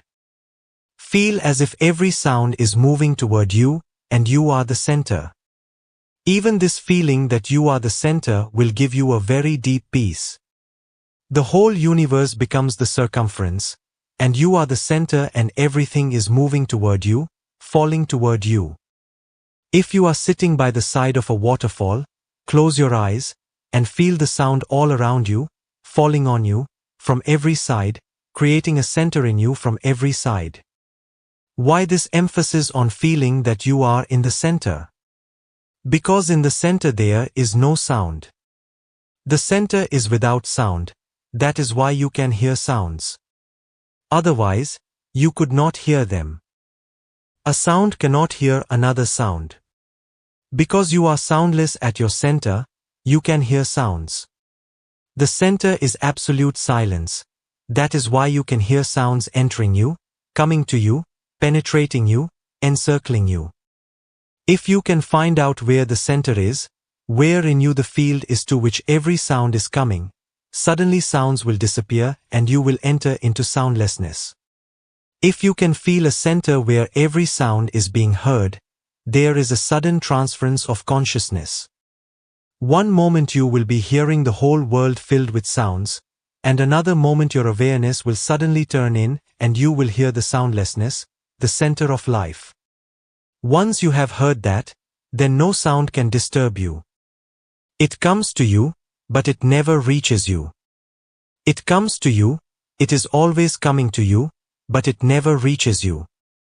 There is a point where no sound enters. That point is you. Do it in a market. There is no other place like a market. It is so much filled with sounds, mad sounds. But do not start thinking about sounds, that this is good and this is bad and this is disturbing and that is very beautiful and harmonious. You are not supposed to think about sounds. You are simply supposed to think of the center. You are not supposed to think about every sound moving toward you, whether it is good, bad, beautiful. You are just to remember that you are the center and all the sounds are moving toward you, every sound, whatsoever the sort.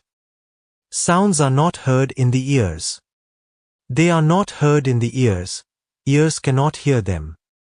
They only do a transmission work, and in the transmission they cut out much which is useless for you. They choose, they select, and then those sounds enter you. Now find out within where your center is. Ears are not the center. You are hearing from somewhere deep down. The ears are simply sending you selected sounds. Where are you? Where is your center? If you are working with sounds, then sooner or later you will be surprised, because the center is not in the head. The center is not in the head.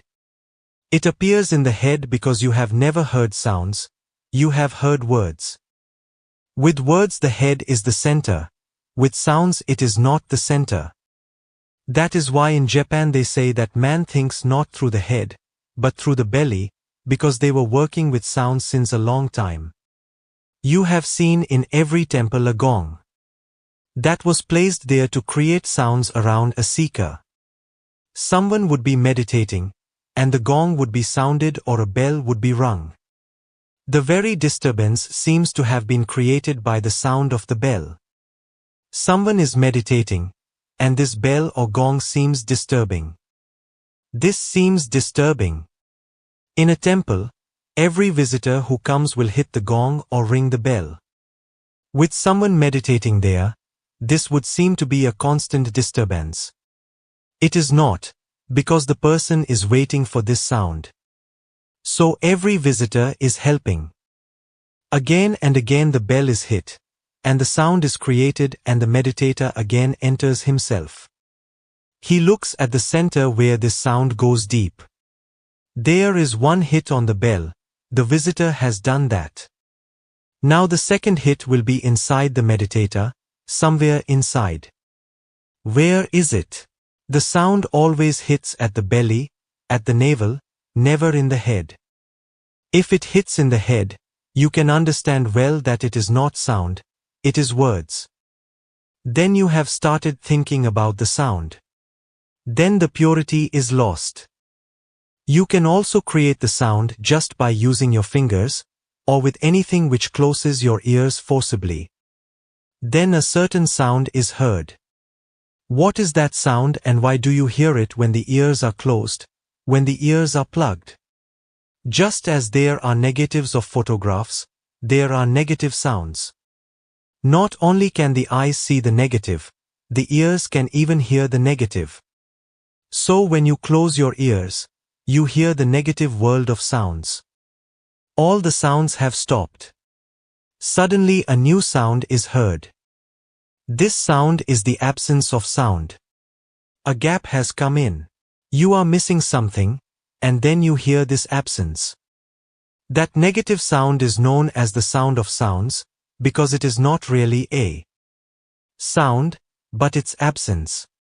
Or, it is a natural sound because it is not created by anything. This absence of sound is a very subtle experience.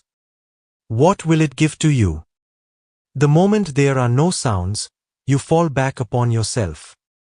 With sounds we move away, with sounds we move to the other. Try to understand this. With sounds we are related to the other, we communicate with the other. If sound is the vehicle to move to the other, then soundlessness becomes the vehicle to move to oneself. With sound you communicate with the other, with soundlessness you fall down into your own abyss, into yourself. That is why so many techniques use soundlessness to move within. Become absolutely dumb and deaf, even if only for a few moments. And you cannot go anywhere else than to yourself, so suddenly you will find that you are standing within, no movement will be possible. That is why silence was practiced so much. In it, all the bridges for moving to the other are broken. So one approach is to hear the sounds coming to your center, another approach is to stop all sounds and feel the soundless center. These both have been given in one technique for a special purpose, so that you can move from one to another.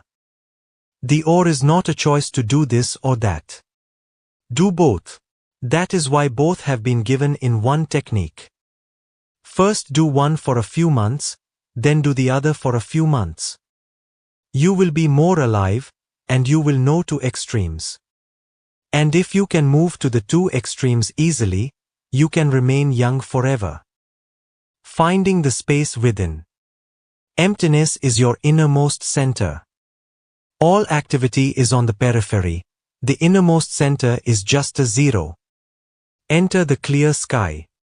Meditate on the sky, a summer sky with no clouds, endlessly empty and clear, nothing moving in its total virginity. Contemplate on it, meditate on it, and enter this clarity. Become this clarity, this space-like clarity. To meditate on the sky is beautiful. Just lie down so you forget the earth. Just lie down on your back on any lonely beach, on any ground, and just look at the sky. A clear sky will be helpful, unclouded, endless. Just looking, staring at the sky, feel the clarity of it, the uncloudedness, the boundless expanse, and then enter that clarity, become one with it. Feel as if you have become the sky, the space. This technique, to look into the clarity of the sky and to become one with it, is one of the most practiced. Many traditions have used this. And particularly for the modern mind it will be very useful, because nothing is left on earth to meditate on, only the sky. If you look all around, everything is man-made, everything is limited, with a boundary, a limitation. Only the sky is still, fortunately, open to meditate on. Try this technique, it will be helpful, but remember 3 things. 1. Don't blink, stare. Even if your eyes start to feel pain and tears come down, don't be worried. Even those tears will be a part of unloading, they will be helpful. Those tears will make your eyes more innocent and fresh-paid. You just go on staring. The second point, don't think about the sky, remember. You can start thinking about the sky. You can remember many poems, beautiful poems about the sky, then you will miss the point.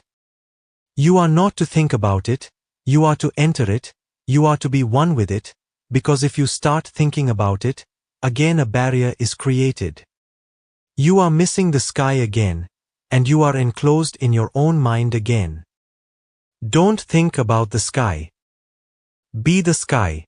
Just stare and move into the sky, and allow the sky to move into you.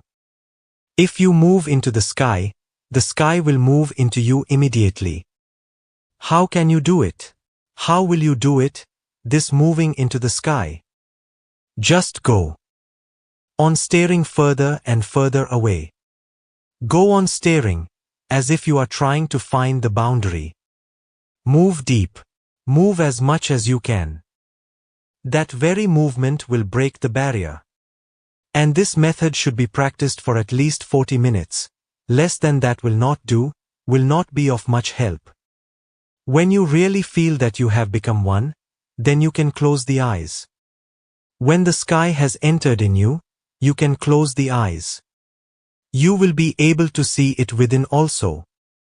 So only after 40 minutes, when you feel that the oneness has happened and there is a communion and you have become part of it and the mind is no more, close the eyes and remain in the sky within. Include everything.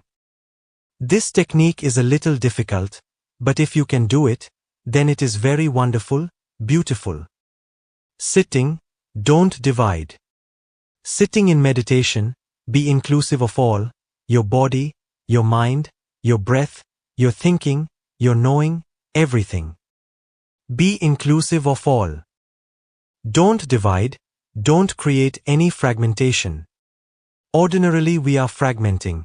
We go on fragmenting. We say, the body is not me. There are techniques which can use that also, but this technique is totally different, rather it is the opposite. Don't divide. Don't say, I am not the body. Don't say, I am not the breath. Don't say, I am not the mind. Just say, I am all, and be all. Don't create any fragmentation within you. This is a feeling. With closed eyes include everything that exists in you. Don't get yourself centered anywhere, be uncentered. The breath comes and goes, the thought comes and moves. The form of your body will go on changing. You have not observed this. If you sit with closed eyes, you will feel that sometimes your body is big, sometimes your body is small, sometimes it is very heavy, sometimes just light, as if you can fly. You can feel this increasing and decreasing of the form. Just close your eyes and sit and you will feel that sometimes the body is very big, filling the whole room. Sometimes it is so small, just atomic. Why does this form change? As your attention changes, the form of the body changes. If you are inclusive, it will become big. If you exclude, this is not I, this is not I, then it will become very minute, very small, atomic. Include everything in your being and don't discard anything. Don't say, this is not I. Say, I am, and include everything in it. If you can do this just sitting, wonderful, absolutely new happenings will happen to you. You will feel there is no center. In you there is no center. And with the center gone, there is no self, there is no ego, only consciousness remains, consciousness like a sky covering everything. And when it grows, not only your own breath will be included, not only your own form will be included. Ultimately the whole universe becomes inclusive to you. The basic point is to remember inclusiveness. Don't exclude. This is the key for this technique, inclusiveness, include. Include and grow. Include and expand. Try it with your body, and then try it with the outside world also. Sitting under a tree, look at the tree, then close your eyes and feel that the tree is within you. Look at the sky, then close your eyes and feel that the sky is within you. Look at the rising sun, then close your eyes and feel that the sun is rising within you. Feel more inclusive. A tremendous experience will happen to you. When you feel that the tree is within you, immediately you will feel more young, more fresh. And this is not imagination, because the tree and you both belong to the earth. You are both rooted in the same earth and ultimately rooted in the same existence. So when you feel that the tree is within you, the tree is within you, this is not imagination, and immediately you will feel the effect. The tree's aliveness, the greenery, the freshness, the breeze passing through it, will be felt within you in your heart. Include more and more existence and don't exclude. So remember this, make it a style of life to include, not only meditation, but a style of life, a way of living. Try to include more and more. The more you include, the more you expand, the more your boundaries recede to the very corners of existence. One day only you are, the whole existence is included. This is the ultimate of all religious experience. A meditation for the jet set. You cannot find a better situation in which to meditate than while flying at a high altitude. The higher the altitude, the easier is the meditation. Hence, for centuries, meditators have been moving to the Himalayas to find a high altitude. When gravitation is less and the earth is very far away, many pulls of the earth are far away. You are far away from the corrupted society that man has built. You are surrounded by clouds and the stars and the moon and the sun and the vast space. So do one thing, start feeling one with that vastness, and do it in 3 steps. So do one thing, start feeling one with that vastness, and do it in 3 steps. The first step is, for a few minutes just think that you are becoming bigger. You are filling the whole plane. Then the second step, start feeling that you are becoming even bigger, bigger than the plane, in fact the plane is now inside you. And the third step, feel that you have expanded into the whole sky. Now these clouds that are moving, and the moon and the stars, they are moving in you. You are huge, unlimited. This feeling will become your meditation, and you will feel completely relaxed and non-tense. Watching with the third eye. It is one of the contributions of the East to the world, the understanding that between these two eyes, there is a third eye inside which normally remains dormant. One has to work hard, bring his whole sexual energy upward, against gravitation, and when the energy reaches the third eye, it opens. Many methods have been tried to do that, because when it opens there is suddenly a flash of light, and things which have never been clear to you suddenly become clear. When I emphasize watching, witnessing, that is the finest method to bring the third eye into action, because that watching is inside. These two eyes cannot be used, they can only look outward. They have to be closed. And when you try to watch inside, that certainly means there is something like an eye which sees. Who sees your thoughts?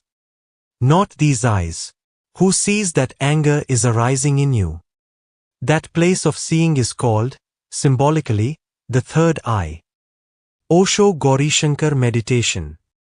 This technique consists of 4 stages of 15 minutes each. The first 2 stages prepare the meditator for the spontaneous latihan of the third stage. Osho has said that if the breathing is done correctly in the first stage, the carbon dioxide formed in the bloodstream will make you feel as high as Gaurishankar. Note, those with a history of neurological disorders such as epilepsy should never use a strobe or flashing light for this meditation. First stage, 15 minutes. Sit with closed eyes. Inhale deeply through the nose, filling the lungs. Hold the breath for as long as possible, then exhale gently through the mouth and keep the lungs empty for as long as possible. Continue this breathing cycle throughout the first stage. Second stage, 15 minutes. Return to normal breathing and with a gentle gaze look at a candle flame or a flashing blue light. Keep your body still. Third stage, 15 minutes. With closed eyes, stand up and let your body be loose and receptive. The subtle energies will be felt to move the body outside your normal control. Allow this latihan to happen. Don't you do the moving, Let moving happen, gently and gracefully. Fourth stage, 15 minutes. Lie down with closed eyes, silent and still. The first 3 stages should be accompanied by a steady rhythmic beat, preferably combined with a soothing background music. The beat should be 7 times the normal heartbeat and, if possible, the flashing light should be a synchronized strobe. Osho Mandala Meditation. This is another powerful, cathartic technique that creates a circle of energy that results in a natural centering. There are 4 stages of 15 minutes each. First stage, 15 minutes. With open eyes, run on the spot, starting slowly and gradually, getting faster and faster. Bring your knees up as high as possible. Breathing deeply and evenly will move the energy within. Forget the mind and forget the body. Keep going. Second stage, 15 minutes.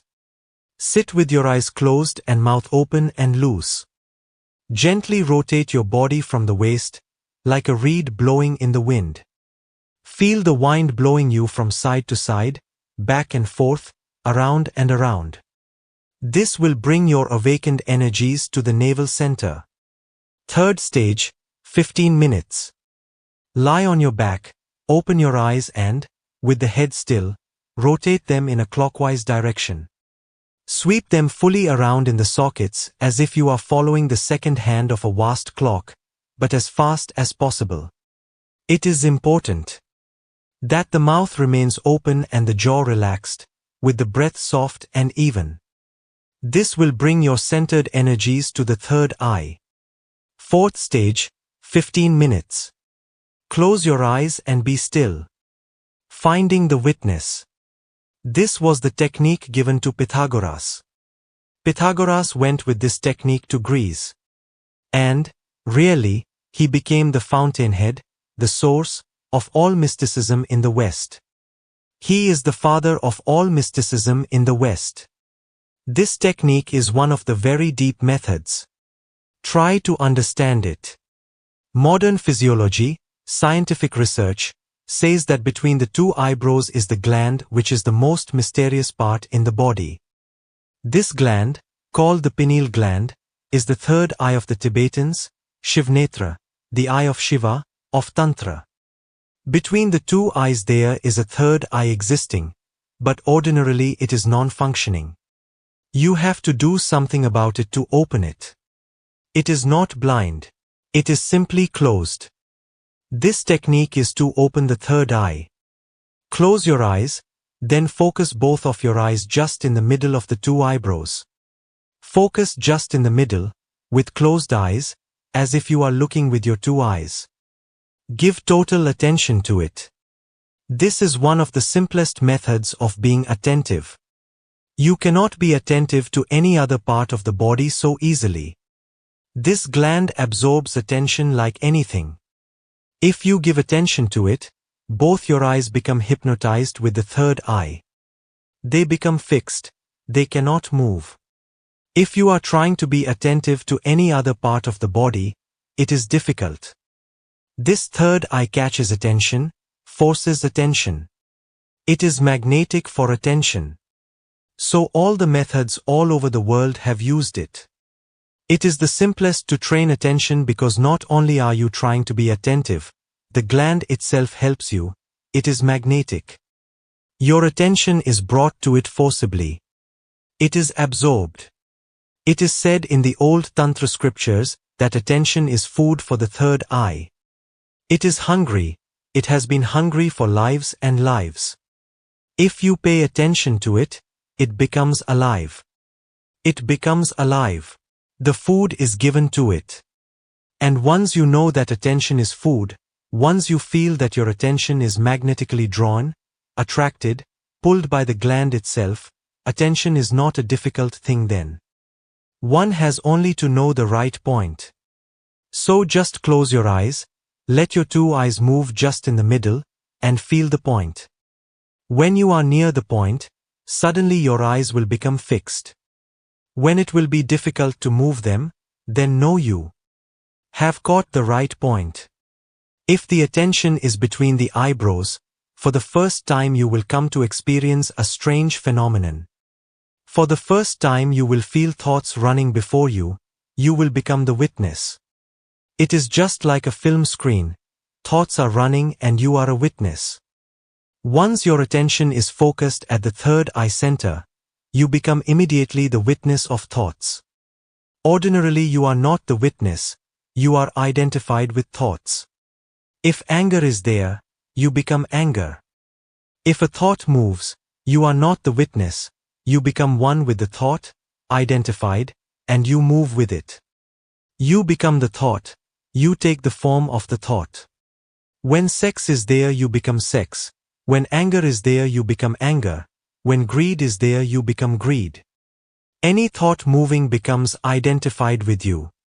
You do not have any gap between you and the thought. But focused at the third eye, suddenly you become a witness. Through the third eye, you become the witness. Through the third eye, you can see thoughts running like clouds in the sky or people moving on the street. Try to be a witness. Whatsoever is happening, try to be a witness.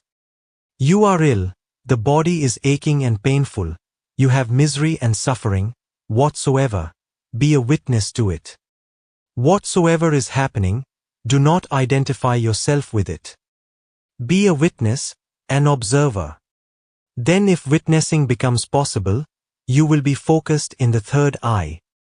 Secondly, vice versa is also the case. If you are focused in the third eye, you will become a witness. These two things are part of one. So the first thing, by being centered in the third eye, there will be the arising of the witnessing self. Now you can encounter your thoughts. This will be the first thing. And the second thing will be that now you can feel the subtle, delicate vibration of breathing. Now you can feel the form of breathing, the very essence of breathing. First try to understand what is meant by the form, by the essence of breathing. While you are breathing, you are not only breathing air. Science says you are breathing only air, just oxygen, hydrogen, and other gases in their combined form of air. They say you are breathing air. But Tantra says that air is just the vehicle, not the real thing. You are breathing prana, vitality. Air is just the medium, prana is the content. You are breathing prana, not only air. By being focused in the third eye, suddenly you can observe the very essence of breath, not breath, but the very essence of breath, prana. And if you can observe the essence of breath, prana, you are on the point from which the jump, the breakthrough happens. Touching as a feather. Use both your palms, put them on your closed eyes, and allow the palms to touch the eyeballs, but just like a feather, with no pressure. If you press, you miss the point, you miss the whole technique. Don't press, just touch like a feather. You will have to adjust, because in the beginning you will be pressing. Put less and less pressure until you are just touching with no pressure at all, just your palms touch the eyeballs. Just a touch, just a meeting with no pressure, because if the pressure is there, then the technique will not function. So, like a feather. Why? Because a needle can do something which a sword cannot do. If you press, the quality has changed, you are aggressive. And the energy that is flowing through the eyes is very subtle. A small pressure and it starts fighting and a resistance is created. If you press, then the energy that is flowing through the eyes will start a resistance, a fight, a struggle will ensue. So don't press. Even a slight pressure is enough for the eye energy to judge. It is very subtle, it is very delicate. Don't press, like a feather, just your palm is touching, as if not touching. Touching as if not touching, no pressure, just a touch, a slight feeling that the palm is touching the eyeball, that's all. What will happen? When you simply touch without any pressure, the energy starts moving within. If you press, it starts fighting with the hand, with the palm, and moves out. Just a touch and the energy starts moving within. The door is closed. Simply the door is closed and the energy falls back. The moment energy falls back, you will feel a lightness coming all over your face, your head. This energy moving back makes you light. And just between these two eyes is the third eye, the wisdom eye, the pragyachakshu. Just between the two eyes is the third eye. The energy falling back from the eyes hits the third eye. That's why one feels light, levitating, as if there is no gravitation. And from the third eye the energy falls on the heart. It is a physical process. Just drip, drip, it drops, and you will feel a very light feeling entering in your heart. The heartbeats will slow down, the breathing will slow down. Your whole body will feel relaxed. Even if you are not entering deep meditation, this will help you physically. Anytime during the day, relax on a chair, or if you don't have a chair, when just sitting in a train, close your eyes, feel a relaxed being in the whole of your body, and then put both your palms on your eyes. But don't press, that's the very significant thing. Just touch like a feather. When you touch and don't press, your thoughts will stop immediately. In a relaxed mind thoughts cannot move, they get frozen. They need frenzy and fever, they need tension to move. They live through tension. When the eyes are silent, relaxed, and the energy is moving backwards, thoughts will stop. You will feel a certain quality of euphoria, and that will depend daily. So do it many times in the day. Even for a single moment, touching will be good. Whenever your eyes feel exhausted, dry of energy, exploited, after reading, seeing a film, or watching TV, whenever you feel it, just close the eyes and touch. Immediately there will be the effect. But if you want to make it a meditation, then do it for at least 40 minutes. And the whole thing is not to press. It is easy for a single moment to have a feather-like touch. It is difficult for 40 minutes. Many times you will forget and you will start pressing. Don't press. For 40 minutes, just remain aware that your hands have no weight, they are just touching. Go on being aware that you are not pressing, only touching. This will become a deep awareness, just like breathing. As Buddha says to breathe with full awareness, the same will happen with touching, because you have to be constantly mindful that you are not pressing. Your hand should just be a feather, a weightless thing, simply touching. Your mind will be totally there, alert, near the eyes, and the energy will be flowing constantly. In the beginning it will be just dropping in drops. Within months you will feel it has become a river-like thing, and within a year you will feel it has become a flood. And when you touch you will feel lightness. You can feel it right now. Immediately, the moment you touch, a lightness comes. And that lightness penetrates, opens into the heart. In the heart, only lightness can enter. Nothing heavy can enter. Only very light things can happen to the heart. This lightness between the two eyes will start dropping into the heart, and the heart will open to receive it. As the falling energy becomes a stream and then a river and then a flood, you will be washed completely, washed away. You will not feel that you are. You will feel simply the cosmos is. Breathing in, breathing out, you will feel you have become the cosmos. The cosmos comes in and the cosmos goes out. The entity that you have always been, the ego, will not be there. Just sitting. You are simply sitting there, doing nothing. And all is silence and all is peace and all is bliss. You have entered godliness, you have entered truth. Osho. Zedian. The Zen people say just sit, don't do anything. The most difficult thing in the world is just to sit doing nothing. But once you have got the knack of it, if you go on sitting for a few months doing nothing for a few hours every day, slowly many things will happen. You will feel sleepy, you will dream. Many thoughts will crowd your mind, many things. The mind will say, "Why are you wasting your time?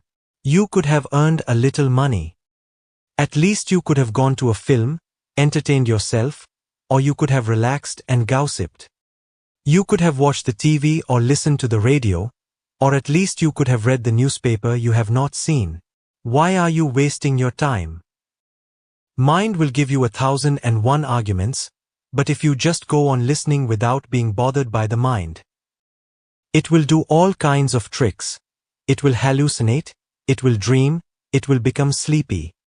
It will do all that is possible to drag you out of just sitting. But if you go on, if you persevere, one day the sun rises. One day it happens, you are not feeling sleepy, the mind has become tired of you, is fed up with you, has dropped the idea that you can be trapped, is simply finished with you. There is no sleep, no hallucination, no dream, no thought. You are simply sitting there, doing nothing. And all is silence and all is peace and all is bliss. You have entered God, you have entered truth. You can sit anywhere, but whatsoever you are looking at should not be too exciting. For example, things should not be moving too much. They become a distraction. You can watch the trees. That is not a problem because they are not moving and the scene remains constant. You can watch the sky or just sit in the corner watching the wall.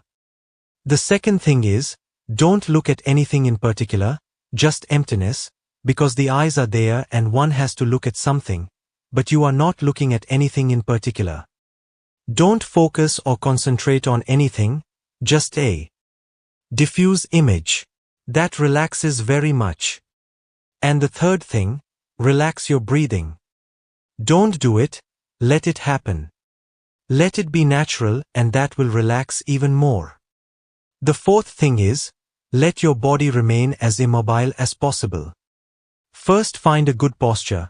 You can sit on a pillow or mattress or whatsoever you feel to, but once you settle, remain immobile, because if the body does not move, the mind automatically falls silent.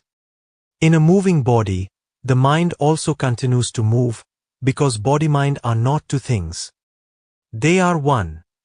It is one energy. In the beginning it will seem a little difficult, but after a few days you will enjoy it tremendously.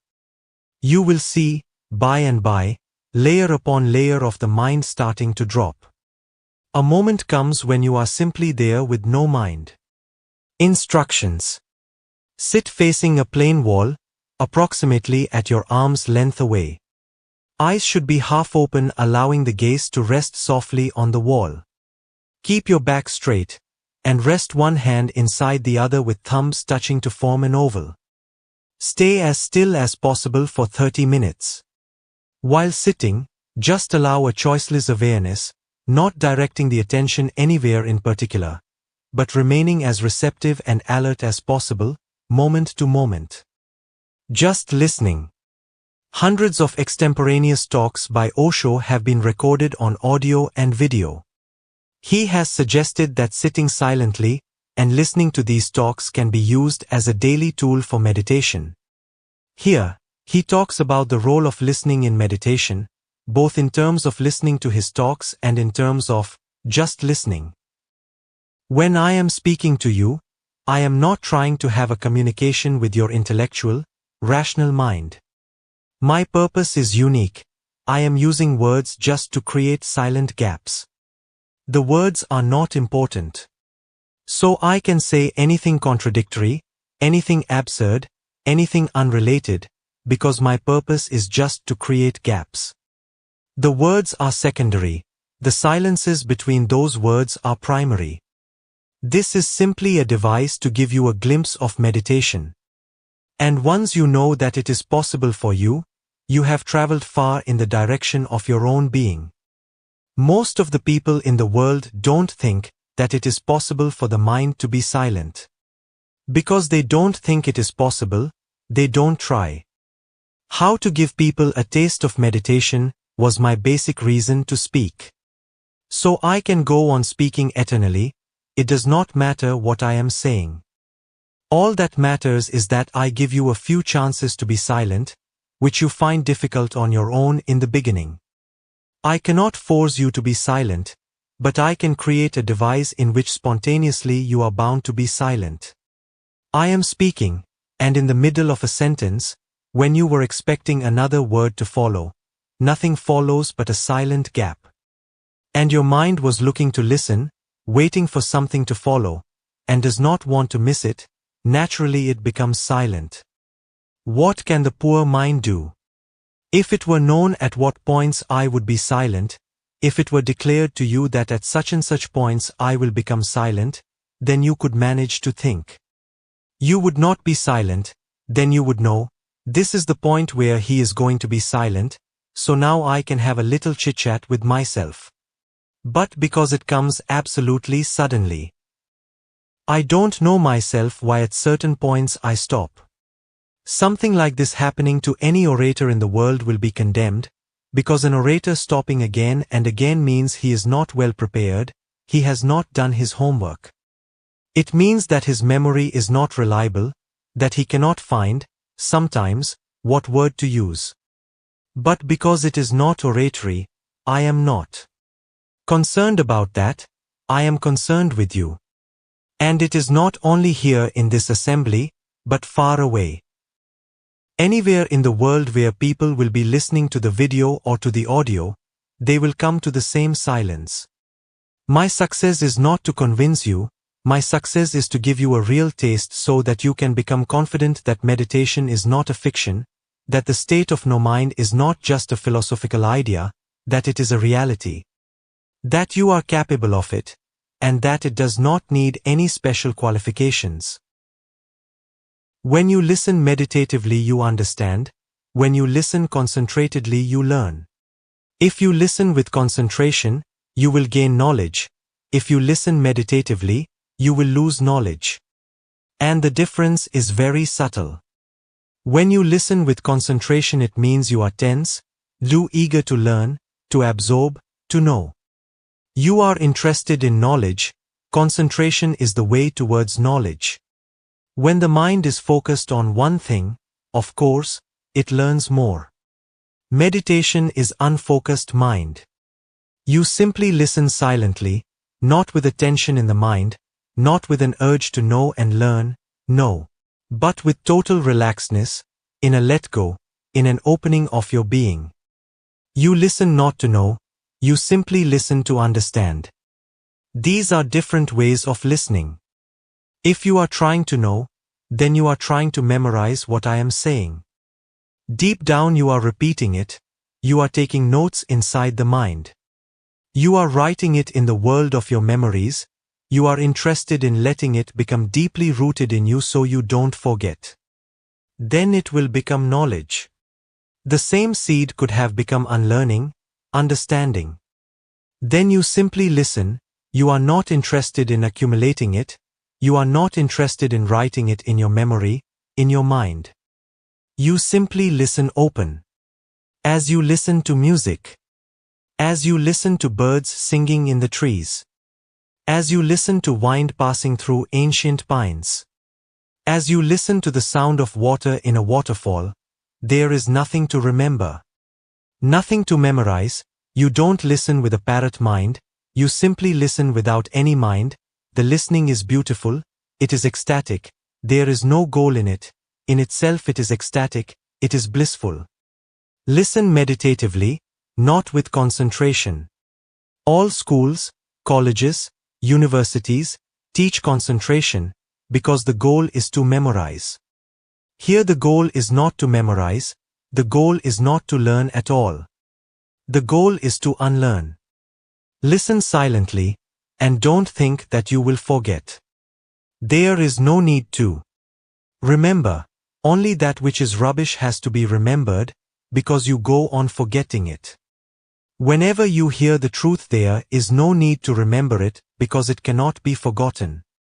You may not be able to remember the words but you will remember the essence, and that will not be part of your memory, it will be part of your being. The art of listening has not been taught to you. Nobody has told you how to listen. When I became a professor of philosophy, this was the first thing I did in all my classes. Every year, for the first month I would not be teaching anything. For the first month, those who wanted to participate in my classes had to learn how to listen. Some of the students would complain, "This is not part of the university course syllabus. Nowhere is it mentioned that for 1 month we have to learn to listen." The Vice-Chancellor asked me, "What is this, that you ask students just to sit and learn to listen for 1 month?" I said, "What can I do? I have to deal with the whole burden of your society. This should have been done earlier in their education. It would have been easier." "But," he said, "they all hear perfectly. Their ears are perfect." I said, "It is not a question of ears. You can hear something while you are thinking inside. Then that thinking gets mixed with your hearing, it is contaminated, corrupted. Then what you carry with you as if you have heard it is not what has been said. It is something else. It can be even just the opposite. You have prejudices inside, which go on screening everything that passes through your ears. They prevent all that is against their prejudices, and they allow only that which supports their prejudices." I told the Vice-Chancellor, "Now, in this way you certainly cannot understand philosophy. I am not concerned about other subjects, but in my subject it is impossible, because philosophy basically is an awareness of a problem from all its aspects. If you already have a set mind about it.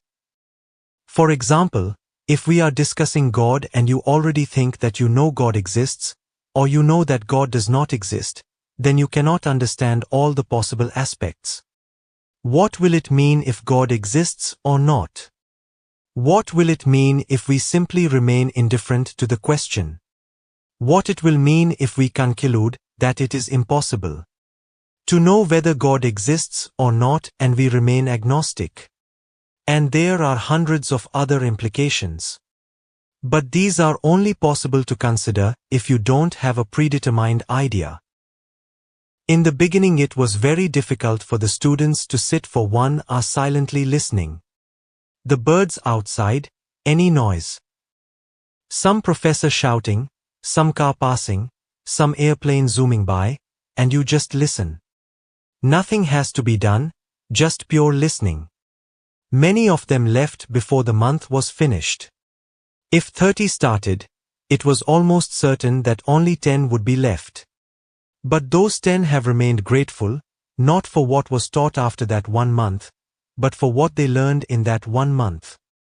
What was taught afterwards was good to get the university certificate, but what they learned in that 1 month of silent listening became a new way of seeing things, of feeling, of being. The truth happens when you are in the mood of right listening. It has nothing to do with the object of listening. It has everything to do with the quality of listening. But we have forgotten how to listen. Even when we are silent, we are not listening.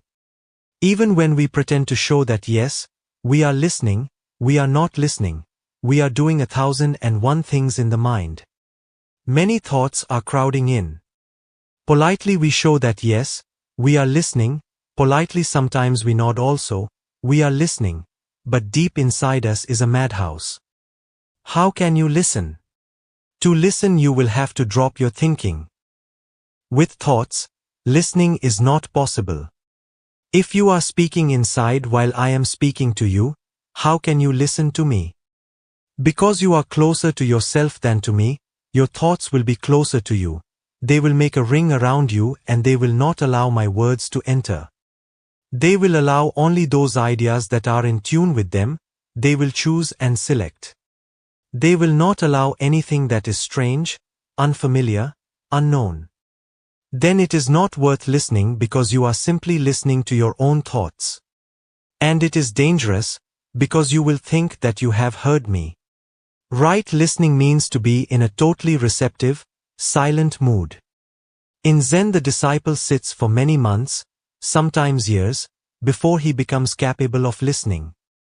Whenever anybody came to Buddha he would say, For 1 year or 2 years you simply sit here. Nothing else has to be done. You simply learn how to sit. People would say, we know already how to sit. And Buddha would say, I have never come across a person who knows how to sit, because when I say sit, I mean sit, no turmoil, no movement of thought.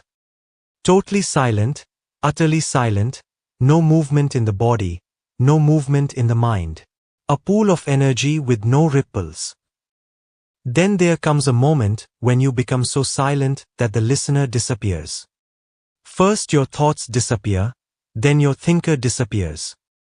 The thinker is nothing but the one who makes the links between thoughts. The thinker cannot exist without thoughts. When thoughts are no longer there, suddenly the thinker evaporates.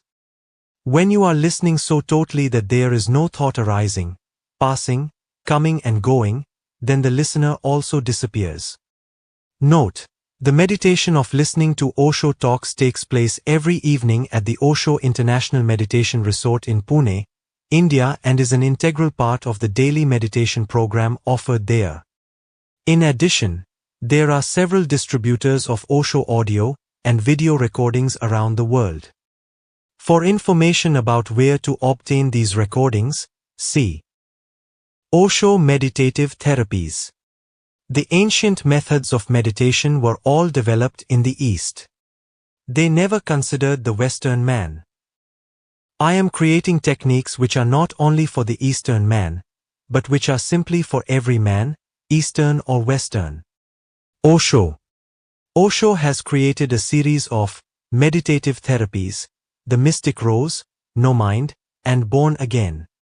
Uniquely simple and effective, they involve a minimum of interaction among the participants, but the energy of the group helps each individual go more deeply into his or her own process. A fourth meditative therapy is reminding yourself of the forgotten language of talking to your body-mind, which can be done with a group or alone. All Osho meditative therapies are offered as part of the program at the Osho International Meditation Resort in Pune, India. From time to time, they are also offered by trained facilitators at various locations around the world. The Osho Mystic Rose Meditation.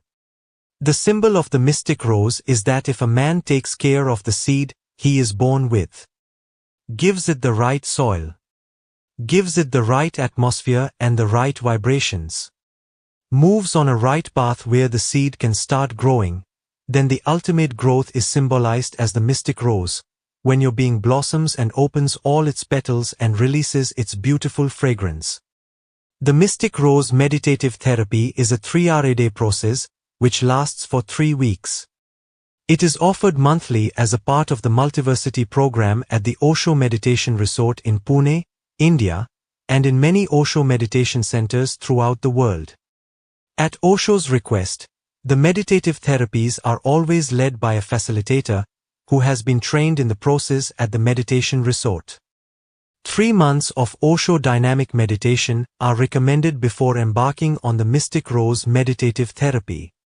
The following instructions are for the Mystic Rose meditation, which can be done by individuals after they have participated in the Mystic Rose meditative therapy. Instructions. This meditation in 3 parts, lasting for 21 days, can be done by anyone who has already participated in the Mystic Rose meditative therapy. It can be done alone or with friends. 1. Instructions for laughter. The authentic laughter is not about anything. It is simply arising in you as a flower blossoms in a tree. It has no reason, no rational explanation. It is mysterious, hence the symbol of the mystic rose. For 7 days, begin by shouting, Yahoo, a few times, then just laugh for no reason at all for 45 minutes. You can sit or lie down. Some people find lying on their back helps to relax the stomach muscles and allows energy to move more easily. Some people find that covering themselves with a sheet or holding their legs in the air helps to bring out the laughing, giggling child in them.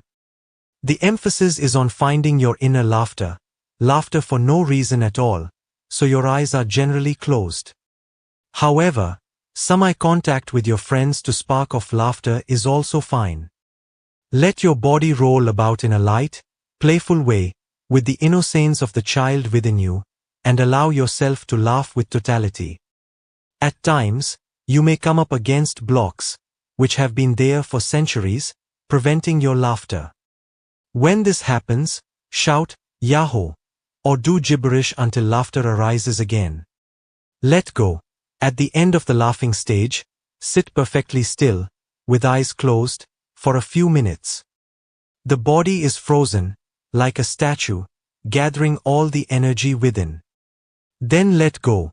Relax your body completely and allow it to fall without any effort or control. When you feel ready, sit up again and sit silently, watching for 15 minutes. 2 Instructions for tears. Once the laughter is over, you will find yourself flooded with tears, agony. But that too will be a great unburdening phenomenon. Many lives of pain and suffering will disappear. If you can get rid of those 2 layers, you have found yourself. For the second week, begin by saying, Yabu, softly a few times, then just allow yourself to cry for 45 minutes. You may want to have the room slightly darkened to help you move into your sadness. You can sit or lie down. Close your eyes and move deeply into all the feelings that make you cry. Allow yourself to cry really deeply, cleansing and unburdening the heart. Feel that the dam of all your pent-up hurts and sufferings is breaking open. Let the tears flood out. If you feel blocked or feel sleepy after crying for a while, do gibberish.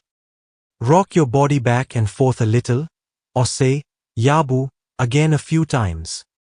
The tears are there, just don't prevent them. Let go. At the end of the crying stage each day, sit perfectly still for a few minutes and then move into let go, the same as you did after the laughter. During this week of tears, be open to any situation which might bring tears. Allow yourself to be vulnerable. 3 Instructions for the watcher on the hills. For the third week, sit in silence for 45 minutes, or for longer if it feels comfortable for you, and then dance to light, heartful music for 15 minutes. You may sit on the floor or use a chair. Your head and back should be as straight as possible, your eyes closed and your breathing natural. Relax, be aware, become like a watcher on the hills, just witnessing whatever passes by. It is the process of watching which is the meditation. What you are watching is not important. Remember not to become identified with or lost in whatever comes by. Thoughts, feelings, body sensations, judgments. After sitting, play some gentle music of your own choice and dance. Allow the body to find its own movement, and continue watching as you are moving. Do not get lost in the music. 4 A few points to help. During the entire 21-day period, it is best to avoid cathartic therapies like breath, emotional release and bioenergetic sessions. Dynamic and Kundalini meditations are optional during the first 2 weeks and recommended during the last week. If you are doing the Mystic Rose meditation with friends, do not talk to each other during the meditation. Many people come to a layer of anger during the week of laughter or during the week of tears. There is no need to stay stuck there. Let it be expressed. With gibberish and body movements, then return to the laughter or tears. Celebrate your laughter, celebrate your tears, celebrate your moments of silent watching. Laughter and tears, a cleansing of the heart. For those who want to go deeper, I have chosen to create a new meditative therapy. The first part will be laughter. For 3 hours, people simply laugh for no reason at all. And whenever their laughter starts dying, they again say, Yahoo! And it will come back. Digging for 3 hours, you will be surprised how many layers of dust have gathered upon your being. It will cut them like a sword in one blow. For 7 days continuously, 3 hours every day. You cannot conceive how much transformation can come to your being. And then the second part is tears. The first part removes everything that hinders your laughter, all the inhibitions of past humanity, all the repressions, it cuts them away. It brings a new space within you. But you still have to go a few steps more to reach the temple of your being. Because you have suppressed so much sadness, so much despair, so much anxiety, so many tears, they are all there, covering you and destroying your beauty, your grace, your joy. In old Mongolia they had an ancient idea that every life, whatever pain is suppressed. And pain is suppressed because nobody wants it. You don't want to be painful, so you suppress it, you avoid, you look somewhere else. But it remains. And the Mongolian idea was, and I agree with it, that life after life it goes on accumulating in you.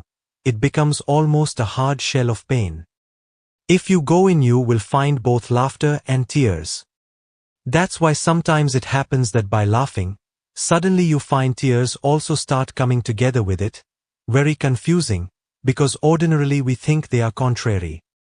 When you are full of tears, it is not a time to laugh. Or when you are laughing, it is not the right season for tears. But existence does not believe in your concepts, ideologies. Existence transcends all your concepts, which are dualistic, which are based on duality.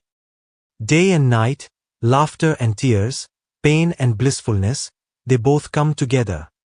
When a man reaches into his innermost being, he will find the first layer is of laughter, and the second layer is of agony, tears. So for 7 days you have to allow yourself to weep, cry, for no reason at all, just the tears are ready to come. You are preventing them, just don't prevent. And whenever you feel they are not coming, just say, Yabu.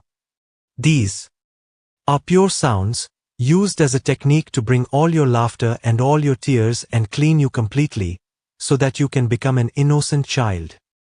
Finally, the third part is witnessing, the watcher on the hills. Finally, after the laughter and the tears, there is only a witnessing silence. Witnessing on its own is automatically suppressive. Weeping stops when you witness it, it becomes dormant. This meditation gets rid of the laughter and tears beforehand, so that there is nothing to suppress in your witnessing. Then the witnessing simply opens a pure sky. So for 7 days you experience simply a clarity. This is absolutely my meditation.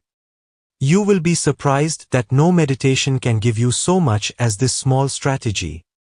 This is my experience of many meditations, that what has to be done is to break 2 layers in you. Your laughter has been repressed. You have been told, don't laugh, it is a serious matter. You are not allowed to laugh in a church or in a university class. So the first layer is of laughter. But once laughter is over, you will suddenly find yourself flooded with tears, agony. But that too will be a great unburdening phenomenon. Many lives of pain and suffering will disappear.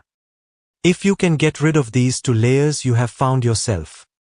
There is no meaning in the words, Yaho, or Yabu. These are simply techniques, sounds which can be used for a certain purpose to enter into your own being. I have invented many meditations, but perhaps this will be the most essential and fundamental one. It can take over the whole world. Every society has done so much harm by preventing your joys and your tears. If an old man starts crying, you will say, what are you doing? You should feel ashamed. You are not a child, that somebody has taken your banana and you are crying. Have another banana, but don't cry. Just see, stand on the street and start crying and a crowd will gather to console you. Don't cry. Whatever has happened, forget all about it. It has happened. Nobody knows what has happened, nobody can help you, but everybody will try. Don't cry. And the reason is that if you go on crying, then they will start crying, because they are also flooded with tears. Those tears are very close to the eyes. And it is healthy to cry, to weep, to laugh. Now scientists are discovering that crying, weeping, laughter are immensely healthful, not only physically but also psychologically. They are very much capable of keeping you sane. The whole of humanity has gone a little cuckoo for the simple reason that nobody laughs fully, because all around there are people who will say, "What are you doing? Are you a child? At this age? What will your children think? Keep quiet." If you cry and weep without any reason, just as an exercise, a meditation, nobody will believe it. Tears have never been accepted as meditation. And I tell you, they are not only a meditation, they are a medicine also. You will have better eyesight and you will have better inner vision. I am giving you a very fundamental technique, fresh and unused. And it is going to become worldwide, without any doubt, because its effects will show anybody that the person has become younger, the person has become more loving, the person has become graceful. The person has become more flexible, less fanatic, the person has become more joyful, more a celebrant. All that this world needs is a good cleansing of the heart of all the inhibitions of the past. And laughter and tears can do both. Tears will take out all the agony that is hidden inside you, and laughter will take all that is preventing your ecstasy. Once you have learned the art, you will be immensely surprised. Why has this not been told up to now? There is a reason. Nobody has wanted humanity to have the freshness of a rose flower, and the fragrance and the beauty. The Osho no-mind meditation. No mind means intelligence. And when I am asking you to do gibberish, I am simply asking you to throw out the mind and all its activity so you remain behind, pure, clean, transparent, perceptive. Osho. I am introducing you to a new meditation. It is divided in 3 parts. The first part is gibberish. The word, gibberish, comes from a Sufi mystic, Jabbar. Jabbar never spoke any language, he just uttered nonsense. Still he had thousands of disciples because what he was saying was, your mind is nothing but gibberish. Put it aside and you will have a taste of your own being. Use gibberish and go consciously crazy. Go crazy with absolute awareness, so that you become the center of the cyclone. Simply allow whatever comes, without bothering whether it is meaningful or reasonable. Just throw out all mind garbage, and create the space in which the Buddha appears. In the second part, the cyclone is gone and has taken you also away. The Buddha has taken its place in absolute silence and immobility. You are just witnessing the body, the mind and anything that is happening. In the third part one will say, let go. Then you relax your body and let it fall without any effort, without your mind controlling. Just fall like a bag of rice. Each segment will begin with the sound of a drum. Instructions. Try the meditation for 7 days at first, as that will be a long enough period to experience its effects. Allow for approximately 40 minutes of gibberish, followed by 40 minutes of witnessing and let go, but you can continue both stages for a further 20 minutes if you wish. First stage, gibberish or conscious craziness. Standing or sitting, close your eyes and begin to say nonsense sounds, gibberish. Make any sounds you like, but do not speak in a language, or use words that you know. Allow yourself to express whatever needs to be expressed within you. Throw everything out, go totally mad. Go consciously crazy. The mind thinks in terms of words. Gibberish helps to break up this pattern of continuous verbalization. Without suppressing your thoughts, you can throw them out in this gibberish. Everything is allowed. Sing, cry, shout, scream, mumble, talk. Let your body do whatever it wants. Jump, lie down, pace, sit, kick, and so on. Do not allow there to be any gaps. If you cannot find sounds to gibber with, just say la la la la, but don't remain silent. If you do this meditation with other people, do not relate or interfere with them in any way. Just stay with what is happening to you, and don't bother about what others are doing. You can wear a blindfold if it helps. Second stage, witnessing. After the gibberish, sit absolutely still and silent and relaxed, gathering your energy inwards, letting your thoughts drift further and further away from you, allowing yourself to fall into the deep silence and peacefulness that is at your center. You may sit on the floor or use a chair. Your head and back should be straight, your body relaxed, your eyes closed and your breathing natural. Be aware, be totally in the present moment. Become like a watcher on the hills, witnessing whatever passes by. Your thoughts will try to race to the future or back to the past. Just watch them from a distance, don't judge them, don't get caught up in them. Just stay in the present, watching. It is the process of watching which is the meditation. What you are watching is not important. Remember not to become identified with or lost in whatever comes by. Thoughts, feelings, body sensations, judgments. Third stage, let go. Gibberish is to get rid of the active mind, silence is to get rid of the inactive mind, and let go is to enter into the transcendental. After the witnessing, allow your body to fall back to the ground without any effort or control. Lying back, continue witnessing, being aware that you are not the body nor the mind, that you are something separate from both. As you travel deeper and deeper inside, you will eventually come to your center. When you feel ready, sit up again and for a few minutes remember the space you have been in, the silence and the peace. If you would like to experience this technique more deeply, you can participate in the No Mind Meditative Therapy, a week-long process consisting of 1 hour of gibberish, followed by 1 hour of silent sitting. This is offered in the Osho International Meditation Resort and some Osho meditation centers. Osho Born Again. Remember this, regain your childhood. Everyone longs for it, but no one is doing anything to regain it. Everyone longs for it. People go on saying that childhood was paradise, and poets go on writing poems about the beauty of childhood. Who is preventing you? Regain it. I give you this opportunity to regain it. Be playful. It will be difficult, because you are so much structured. You have an armor around you, it is so difficult to loose it, to relax it. You cannot dance, you cannot sing, you cannot just jump, you cannot just scream and laugh and smile. Even if you want to laugh, you first want something there to be laughed at. You cannot simply laugh. There must be some cause, only then can you laugh. There must be some cause, only then can you cry and weep. Put aside knowledge, put aside seriousness. Be absolutely playful for these days. You have nothing to lose.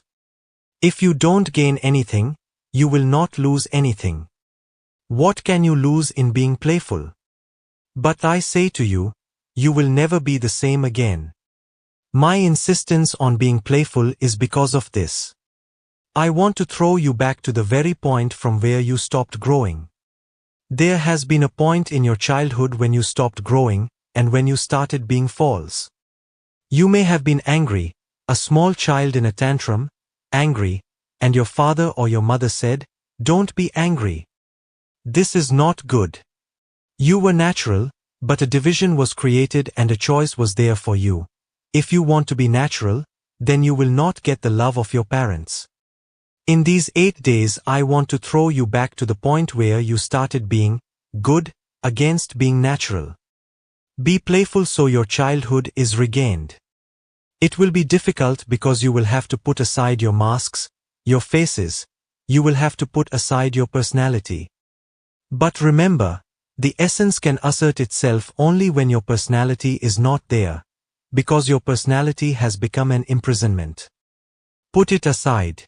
It will be painful, but it is worth it because you are going to be reborn out of it. And no birth is without pain. If you are really determined to be reborn, then take the risk. Instructions. First stage. For the first hour you behave like a child, just enter into your childhood. Whatever you wanted to do it, dancing, singing, jumping, crying, weeping, anything at all, in any posture.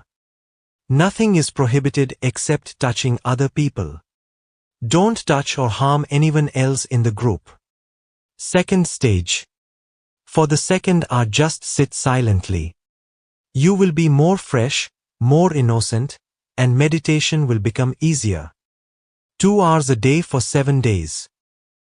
Decide that for these days you will be as ignorant as you were when you were born, just a child, a new babe, knows nothing, asks nothing, discusses nothing, argues nothing. If you can be a little babe, much is possible. Even that which looks impossible is possible.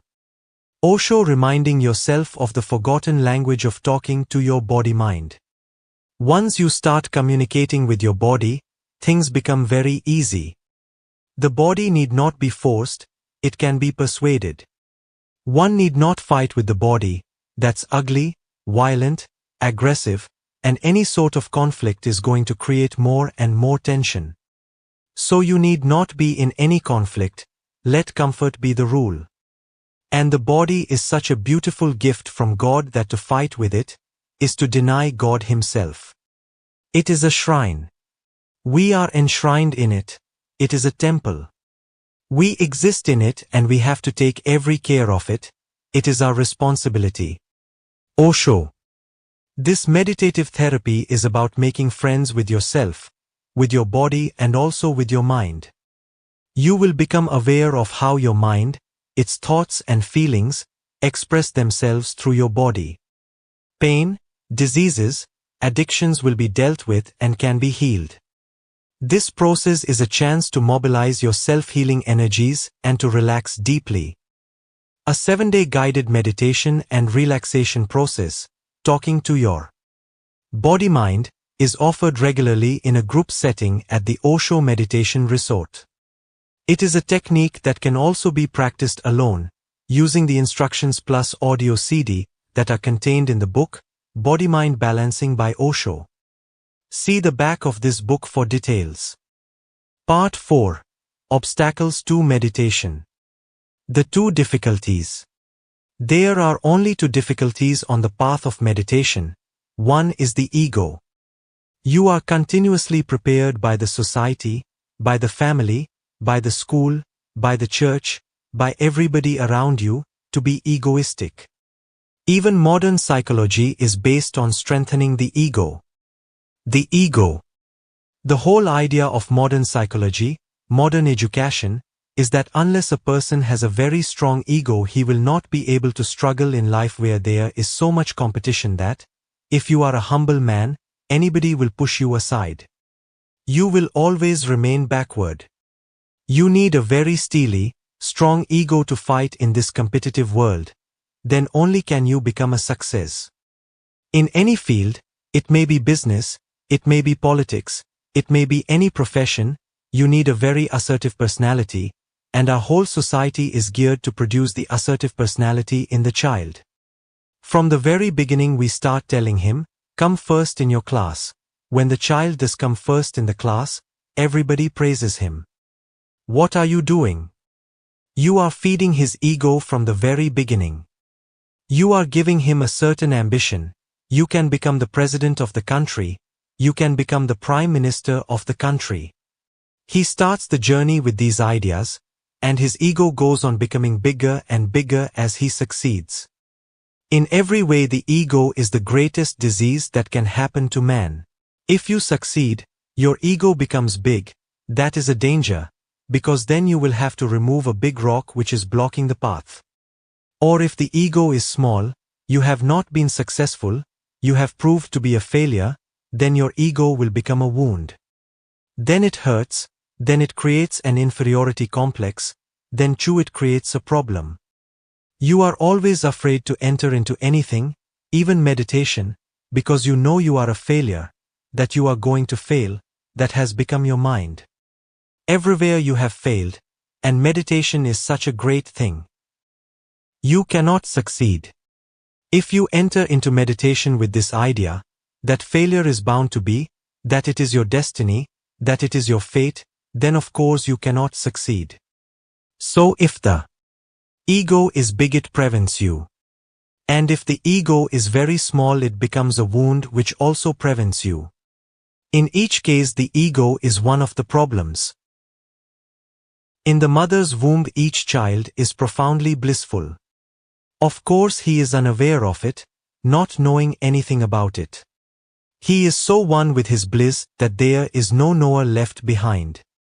Blissfulness is his being, and there is no distinction between the knower and the known. So of course the child is not aware that he is blissful. You become aware only when you have lost something. It is so. It is very difficult to know something without losing it, because when you have not lost it, you are so totally one with it. There is no distance. The observer and the observed are one. The known and the knower are one. Every child is in a profoundly blissful state. Psychologists also agree with this. They say that the whole search of religion is nothing but a way to again find the womb of the mother.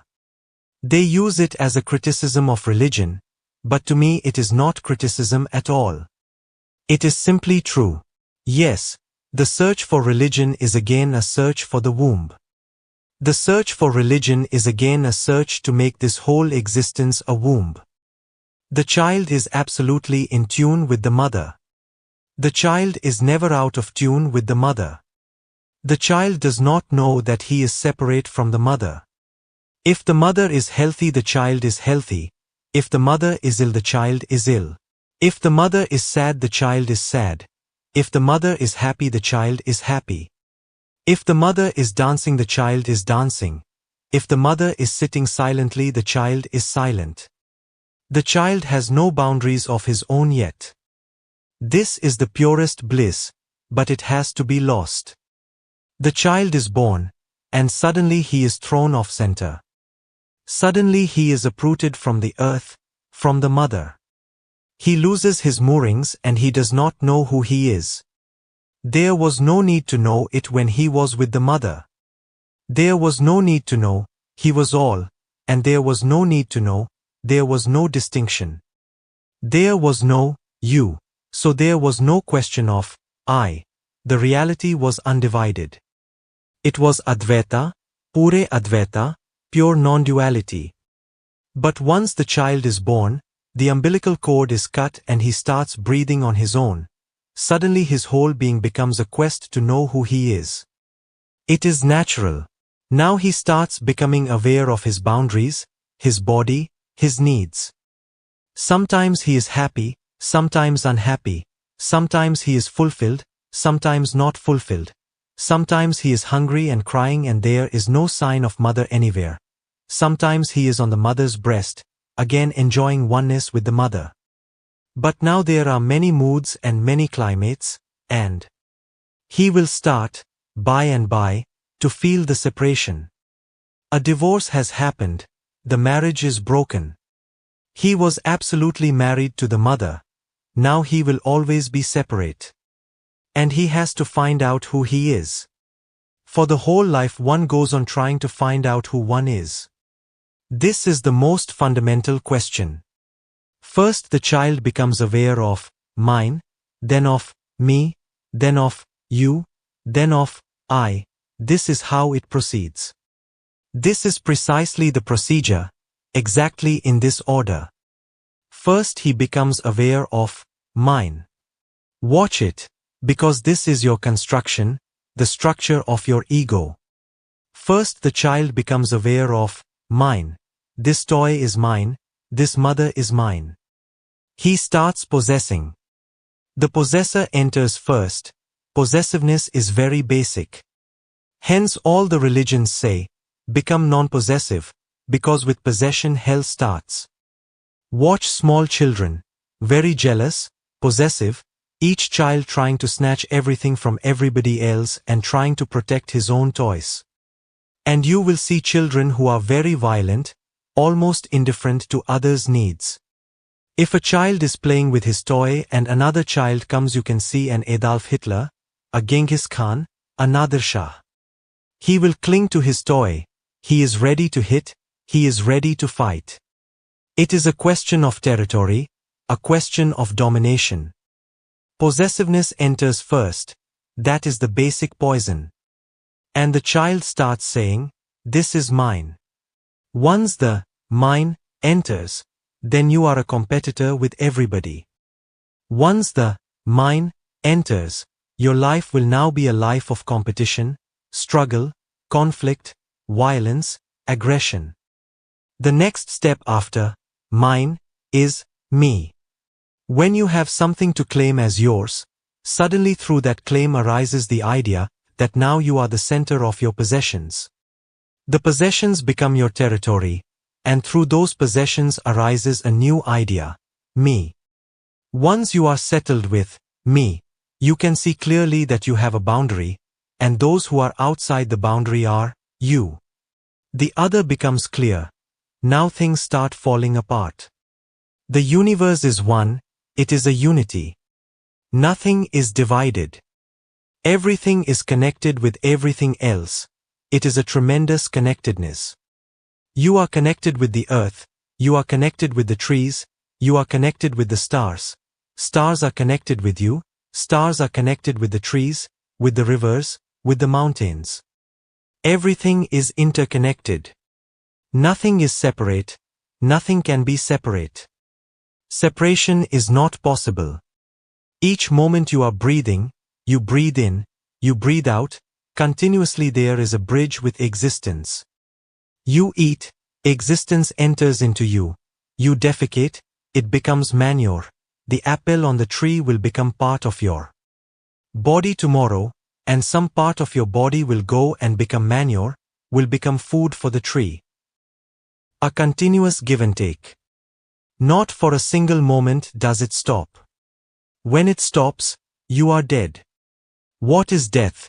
Separation is death. To be in unity is to be alive, to be out of unity is to be dead. So the more you think, I am separate, the less sensitive you will be, more dead, dragging, dull. The more you feel you are connected, the more this whole existence is part of you, and you are part of this whole existence. Once you understand that we are members of each other, then suddenly the vision changes. Then these trees are not alien, they are continuously preparing food for you. When you breathe in, you take oxygen in, when you breathe out, you give carbon dioxide, the trees breathe in carbon dioxide and breathe out oxygen, there is a continuous communion. We are in tune.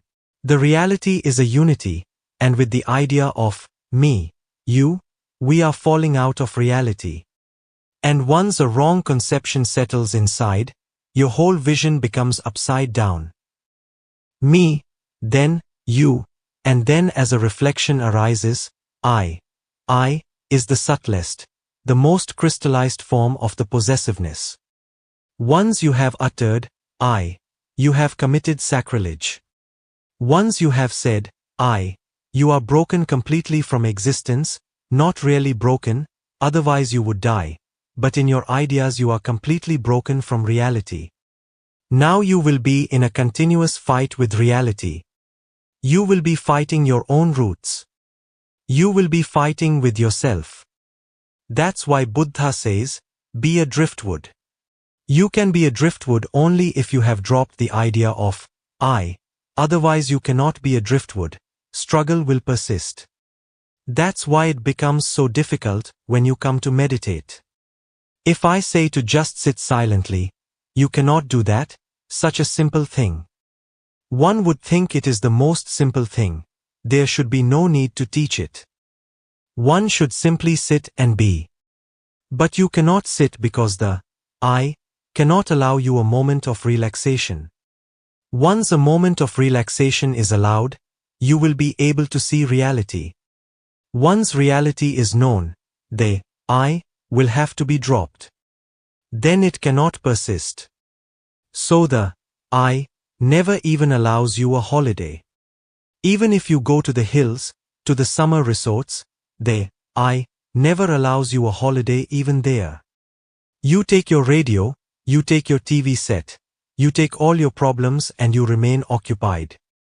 You had gone there to relax, but you continue your whole pattern in the same way.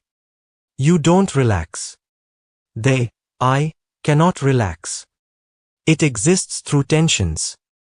It will create new tensions, it will create new worries, it will constantly manufacture new problems, it won't allow you any rest. Even a minute's rest and the whole house of the I starts toppling down, because the reality is so beautiful and the I is so ugly. One continues to fight his way unnecessarily. You are fighting for things which are going to happen of their own accord. You are unnecessarily fighting. You are desiring things which are going to be yours if you don't desire. In fact, by desiring you will lose them. That's why Buddha says, float with the stream. Let it take you to the ocean. Mine, me, you, I, this is the trap. And this trap creates misery, neurosis, madness. Now the problem is, the child has to go through it, because he does not know who he is and he needs some sort of identity, maybe a false identity, but it is better than no identity. He needs some identity. He needs to know exactly who he is, so a false center is created. I, is not your real center. It is a false center, utilitarian, make-believe, just manufactured by you. It has nothing to do with your real center. Your real center is the center of all. Your real self is the self of all. At the center, the whole existence is one, just as at the source of light, the sun, all rays are one. The farther away they go, the farther away they are from each other. Your real center is not only your center, it is the center of the whole. But we have created small centers of our own, homemade, manufactured by ourselves. There is a need, because the child is born without any boundary, with no idea of who he is.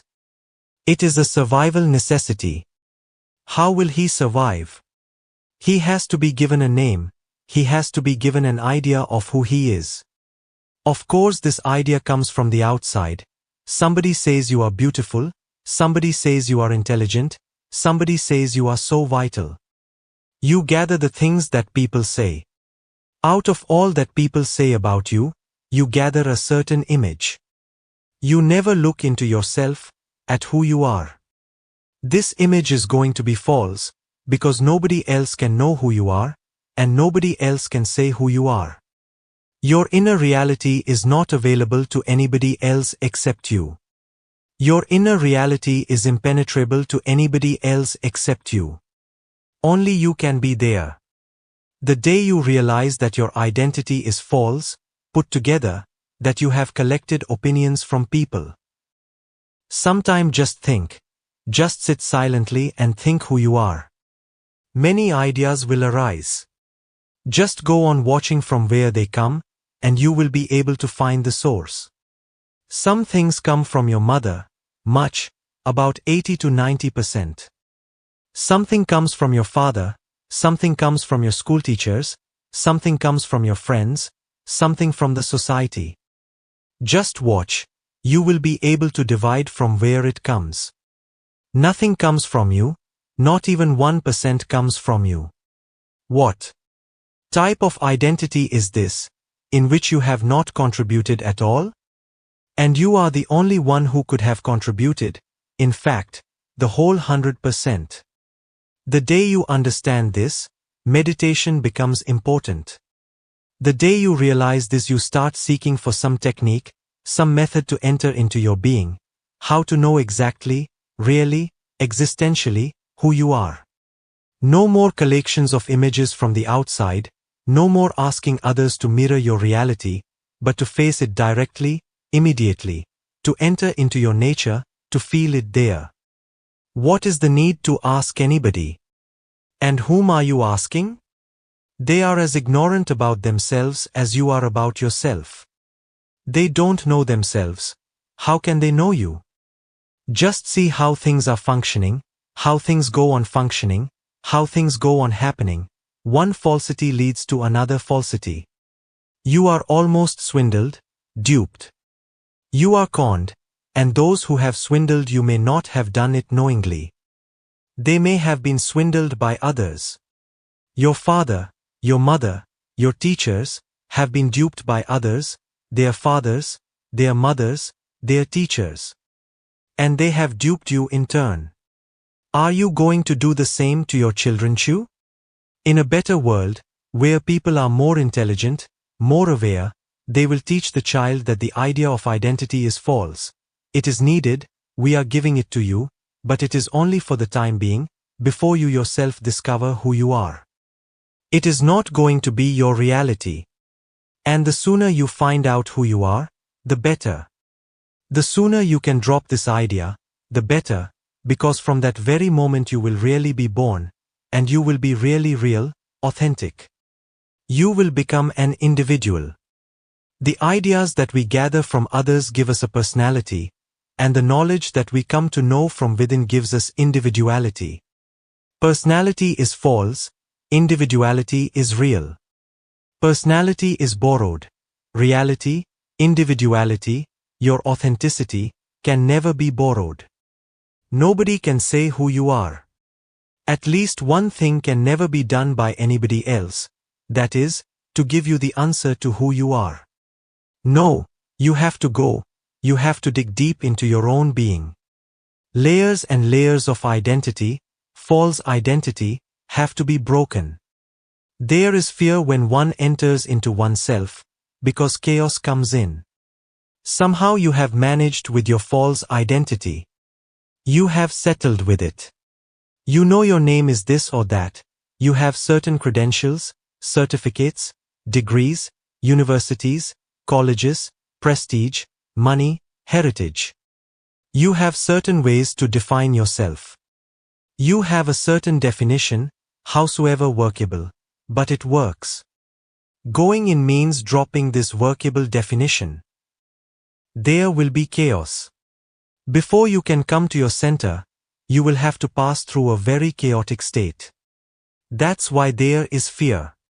Nobody wants to go in. People go on teaching, know thyself. We listen, but we never listen. We never bother about it. There is a very certain idea in the mind that chaos will be let loose and you will be lost in it, you will be engulfed in it. Because of the fear of that chaos, we go on clinging to anything from the outside. But this is wasting your life. The chattering mind. You cannot sit even for a single minute. The mind goes on chattering. Relevant, irrelevant, meaningful, meaningless thoughts go on. It is a constant traffic and it is always rush hour. You see a flower and you verbalize it. You see a man crossing the street and you verbalize it. The mind can translate every existential thing into a word. Everything is being transformed. These words create a barrier. These words become an imprisonment. This constant flow toward the transformation of things into words, of existence into words, is the barrier. It is an obstacle to a meditative mind. So the first requirement toward a meditative growth is to be aware of your constant verbalizing, and to be able to stop it. Just see things, do not verbalize. Be aware of their presence, but do not change them into words. Let things be without language, let persons be without language, let situations be without language. It is not impossible. This is natural and possible. It is the situation as it now exists that is artificial, it is a created situation, but we have become so habituated to it, it has become so mechanical, that we are not even aware of the transformation, of the translation of experience into words. The sunrise is there. You are never aware of the gap between seeing it and verbalizing. You see the sun, you feel it, and immediately you verbalize it. The gap between seeing and verbalizing is lost. It is never felt. In that interval, in that gap, one must become aware. One must be aware of the fact that the sunrise is not a word. It is a fact, a presence, a situation. The mind automatically changes experiences into words. These words are accumulated and then come between existence and consciousness. Meditation means living without words, living non-linguistically. Then these piled up memories, these linguistic memories, become obstacles towards meditative growth. Meditation means living without words, living in a situation non-linguistically. Sometimes it happens spontaneously. When you are in love with someone, it happens. If you are really in love, then presence is felt, not language. Whenever two lovers are intimate with one another, they become silent. It is not that there is nothing to express. On the contrary, there is an overwhelming amount to be expressed. But words are never there. They cannot be. They come only when love has gone. If two lovers are never silent, if they are always talking, it is an indication that love has died. Now they are filling the gap with words. When love is alive, words are not there, because the very existence of love is so overwhelming, so penetrating, that the barrier of language and words is crossed. And ordinarily, it is only crossed in love. Meditation is the culmination of love. Love not for a single person, but love for the total existence. To me, meditation is a living relationship with the total existence that surrounds you. If you can be in love with any situation, then you are in meditation. Society gives you language. It cannot exist without language. It needs language. But existence does not need it. I am not saying that you should exist without language.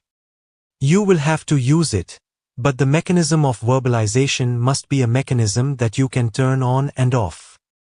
When you are existing as a social being, the mechanism of language is needed. Without it you cannot exist in the society. But when you are alone with existence, the mechanism must be turned off. You must be able to turn it off. If you can't turn it off, the mechanism has gone mad. If you can't turn it off, if it goes on, and you are incapable of turning it off, then the mechanism has taken hold of you. You have become a slave to it. Mind must be an instrument, not the master. But it has become the master. When mind is the master, a non-meditative state exists. When you are the master, your consciousness is the master, a meditative state exists. So meditation means mastering the mechanism, becoming a master to the mechanism. Mind, and the linguistic functioning of the mind, is not the ultimate. You are beyond it and existence is beyond it. Consciousness is beyond linguistics. Existence is beyond linguistics. When consciousness and existence are one, they are in communion. This state is called meditation. The communion between consciousness and existence is meditation. Language must be dropped. I don't mean that you must push it aside, that you must suppress it or eliminate it. What I mean is that something which is needed in society has become a 24-hour-a-day habit for you and is not needed as such. When you walk, you need to move your legs, but they must not move when you are sitting. If your legs go on moving while you are sitting, then you are mad. Then the legs have gone insane. You must be able to turn them off. In the same way, when you are not talking with anyone, language must not be there. It is a talking instrument, a technique to communicate. When you are communicating something, language should be used. But when you are not communicating with anybody, it should not be there. If you are able to do this, and it is possible if you understand it, then you can grow into meditation. I say, you can grow, because life processes are never dead additions, they are always a growing process. So meditation is a growing process, not a technique. A technique is always dead. It can be added to you, but a process is always living. It grows, it expands. Language is needed, it is necessary, but you must not always remain in it. There must be moments when you are existential and there is no verbalizing. When you just exist, it is not that you are just vegetating, consciousness is there, and it is more acute, more alive, because language dulls consciousness. Language is bound to be repetitive, but existence is never repetitive. So language creates boredom. The more important language is to you, the more linguistically oriented the mind is, the more bored you will be. Language is a repetition, existence is not. When you see a rose, it is not a repetition. It is a new rose, altogether new. It has never been and it will never be again. For the first time and the last time, it is there. But when we say this is a rose, the word, rose, is a repetition. It has always been there. It will always be there. You have killed the new with an old word. Existence is always young, and language is always old. Through language you escape existence, through language you escape life, because language is dead. The more involved you are with language, the more you are being deadened by it. A Pandit is completely dead because he is language, words and nothing else. Sartre has written his autobiography. He calls it, words. Meditation means living, living totally, and you can live totally only when you are silent. By being silent, I do not mean unconscious. You can be silent and unconscious, but that would not be a living silence. Again, you would have missed. So what to do? The question is relevant. Watch, don't try to stop. There is no need to do any action against the mind. In the first place, who will do it? It will be mind fighting mind itself. You will divide your mind into two, one that is trying to boss over, the top dog, trying to kill the other part of itself, which is absurd. It is a foolish game. It can drive you crazy. Don't try to stop the mind or the thinking, just watch it, allow it. Allow it total freedom. Let it run as fast as it wants. You don't try in any way to control it. You just be a witness. It is beautiful. Mind is one of the most beautiful mechanisms. Science has not yet been able to create anything parallel to mind. Mind still remains the masterpiece, so complicated, so tremendously powerful, with so many potentialities. Watch it. Enjoy it. Don't watch like an enemy, because if you look at the mind like an enemy, you cannot watch. You are already prejudiced. You are already against. You have already decided that something is wrong with the mind. You have already concluded. And whenever you look at somebody as an enemy, you never look deep. You never look into the eyes, you avoid. Watching the mind means, look at it with deep love, with deep respect, reverence. It is a gift from existence to you. Nothing is wrong in mind itself. Nothing is wrong in thinking itself. It is a beautiful process as other processes are. Clouds moving in the sky are beautiful. Why not thoughts moving in the inner sky? Flowers coming to the trees are beautiful. Why not thoughts flowering in your being? The river running to the ocean is beautiful. Why not this stream of thoughts running somewhere to an unknown destiny? Is it not beautiful? Look with deep reverence. Don't be a fighter, be a lover. Watch the subtle nuances of the mind, the sudden turns, the beautiful turns, the sudden jumps and leaps, the games that mind goes on playing, the dreams that it weaves, the imagination, the memory, the 1,001 projections that it creates. Watch, standing there, aloof, distant, not involved, by and by you will start feeling. As your watchfulness becomes deeper, your awareness becomes deeper, gaps start arising, intervals. One thought goes, another has not come. There is a gap. One cloud has passed, another is coming. There is a gap. In those gaps, for the first time you will have glimpses of no mind, you will have the taste of no mind. Call it the taste of Zen, or Tao, or Yoga. In those small intervals, suddenly the sky is clear and the sun is shining. Suddenly the world is full of mystery because all barriers are dropped. The screen on your eyes is no longer there. You see clearly, you see penetratingly, the whole existence becomes transparent. In the beginning these will be just rare moments, few and far in between. But they will give you glimpses of what samadhi is. Small pools of silence, they will come and they will disappear. But now you know that you are on the right track, you start watching again. When a thought passes, you watch it. When an interval passes, you watch it. Clouds are beautiful, sunshine also is beautiful. Now you are not a chooser. Now you don't have a fixed mind, you don't say, I would like only the intervals. That is stupid, because once you become attached to wanting only the intervals, you have decided again against thinking. And then those intervals will disappear. They happen only when you are very distant, aloof. They happen, they cannot be brought. They happen, you cannot force them to happen. They are spontaneous happenings. Go on watching. Let thoughts come and go, wherever they want to go, nothing is wrong. Don't try to manipulate and don't try to direct. Let thoughts move in total freedom. And then bigger intervals will be coming. You will be blessed with small satoris, mini satoris. Sometimes minutes will pass and no thought will be there. There will be no traffic, a total silence, undisturbed. When the bigger gaps come, you will not only have clarity to see into the world, with the bigger gaps you will have a new clarity arising.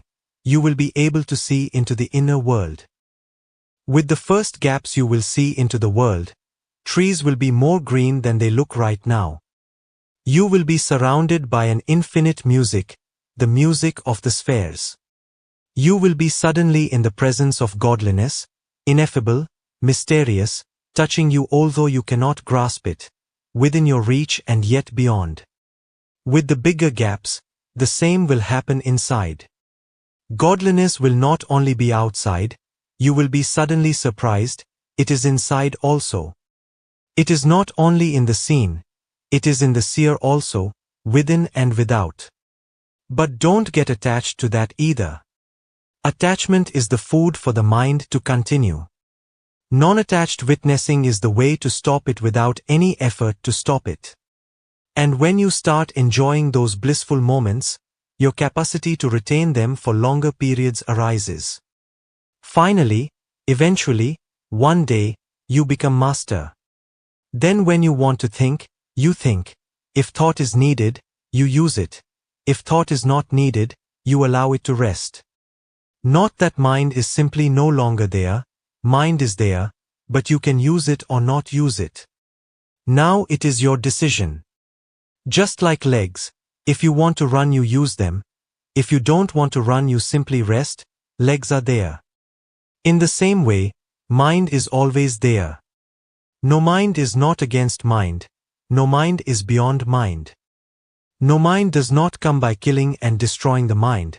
No mind comes when you have understood the mind so totally that thinking is no longer needed. Your understanding has replaced it. False methods. Meditation is not concentration. Meditations can be wrong. For example, any meditation that leads you deep into concentration is wrong.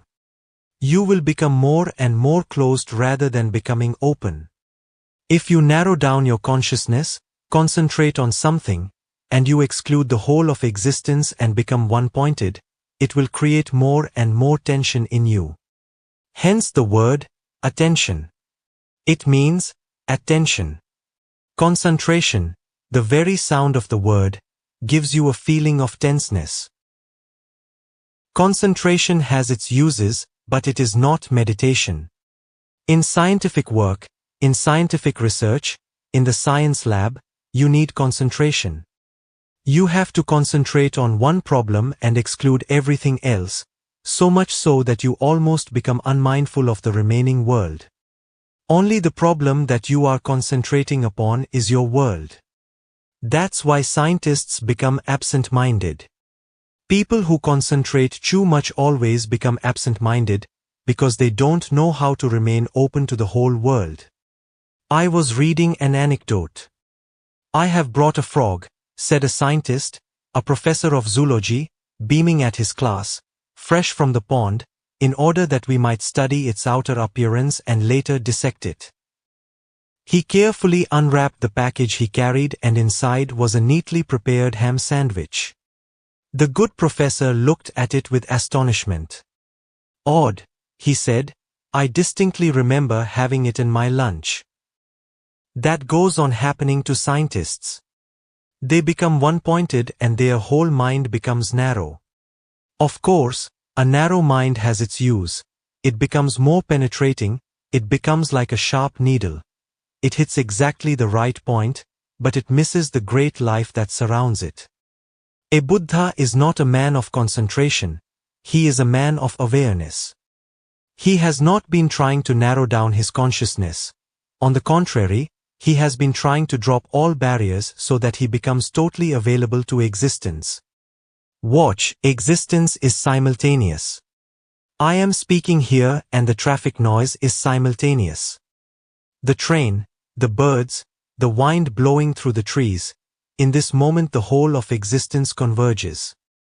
You listening to me, I speaking to you, and millions of things going on, it is tremendously rich. Concentration makes you one-pointed at a very great cost. 99% of life is discarded. If you are solving a mathematical problem, you cannot listen to the birds, they will be a distraction. Children playing around, dogs barking in the street, they will be a distraction. Because of concentration, people have tried to escape from life, to go to the Himalayas, to go to a cave, to remain isolated, so that they can concentrate on God. But God is not an object, God is this wholeness of existence, this moment, God is the totality.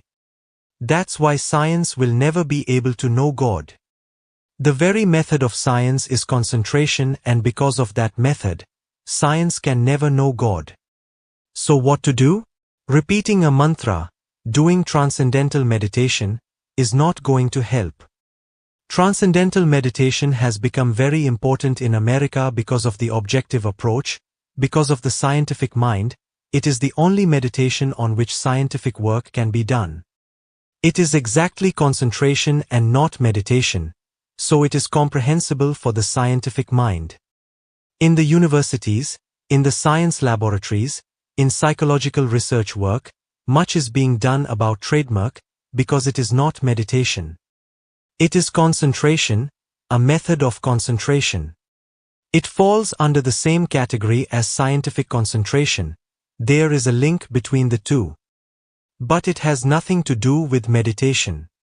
Meditation is so vast, so tremendously infinite, that no scientific research is possible. Only if a man becomes compassion will it show whether he has achieved or not. Alpha waves won't be of much help because they are still of the mind, and meditation is not of the mind, it is something beyond. So, let me tell you a few basic things. 1. Meditation is not concentration but relaxation. One simply relaxes into oneself. The more you relax, the more you feel yourself open, vulnerable, the less you are rigid. You are more flexible, and suddenly existence starts penetrating you. You are no longer like a rock, you have openings. Relaxation means allowing yourself to fall into a state where you are not doing anything, because if you are doing something, tension will continue. It is a state of non-doing. You simply relax and you enjoy the feeling of relaxation.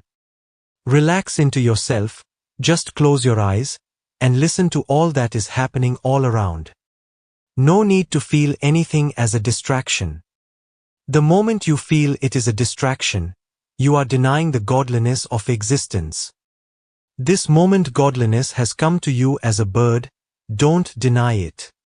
It has knocked at your door as a bird. The next moment it has come as a dog barking, or as a child crying and weeping, or as a madman laughing. Don't deny, don't reject, accept, because if you deny you will become tense. All denials create tension. Accept. If you want to relax, acceptance is the way. Accept whatsoever is happening all around, let it become an organic whole. It is, you may know it or you may not know it, everything is interrelated. These birds, these trees, this sky, this sun, this earth, you, me, all are related. It is an organic unity. If the sun disappears, the trees will disappear. If the trees disappear, the birds will disappear. If the birds and trees disappear, you cannot be here, you will disappear. It is an ecology. Everything is deeply related with each other. So don't deny anything, because the moment you deny, you are denying something in you. If you deny these singing birds, then something in you is denied. If you relax, you accept. Acceptance of existence is the only way to relax. If small things disturb you, then it is your attitude that is disturbing you. Sit silently, listen to all that is happening all around, and relax. Accept, relax, and suddenly you will feel immense energy arising in you. And when I say watch, don't try to watch, otherwise you will become tense again, and you will start concentrating. Simply relax, remain relaxed, loose, and look. Because what else can you do? You are there, nothing to be done, everything accepted, nothing to be denied, rejected. No struggle, no fight, no conflict. You simply watch. Remember, simply watch. Meditation is not introspection. Introspection is thinking about yourself. Self-remembering is not thinking at all. It is becoming aware of yourself. The difference is subtle, but very great. Western psychology insists on introspection, and Eastern psychology insists on self-remembering. When you introspect, what do? For example, you are angry, you start thinking about anger, how it is caused. You start analyzing why it is caused. You start judging whether it is good or bad. You start rationalizing that you had been angry because the situation was such. You brood about anger, you analyze anger, but the focus of attention is on the anger, not on the self. Your whole consciousness is focused on the anger. You are watching, analyzing, associating, thinking about it, trying to figure out how to avoid, how to get rid of it, how not to do it again. This is a thinking process. You will judge it bad because it is destructive. You will take a vow that, I will never commit the same mistake again. You will try to control this anger through will. That's why Western psychology has become analytical, analysis, dissection. Eastern psychology says, be aware. Don't try to analyze anger, there is no need. Just look at it, but look with awareness. Don't start thinking.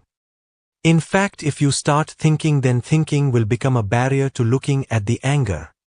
Then thinking will garb it. Then thinking will be like a cloud surrounding it. The clarity will be lost. Don't think at all. Be in a state of no thought, and look. When there is not even a ripple of thinking between you and the anger is faced, encountered. You don't dissect it. You don't bother to go to its source, because the source is in the past. You don't judge it, because the moment you judge it, thinking starts.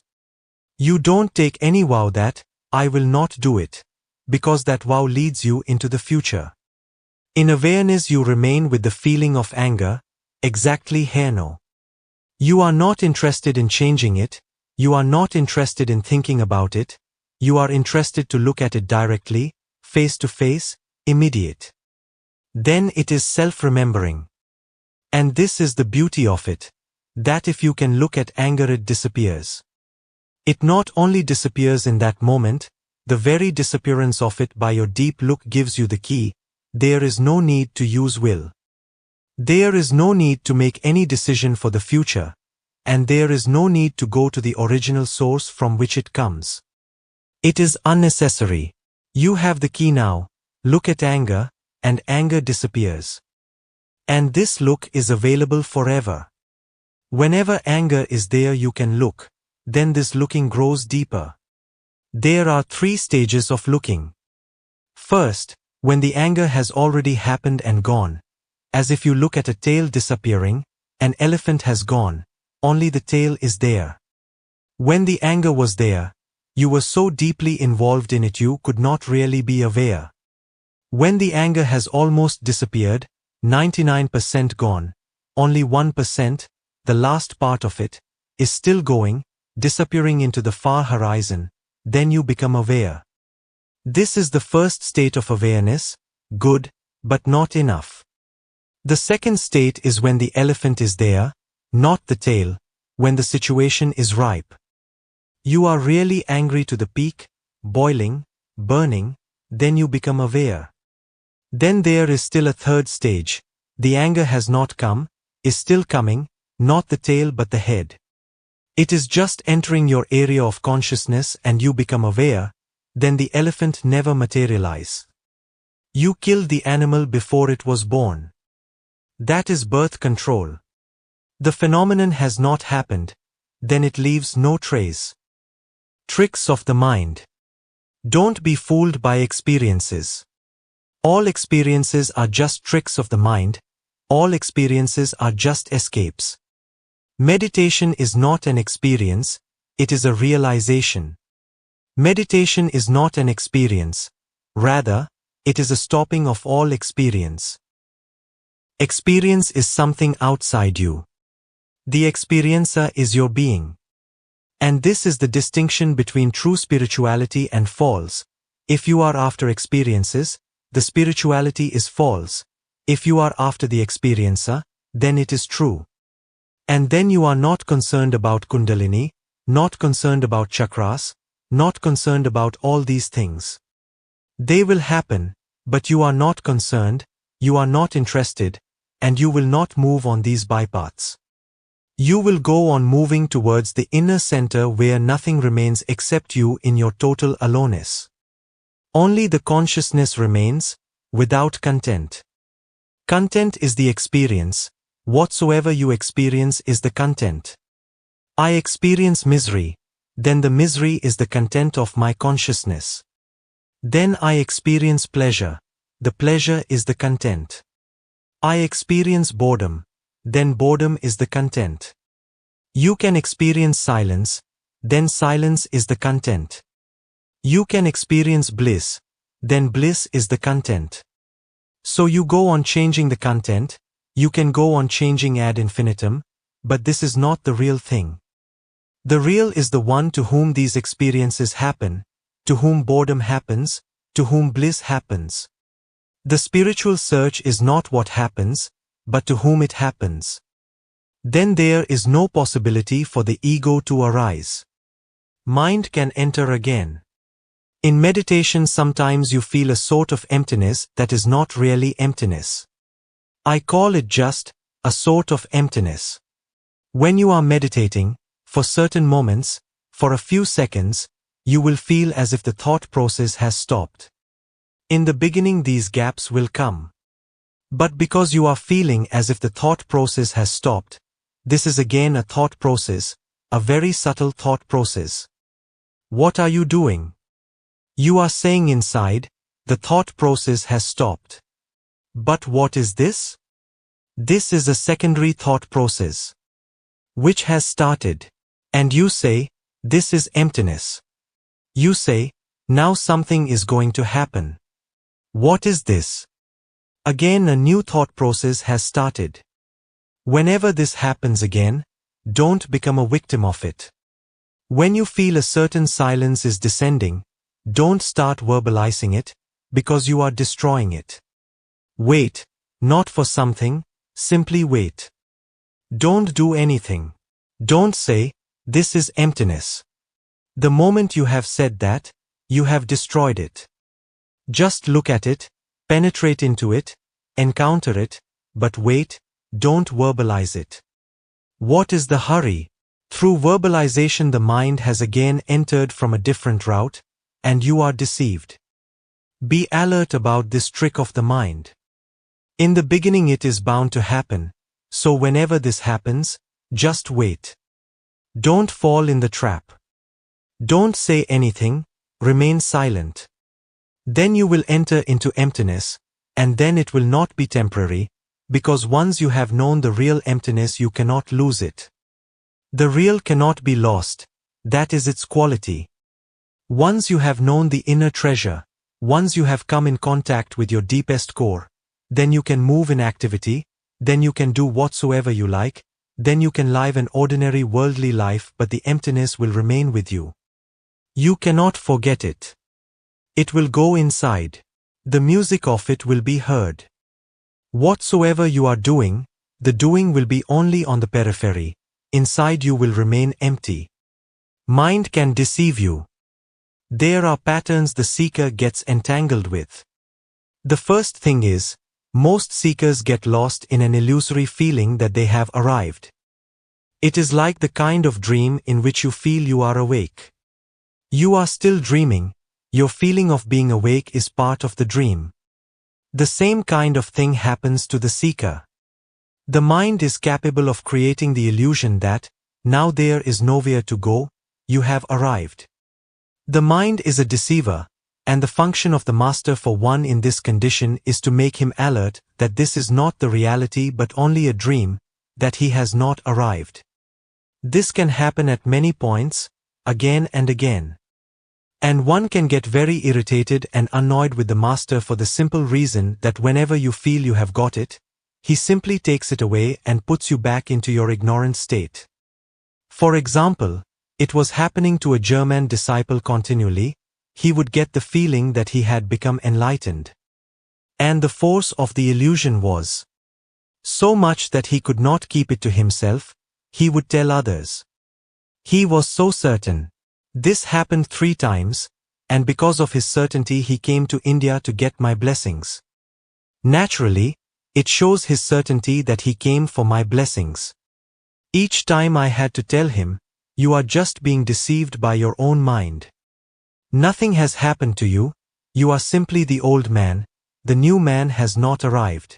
And all that you are doing, writing letters to the UN, to other governments, are just ways of the ego. You are in the grip of the ego. It is very easy to live in a beautiful dream. It is hard to see your dreams shattered by reality. In the ancient scriptures of the East it is called the power of Maya. Mind has the hypnotic power to create any illusion. If you are after a certain thing, desperately, it is one of the functions of the mind to create the illusion to stop your desperateness. It happens every day to everybody in their dreams, but people don't learn things. If at night you go to bed hungry, that night you are going to have a dream about eating delicious food. The mind is trying to help you so that your sleep is not disturbed. Otherwise you are hungry and you are bound to be awakened by your hunger. The mind gives you a dream that you are eating delicious food of your choice, which satisfies your mind. The hunger remains but sleep is not disturbed. The hunger is covered by the illusion of the dream. It protects your sleep. You feel in sleep that your bladder is full. If the mind does not create the dream that you have gone to the toilet, come back and gone to sleep again, then your sleep will be disturbed, and sleep is a great necessity for the body. The mind is taking care that you are not disturbed again and again. You can have a long sleep, rest, so in the morning you are rejuvenated. This is the ordinary function of the mind. On a higher plane the same thing happens. One is an ordinary sleep and an ordinary awakening that mind prevents. On the path, it is an extraordinary sleep and an extraordinary awakening, but the mind is programmed, it is just a mechanical thing. It simply does its work without bothering, because it has no way of checking whether it is ordinary sleep or spiritual sleep, ordinary awakening or spiritual awakening. To the mind it is all the same. Its function is to keep your sleep intact and create a barrier for anything that disturbs your sleep. If you are hungry, it gives you food. If you are desperately in search of truth, it gives you truth, it gives you enlightenment. You ask for anything, and it is ready to give it to you. It can create the illusion of the real thing, that is its intrinsic power. Part 5. Responses to questions about meditation. Only a witness can really dance. You continually encourage us to be aware, to be a witness. But can a witnessing consciousness really sing, dance and taste life? Isn't a witness a mere spectator of life and never a participant?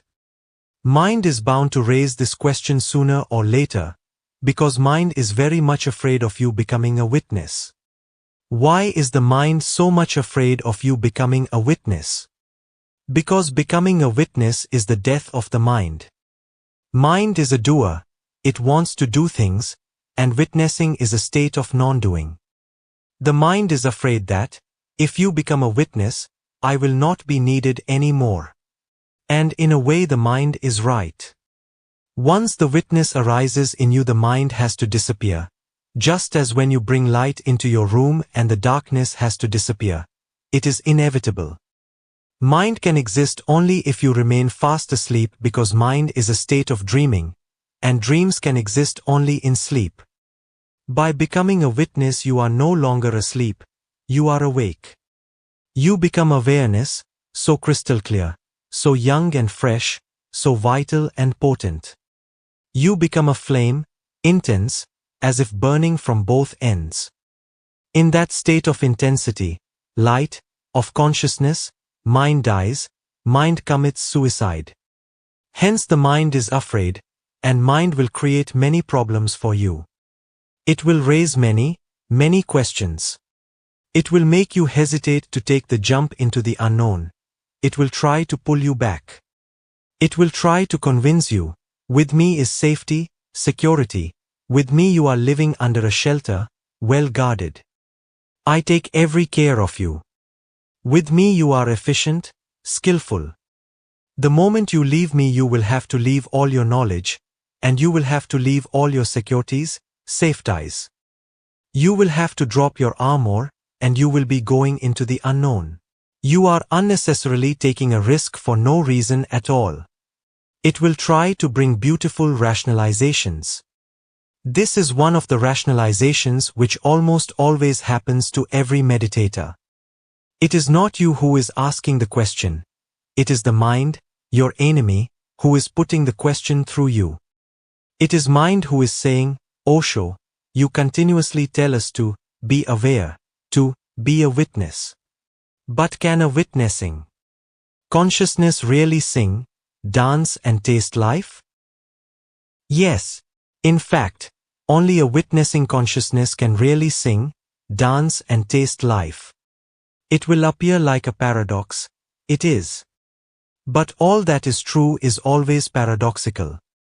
Remember, if truth is not paradoxical, then it is not truth at all, then it is something else.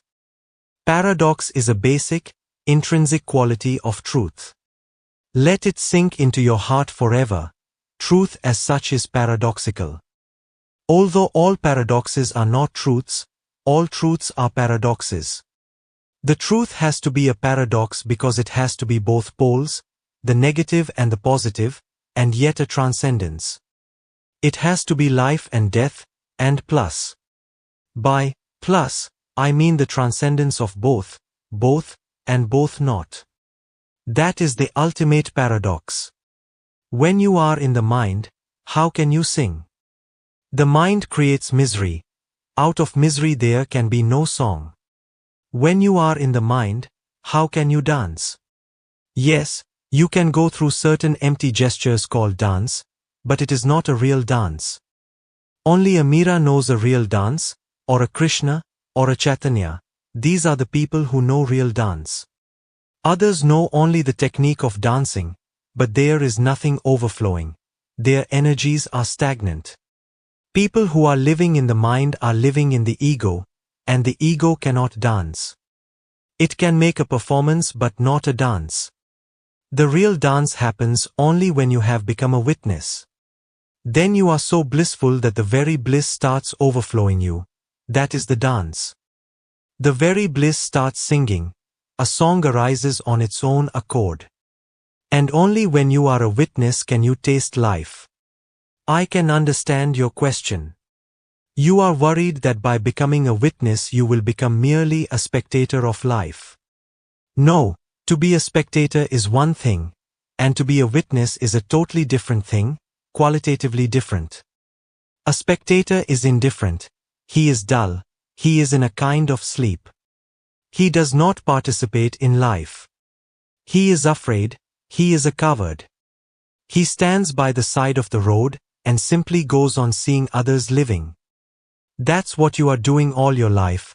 Somebody else acts in a movie and you see it. You are a spectator. People are glued to their chairs for hours together before their TVs, spectators. Somebody else is singing, you are listening. Somebody else is dancing, you are just a spectator. Somebody else is loving and you are just seeing, you are not a participant. Professionals are doing what you should have done on your own.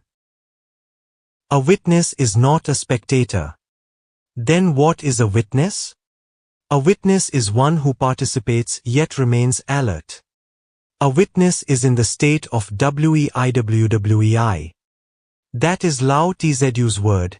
It means action through inaction. A witness is not one who has escaped from life. He lives in life, lives far more totally, far more passionately, but yet remains a watcher deep down, goes on remembering, I am a consciousness. Try it.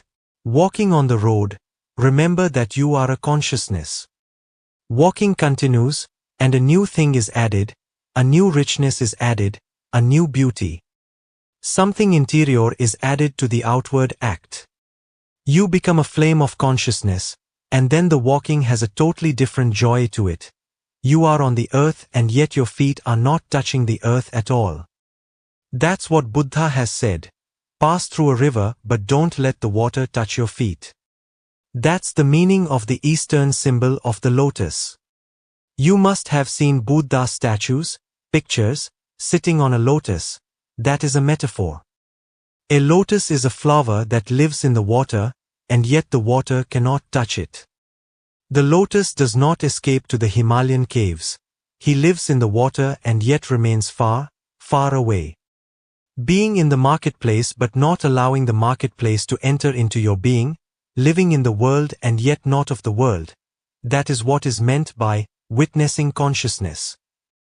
That's what I mean by saying to you again and again, be aware. I am not against action, but your action has to be enlightened by awareness. Those who are against action, they are bound to be repressive, and all kinds of repressions make you pathological, not whole, not healthy. The monks living in the monasteries, Catholic or Hindu, the monks of the Jainas and the Buddhists, who have escaped from life are not true sannyasins. They have simply repressed their desires and they have moved away from the world of action. Where can you be a witness if you move away from the world of action? The world of action is the best opportunity to be aware. It gives you a challenge, it remains constantly a challenge. Either you can fall asleep and become a doer, then you are a worldly man, a dreamer, a victim of illusions, or you can become a witness and yet go on living in the world. Then your action has a different quality to it, it is really action. Those who are not aware, their actions are not real actions but reactions. They only react. Somebody insults you and you react. Insult the Buddha, he does not react, he acts. Reaction is dependent on the other, he pushes a button and you are only a victim, a slave, you function like a machine. The real person who knows what awareness is never reacts, he acts out of his own awareness.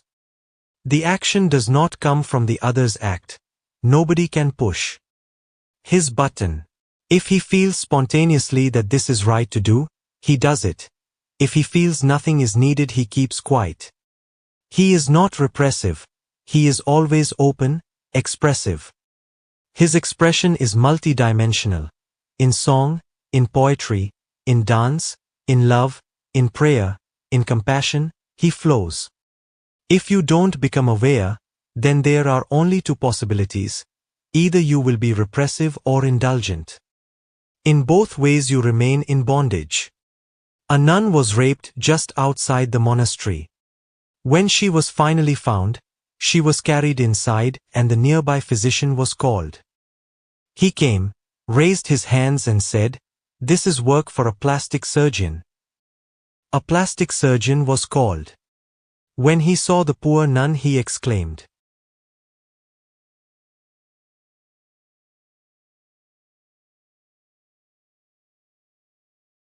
"Oh, my God!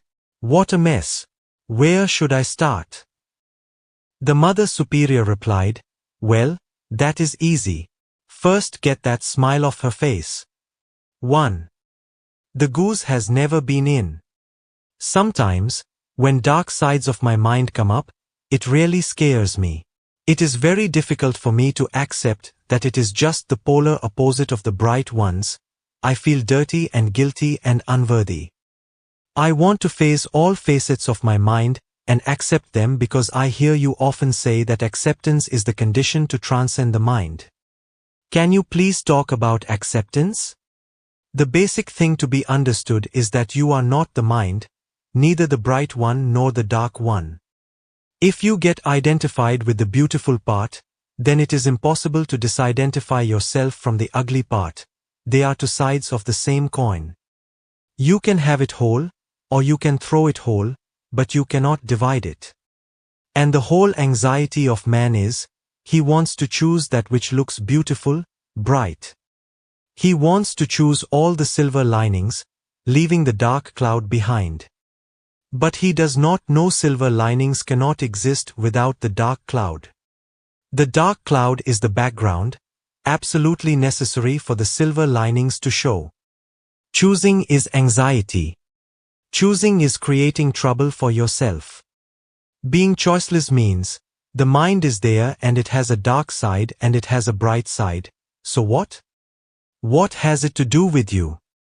Why should you be worried about it? The moment you are not choosing, all worry disappears. A great acceptance arises that this is how the mind has to be, this is the nature of the mind. And it is not your problem, because you are not the mind. If you were the mind, there would have been no problem at all. Then who would choose and who would think of transcending? And who would try to accept and understand acceptance? You are separate, totally separate. You are a witness and nothing else, an observer who gets identified with anything that he finds pleasant, and forgets that the unpleasant is coming just behind it as a shadow. You are not troubled by the pleasant side, you rejoice in it. The trouble comes when the polar opposite asserts. Then you are torn apart. But you started the whole trouble. Falling from being just a witness, you became identified. The biblical story of the fall is just a fiction. But this is the real fall, the fall from being a witness into getting identified with something and losing your witnessing. Just try once in a while, let the mind be whatever it is. Remember, you are not it. And you are going to have a great surprise. As you are less identified, the mind starts becoming less powerful because its power comes from your identification. It sucks your blood. But when you start standing aloof and away, the mind starts shrinking. The day you are completely unidentified with the mind, even for a single moment, there is the revelation. Mind simply dies, it is no longer there. Where it was so full, where it was so continuously, day in, day out, waking, sleeping, it was there, suddenly it is not there. You look all around and it is emptiness, it is nothingness. And with the mind disappears the self. Then there is only a certain quality of awareness with no I in it. At the most you can call it something similar to amness, but not I-ness. To be even more exact, it is isness, because even in amness, some shadow of the I is still there. The moment you know its isness, it has become universal. With the disappearance of the mind disappears the self. And so many things disappear which were so important to you, so troublesome to you. You were trying to solve them and they were becoming more and more complicated. Everything was a problem, an anxiety, and there seemed to be no way out. I will remind you of the story, the goose is out. It is concerned with the mind and your isness. The master says to the disciple to meditate on a cone. A small goose is put into a bottle, fed and nourished. The goose goes on becoming bigger and bigger and bigger, and fills the whole bottle. Now it is too big, it cannot come out of the bottle's mouth, the mouth is too small. And the cone is that you have to bring the goose out without destroying the bottle, without killing the goose. Now, it is mind-boggling. What can you do? The goose is too big, you cannot take it out unless you break the bottle, but that is not allowed. Or, you can bring it out by killing it, then you don't care whether it comes out alive or dead. That is not allowed either. Day in, day out, the disciple meditates, finds no way, thinks this way and that way, but in fact there is no way. Tired, utterly exhausted, a sudden revelation, suddenly he understands that the master cannot be interested in the bottle and the goose, they must represent something else. The bottle is the mind, you are the goose. But with witnessing it is possible. Without being in the mind, you can become identified with it so much that you start feeling you are in it. He runs to the master, to say that the goose is out. And the master says, you have understood it. Now keep it out. It has never been in. If you go on struggling with the goose and the bottle, there is no way for you to solve it. It is the realization that it must represent something else, otherwise the master cannot give it to me. And what can it be? Because the whole function between the master and the disciple, the whole business is about the mind and awareness. Awareness is the goose, which is not in the bottle of the mind. But you are believing that it is in it, and asking everyone how to get it out. And there are idiots who will help you with techniques to get out of it. I call them idiots because they have not understood the thing at all. The goose is out, has never been in, so the question of bringing it out does not arise. Mind is just a procession of thoughts passing in front of you on the screen of the brain. You are an observer. But you start getting identified with beautiful things, those are bribes. And once you get caught in the beautiful things, you are also caught in the ugly things, because mind cannot exist without duality. Awareness cannot exist with duality, and mind cannot exist without duality. Awareness is non-dual, and mind is dual. So just watch. I don't teach you any solutions. I teach you the solution. Just get back a little and watch. Create a distance between you and your mind. Whether it is good, beautiful, delicious, something that you would like to enjoy closely, or it is ugly, you remain as far away as possible. Look at it just the way you look at a film. But people get identified even with films. I have seen, when I was young, I have not seen any movie for a long time, but I have seen people weeping, tears falling. It is good that it is dark in a movie house. It saves them from feeling embarrassed, and nothing is happening. I used to ask my father, "Did you see? The fellow by your side was crying." He said, "The whole hall was crying. The scene was such." But, I said, "There is only a screen and nothing else. Nobody is killed, There is no tragedy happening, just a projection of a film. Just pictures moving on the screen, and people laugh, and people weep, and for 3 hours they are almost lost. They become part of the movie, they become identified with some character. My father said to me, if you are raising questions about people's reactions, then you cannot enjoy the film. I said, I can enjoy the film, but I don't want to cry, I don't see any enjoyment in it. I can see it as a film, but I don't want to become a part of it. These people are all becoming part of it. You get identified with anything. People get identified with other persons, and then they create misery for themselves. They get identified with things, then they get miserable if that thing is missing. Identification is the root cause of your misery. And every identification is identification with the mind. Just step aside, let the mind pass. And soon you will be able to see that there is no problem at all, the goose is out. You don't have to break the bottle, you don't have to kill the goose either. The watcher on the hill. I seem to be neither totally, in the world, nor the watcher on the hill. How to be someplace. I feel like I am in between everything I do. Then that is exactly the place you should be. You go on creating problems. Wherever you are, be there. There is no need to be a watcher on the hills. There should be no should. Once should enters life, you are already poisoned. There should be no goal.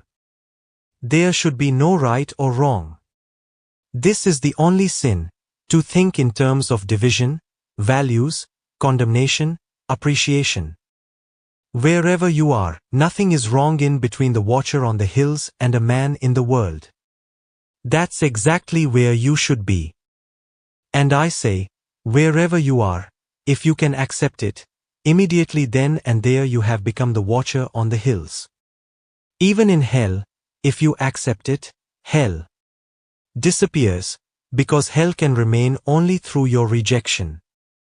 Hell disappears and heaven appears. Whatsoever you accept becomes heavenly, and whatsoever you reject becomes hell. It is said that a saint cannot be thrown into hell because he knows the alchemy to transform it. You have heard that sinners go to hell and saints to heaven, but you have heard the wrong thing. The case is just the other way around. Wherever sinners go, they create hell, and wherever saints go, they create heaven. Saints are not sent to heaven. There is nobody to send and manage all this, there is nobody. But wherever they go, this is the way they are, they create their heaven. They carry their heaven with them, within them. And sinners, you can send them to heaven, they will create hell. They cannot do otherwise. So what is the definition of a saint or a sinner? My definition is, a saint is one who has come to know the alchemical secret of transforming everything into heaven. And a sinner is one who does not know the secret of transforming things into beautiful existences. Rather, on the contrary, he goes on making things ugly. Whatsoever you are will be reflected around you. So don't try to be anything else. And don't try to be some other place. That is the disease called man, always to become somebody, to be some other place, always rejecting that which is, and always hankering for that which is not. This is the disease called man. Be alert. Do you see it? It is a simple fact to be seen. I am not theorizing about it. I am not a theoretician. I am simply indicating a bare, naked fact, that if you can live in this moment wherever you are and forget about the future, goals, the idea of becoming something else, immediately the whole world around you is transformed. You have become a transforming force. Acceptance, a deep, total acceptance is what religiousness is all about. A wants to become B wants to become C. Then the fever of becoming is created. You are not a becoming, you are a being. You are already that which you can be, which you can ever be, you are already that. Nothing more can be done about you, you are a finished product. This is the meaning I give to the story that God created the world. When the perfect creates, the creation is perfect. When God creates, how can you improve upon it? Just think of the whole absurdity, the whole idea is absurd. You are trying to improve upon God, you cannot improve. You can be miserable, that's all. And you can suffer unnecessarily. And you will suffer diseases that are just in your imagination and nowhere else. God creating means, out of perfection comes perfection. You are perfect. Nothing else is needed. Look right now, this very moment, within yourself. Have a direct insight. What is needed? Everything is simply perfect and beautiful. Not even a cloud can I see. Just look within yourself, not even a cloud in your inner space. Everything is full of light.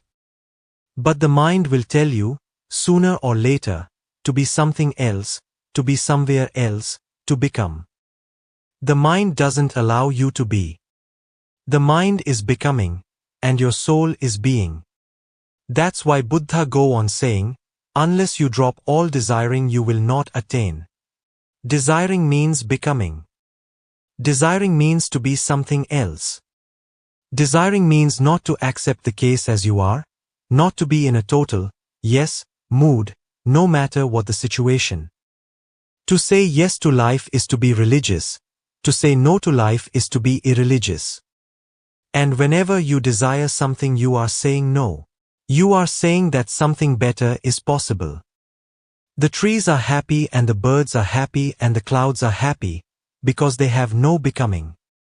They are simply whatsoever they are. The rose bush is not trying to become a lotus. No, the rose bush is absolutely happy to be a rose bush. You cannot persuade the rose bush. Howsoever you advertise the lotus, you will not be able to corrupt the mind of the rose bush to become a lotus. The rose bush will simply laugh, because a rose bush is a rose bush is a rose bush. It is simply settled and centered in its being. That's why the whole of nature is without any fever, calm and quiet and tranquil. And settled. Only the human mind is in a chaos, because everybody is hankering to be somebody else. This is what you have been doing for 1,001 lives. And if you don't awaken now, when are you thinking to awaken? You are already ripe for awakening. Just start from this very moment to live and enjoy and delight. Drop desiring. Whatsoever you are, enjoy it. Delight in your being. And then suddenly time disappears, because time exists only with desiring. Future exists because you desire. Then you will be like birds, listen to them. Then you will be like trees, look, the freshness, the greenery, the flowers. Please be where you are. I am not here to create a new desire in you. I am simply here to make you aware of the whole absurdity of desiring. Desiring is sansar. Understanding the futility of desire is to become enlightened. One who has found out that he is already that which he always wanted to be is a Buddha. And you are all Buddha, howsoever fast asleep and snoring makes no difference. Let me be your alarm. Open your eyes. You have slept long enough. It is time to awaken. The morning is knocking at the door. Where did you leave your bicycle? During the meditations, my mind still goes 500 miles per hour. I never experience silence, and whatever witnessing happens is very short, like flashes. Am I wasting my time? Your mind is mighty slow. 500 miles per hour, only. And do you think this is speed? You are mighty slow. Mind goes so fast it knows no speed. It is faster than light. Light travels 186,000 miles in 1 second. Mind is faster than that. But nothing to be worried about. That is the beauty of the mind. That is a great quality. Rather than taking it negatively, rather than fighting with it, befriend the mind. You say, during the meditations, my mind still goes 500 miles per hour. Let it go. Let it go faster. You be a watcher. You watch the mind going around so fast, with such speed. Enjoy this. Enjoy this play of the mind. In Sanskrit we have a special term for it. We call it Chidvilas, the play of consciousness. Enjoy it, this play of mind rushing towards the stars, moving so fast from here and there, jumping all over existence. What is wrong in it? Let it be a beautiful dance. Accept it. My feeling is that what you are doing is trying to stop it. You cannot do that. Nobody can stop the mind. Yes, mind stops one day, but nobody can stop it. Mind stops, but that is not out of your effort. Mind stops out of your understanding. You just watch and try to see what is happening, why this mind is rushing. It is not rushing without any reason. Try to see why this mind is rushing, where it is rushing. You must be ambitious.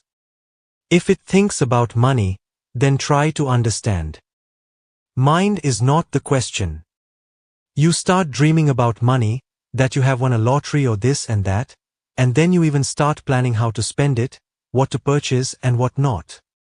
Or, the mind thinks you have become a president, a prime minister, and then you start thinking what to do now, how to run the country, or the world. Just watch the mind. What mind is going towards? There must be a deep seed in you. You cannot stop the mind unless that seed disappears. The mind is simply following the order of your innermost seed. Somebody is thinking about sex, then somewhere there is repressed sexuality. Watch where mind is rushing. Look deep into yourself, find where the seeds are. I have heard, the parson was very much worried. Listen, he said to his verger, somebody has stolen my bicycle. Where have you been on it, rector? Inquired that worthy. Only around the parish on my calls. The verger suggested that the best plan would be for the rector to direct his Sunday sermon to the 10 Commandments. When you get to, "Thou shalt not steal," you and I will watch the faces, we will soon see. Sunday came, the rector started in fine flow about the commandments, then lost his thread, changed his subject, and trailed off lamely. "Sir," said the verger, "I thought you were going to." "I know, Giles, I know. But you see, when I got to, 'Thou shalt not commit adultery,' I suddenly remembered where I had left my bicycle." Just see where you have left your bicycle. The mind is rushing for certain reasons. The mind needs understanding, awareness. Don't try to stop it. If you try to stop it, in the first place you cannot succeed. In the second place, if you can succeed, one can succeed if one makes persevering effort for years. If you can succeed, you will become dull. No satori will happen out of it. In the first place, you cannot succeed, and it is good that you cannot succeed. If you could succeed, if you managed to succeed, that would be very unfortunate. You would become dull, you would lose intelligence. With that speed there is intelligence, with that speed there is continuous sharpening of the sword of thinking, logic, intellect. Please don't try to stop it. I am not in favor of dullards, and I am not here to help anybody to become stupid. In the name of religion, many people have become stupid, they have almost become idiots, just trying to stop the mind without any understanding about why it is going with such speed. Why in the first place? The mind cannot go without any reason. Without going into the reasons, in the layers, deep layers of the unconscious, they just try to stop. They can stop, but they will have to pay a price, and the price will be that their intelligence will be lost. You can go around India, you can find thousands of sannyasins, Mahatmas, look into their eyes, yes, they are good people, nice, but stupid. If you look in their eyes there is no intelligence, you will not see any lightning. They are uncreative people, they have not created anything. They just sit there. They are vegetating, they are not alive people. They have not helped the world in any way. They have not even produced a painting or a poem or a song, because even to produce a poem you need intelligence, you need certain qualities of the mind. I would not suggest that you stop the mind, rather, that you understand it. With understanding a miracle happens. The miracle is that with understanding, by and by, when you understand the causes and those causes are looked into deeply, through looking deeply into those causes disappear, mind slows down. But intelligence is not lost, because mind is not forced. What are you doing if you don't remove the causes by understanding? You are driving a car, for example, and you go on pressing the accelerator and at the same time you try to press the brake. You will destroy the whole mechanism of the car. And there is every possibility you will have some accident. This cannot be done together. If you are pushing the brake, then leave the accelerator alone, don't push it anymore. If you are pushing the accelerator, then don't push the brake. Don't do both the things together, otherwise you will destroy the whole mechanism. You are doing two contradictory things. You carry ambition, and you try to stop the mind?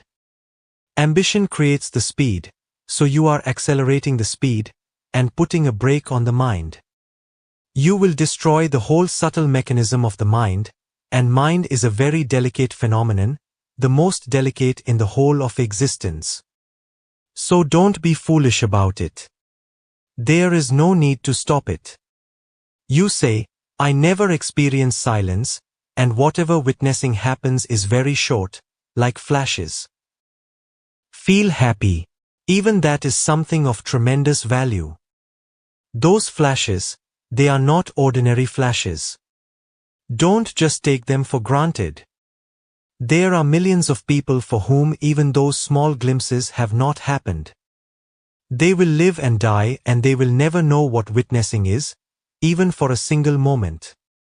You are happy, you are fortunate. But you are not feeling grateful. If you don't feel grateful, those flashes will disappear. Feel grateful, they will grow. With gratitude, everything grows. Feel happy that you are blessed, they will grow. With that positivity, things will grow. And whatever witnessing happens is very short. Let it be very short. If it can happen for a single split moment, it is happening, you will have the taste of it. And with the taste, by and by, you will create more and more situations in which it happens more and more. Am I wasting my time? You cannot waste time, because you don't possess time. You can waste something that you possess. Time you don't possess. Time will be wasted anyway whether you meditate or not, time will be wasted. Time is rushing by. Whatsoever you do anything or don't do anything, time is going. You cannot save time, so how can you waste time? You can waste only something which you can save. You don't possess time. Forget about it. And the best use you can have of time is to have these small glimpses, because finally you will come to see only those moments have been saved which were moments of witnessing, and all else has gone down the drain. The money that you earned, the prestige that you earned, the respectability that you earned, is all gone down the drain. Only those few moments that you had some flashes of witnessing, only those moments are saved. Only those moments will go with you when you leave this life. Only those moments can go, because those moments belong to eternity, they don't belong to time. Feel happy it is happening. It always happens slowly, slowly. One drop by one drop, a great ocean can become full. It happens in drops. In drops the ocean is coming. You just receive it with gratitude, with celebration, with thankfulness. And don't try to stop the mind. Let the mind have its speed, you watch. Just a 180 degrees turn. Two Polacks were driving along in the front seat of their car. As they approached a corner, the one who was driving said to his friend, "Will you look out of the window and see if the indicator, the turn signal, is working?" He promptly leaned out of the window and looked at the indicator light and shouted back at his friend, "Yes it is, no it's not, yes it is, no it's not, yes it is, no it's not." Osho, if anybody were to ask me whether I was witnessing or not, my answer would have to be the same.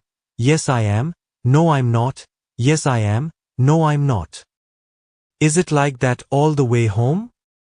It is not, because as far as your witnessing is concerned, it may be coming and going, and your answer may be perfectly the same as the Polak who said that the indicator is working, yes, no, yes again. That is the function of the indicator. To be, not to be, to be, not to be. But don't laugh at the poor Polak. As far as his awareness is concerned, he is fully aware. Whenever it is working he says yes. Whenever it is not working he says no. His awareness of the indicator is continuous. The indicator goes on changing, but the Polak remains fully aware of when it is working, when it is not working, when it is on, when it is off. His awareness is a continuity. If you can give the same answer about your witnessing. Yes I am witnessing, no I am not witnessing, yes I am witnessing, no I am not witnessing, then you have to remember that there is something more behind these witnessing moments that is witnessing all this process. Who is witnessing that sometimes you are witnessing and sometimes you are not witnessing? Something is constant. Your witnessing has become just an indicator. Don't be bothered by it. Your emphasis should be on the eternal, the constant, the continuum, and it is there.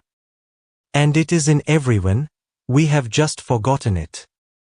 But even in times when we have forgotten it, it is there in its absolute perfection. It is like a mirror which is able to mirror everything, is still mirroring everything, but you are standing with your back towards the mirror. The poor mirror is mirroring your back. Turn, it will mirror your face. Open your heart, it will mirror your heart. Put everything on the table, don't hide even a single card, and it will reflect your whole reality. But if you go on standing with your back to the mirror looking all around the world asking people, "Who am I?" then it is up to you. Because there are idiots who will come and teach you that, this is the way. Do this and you will know who you are. No method is needed, just a 180-degree turn, and that is not a method. And the mirror is your very being. You may not have looked at the joke in this light.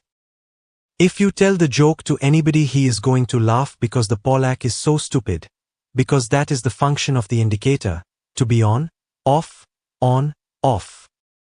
But you have brought me a joke, I cannot simply laugh at it because I see something more in it, which perhaps nobody else will see. The Polak is constant, alert. He does not miss a single point, a single moment. And when you say, witnessing, yes, and then it disappears and you say, no, again it appears, you say, yes. It simply shows that there is something behind all these moments of witnessing and not witnessing. The true witness, which is reflecting the changing process of what you think is your witness, is behind. It is not the true witness, it is only the indicator. Forget the indicator. Remember the constant mirroring that goes on 24 hours within you, silently watching everything. Slowly, slowly clean it. There is so much dust on it, centuries of dust. Remove the dust. And one day, when the mirror is completely clean, those moments of witnessing and not witnessing will disappear. You will be simply a witness. And unless you find that eternity of witnessing, all other kinds of witnessing are part of mind. They have no value. All paths merge on the mountain. Is awareness a higher value than love? The highest peak is the culmination of all values: truth, love, awareness, authenticity, totality. At the highest peak they are indivisible. They are separate only in the dark valleys of our unconsciousness. They are separate only when they are polluted, mixed with other things. The moment they become pure, they become one. The more pure, the closer they come to each other. For example, each value exists on many planes. Each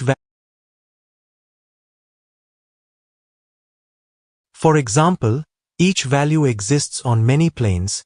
Each value is a ladder of many rungs. Love is lust, the lowest rung, which touches hell. And love is also prayer, the highest rung, which touches paradise. And between these two there are many planes easily discernible. In lust, love is only 1%, 99% are other things: jealousies, ego trips, possessiveness, anger, sexuality. It is more physical, more chemical. It has nothing deeper than that. It is very superficial, not even skin deep. As you go higher, things become deeper. They start having new dimensions. That which was only physiological starts having a psychological dimension to it. That which was nothing but biology starts becoming psychology. We share biology with all the animals. We don't share psychology with all the animals. When love goes still higher, or deeper, which is the same, then it starts having something of the spiritual in it. It becomes metaphysical.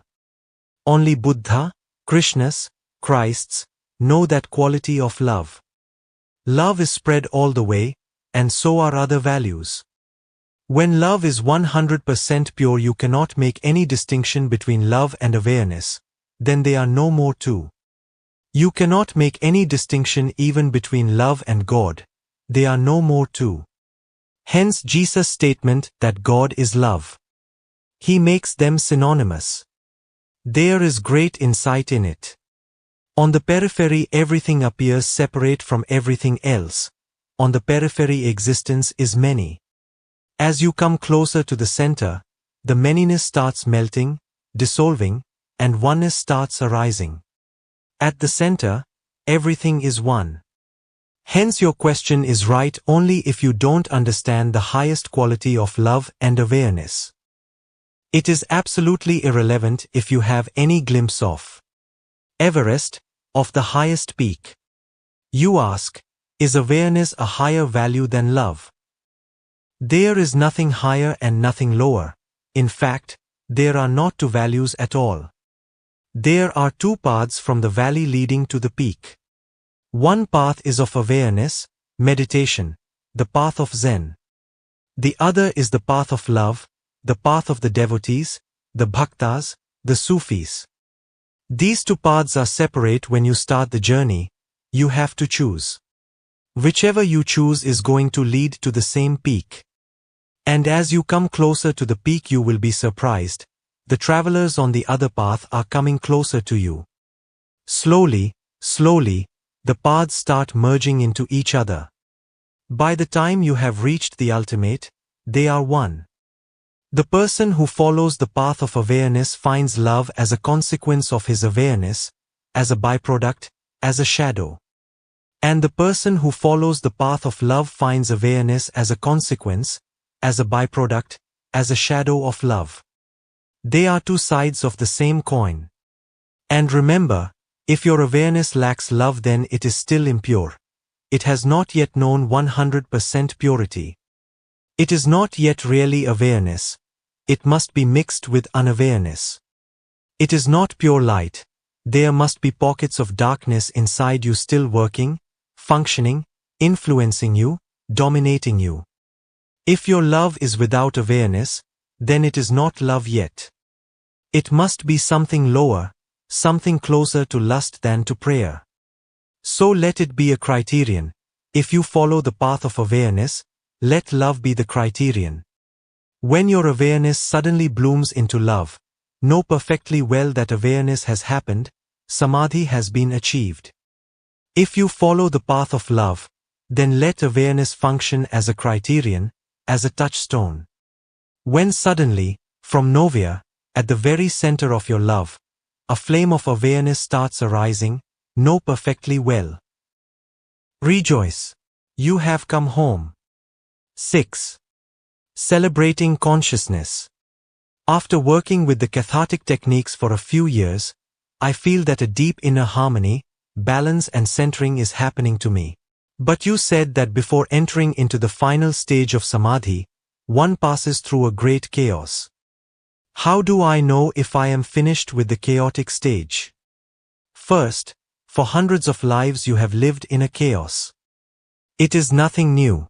It is very old. Secondly, the dynamic methods of meditation which have catharsis as their foundation allow all chaos within you to be thrown out.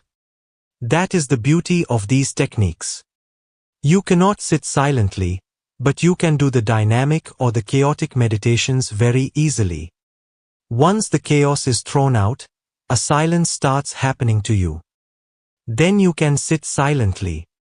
If rightly done, continuously done, then the cathartic techniques of meditation will simply dissolve all your chaos into the outside world.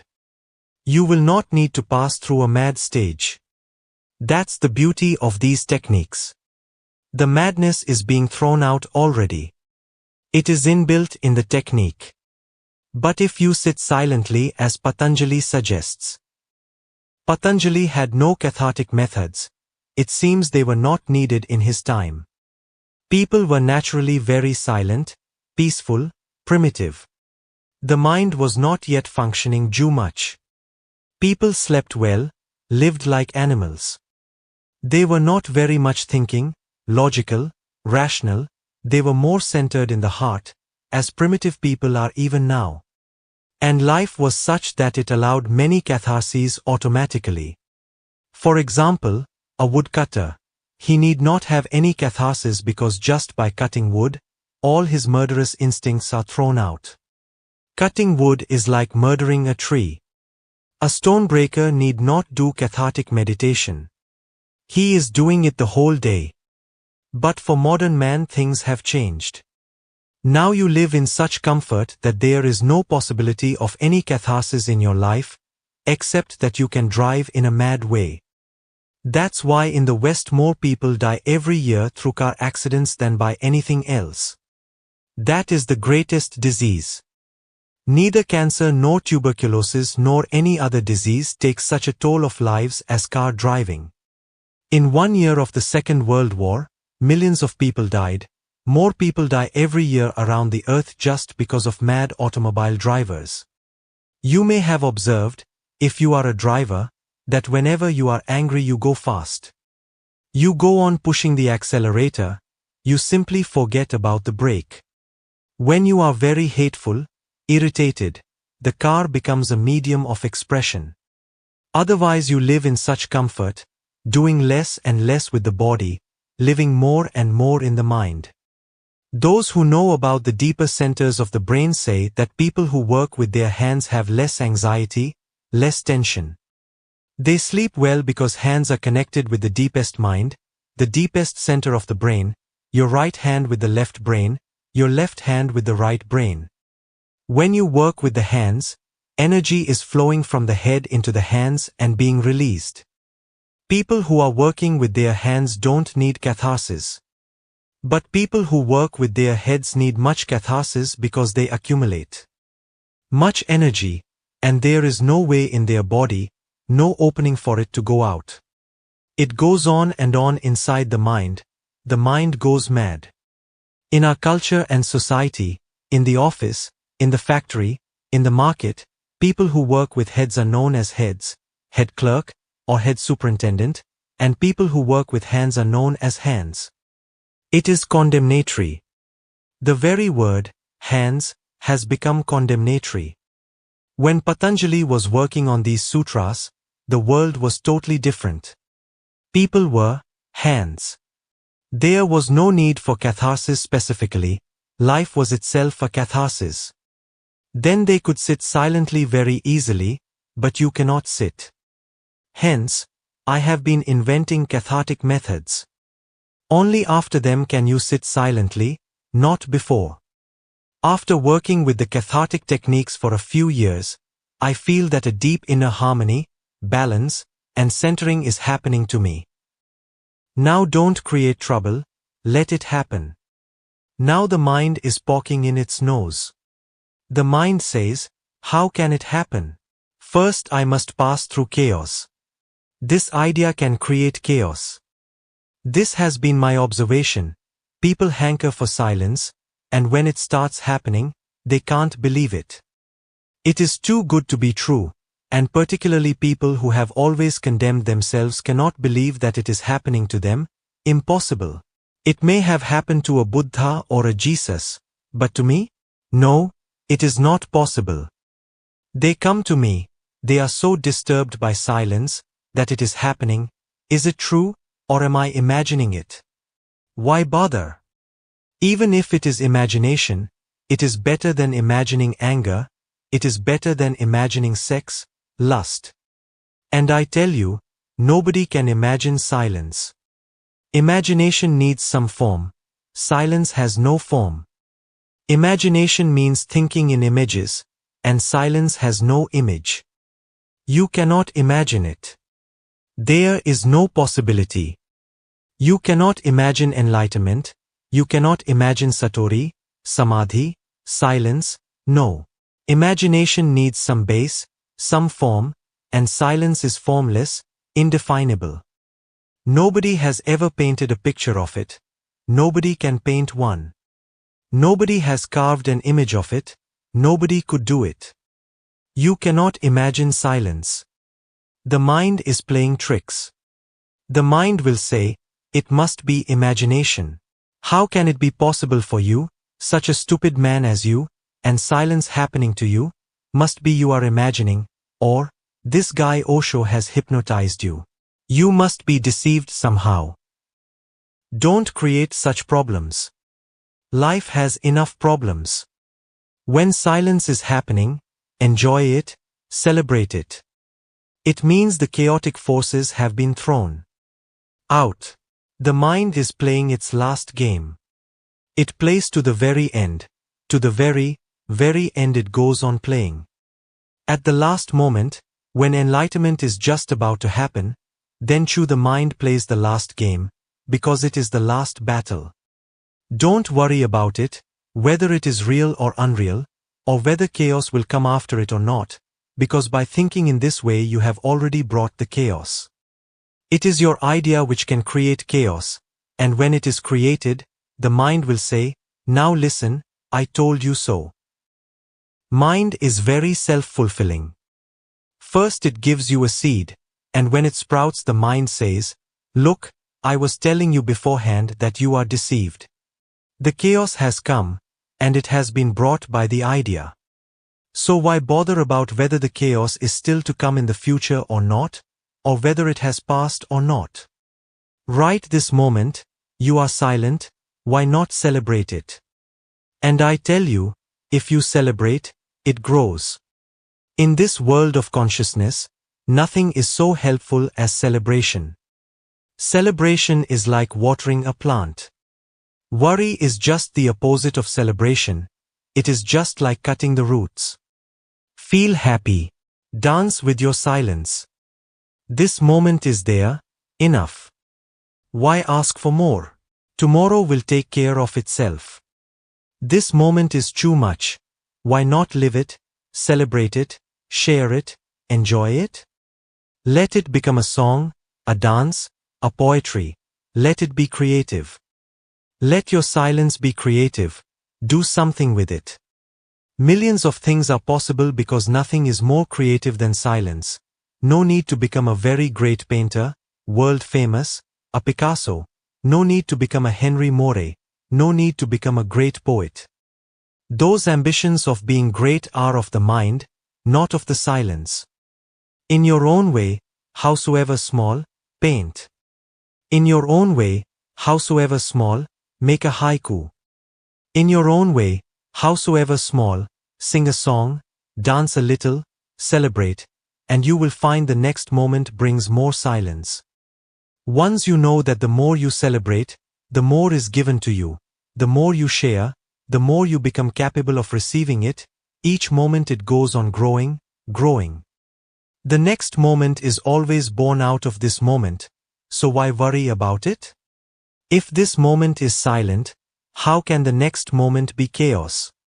From where will it come? It is going to be born out of this moment.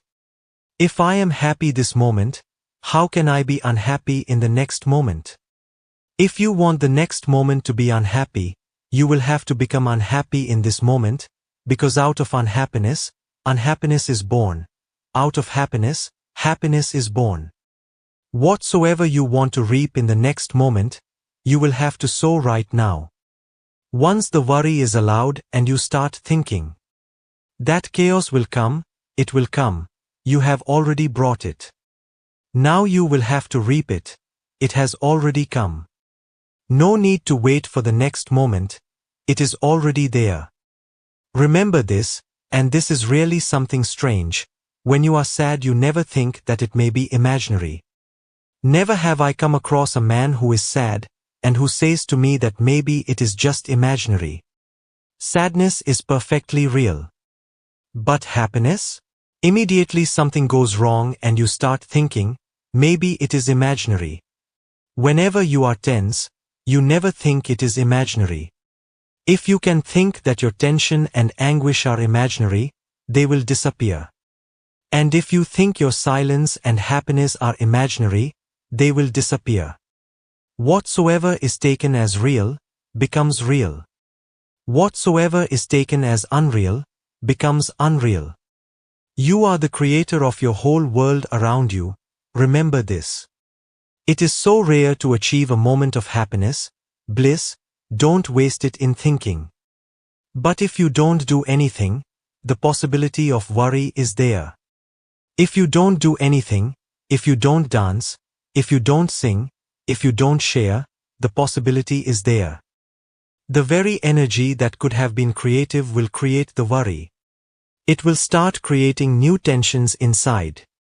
Energy has to be creative. If you don't use it for happiness, the same energy will be used for unhappiness. And for unhappiness you have such deep-rooted habits that the energy flow is very loose and natural. For happiness it is an uphill task. So the first few days you will have to be constantly aware.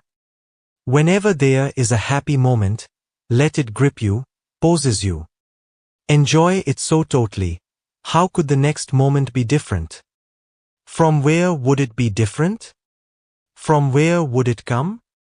Your time is created within you. Your time is not my time. There exist as many parallel times as there are minds. There is no one time. If there were one time, then there would be difficulty. Then amidst the whole miserable humankind, nobody could become a Buddha because we belong to the same time. No, it is not the same. My time comes from me, it is my creativity. If this moment is beautiful, the next moment is born more beautiful, this is my time. If this moment is sad for you, then a sadder moment is born out of you, that is your time. Millions of parallel lines of time exist. And there are a few people who exist without time, those who have attained to no mind.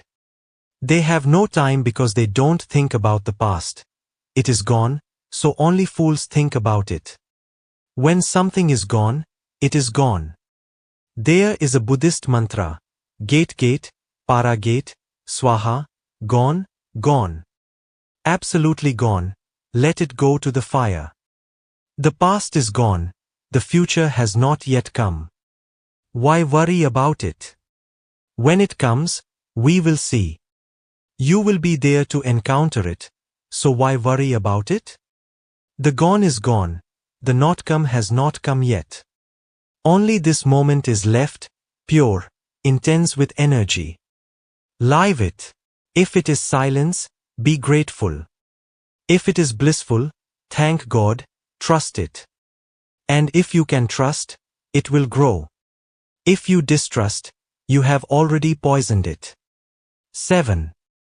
Count the moments of awareness.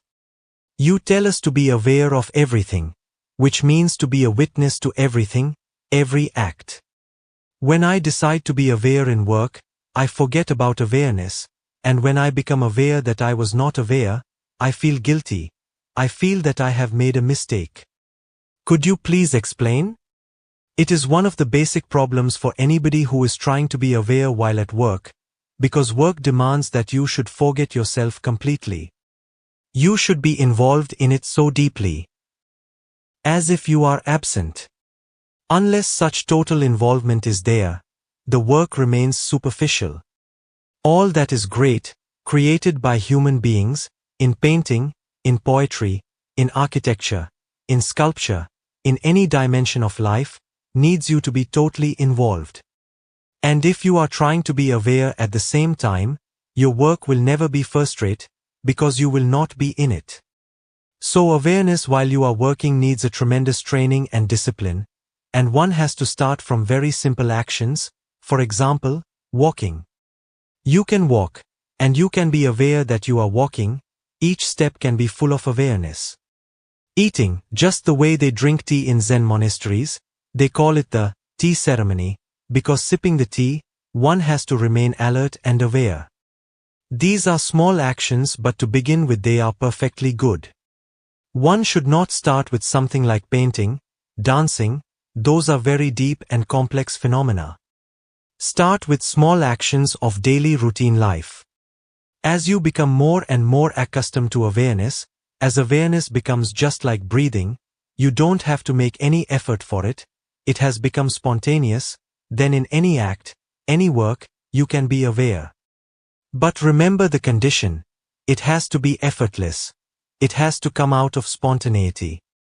Then painting or composing music, or dancing, or even fighting an enemy with a sword, you can remain absolutely aware.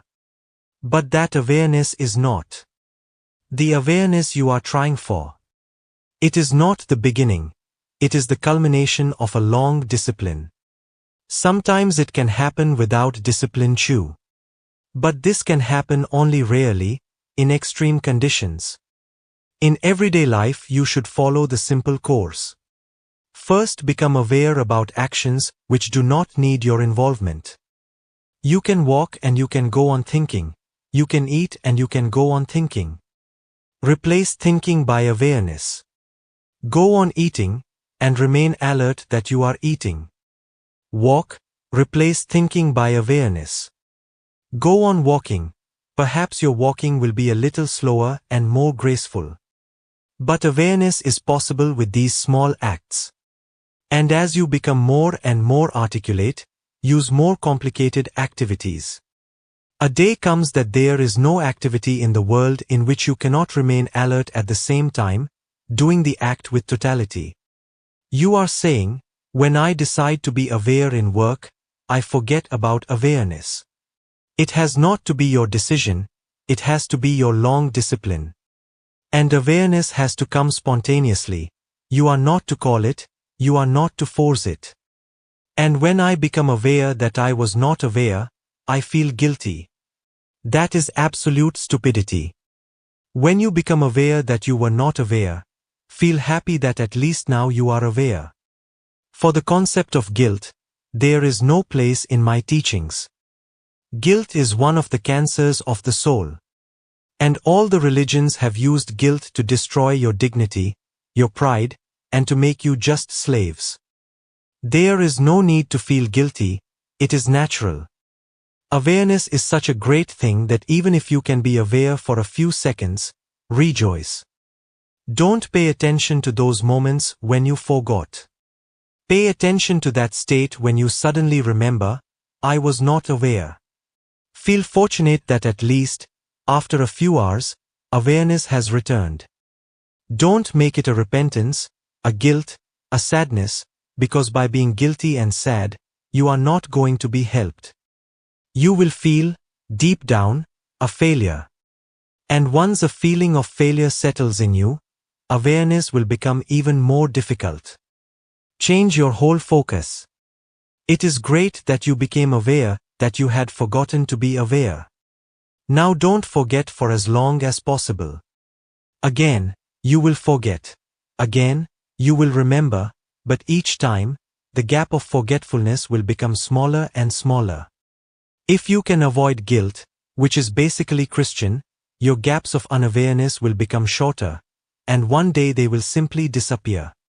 Awareness will become just like breathing or heartbeat, or the blood circulating in you, day in, day out.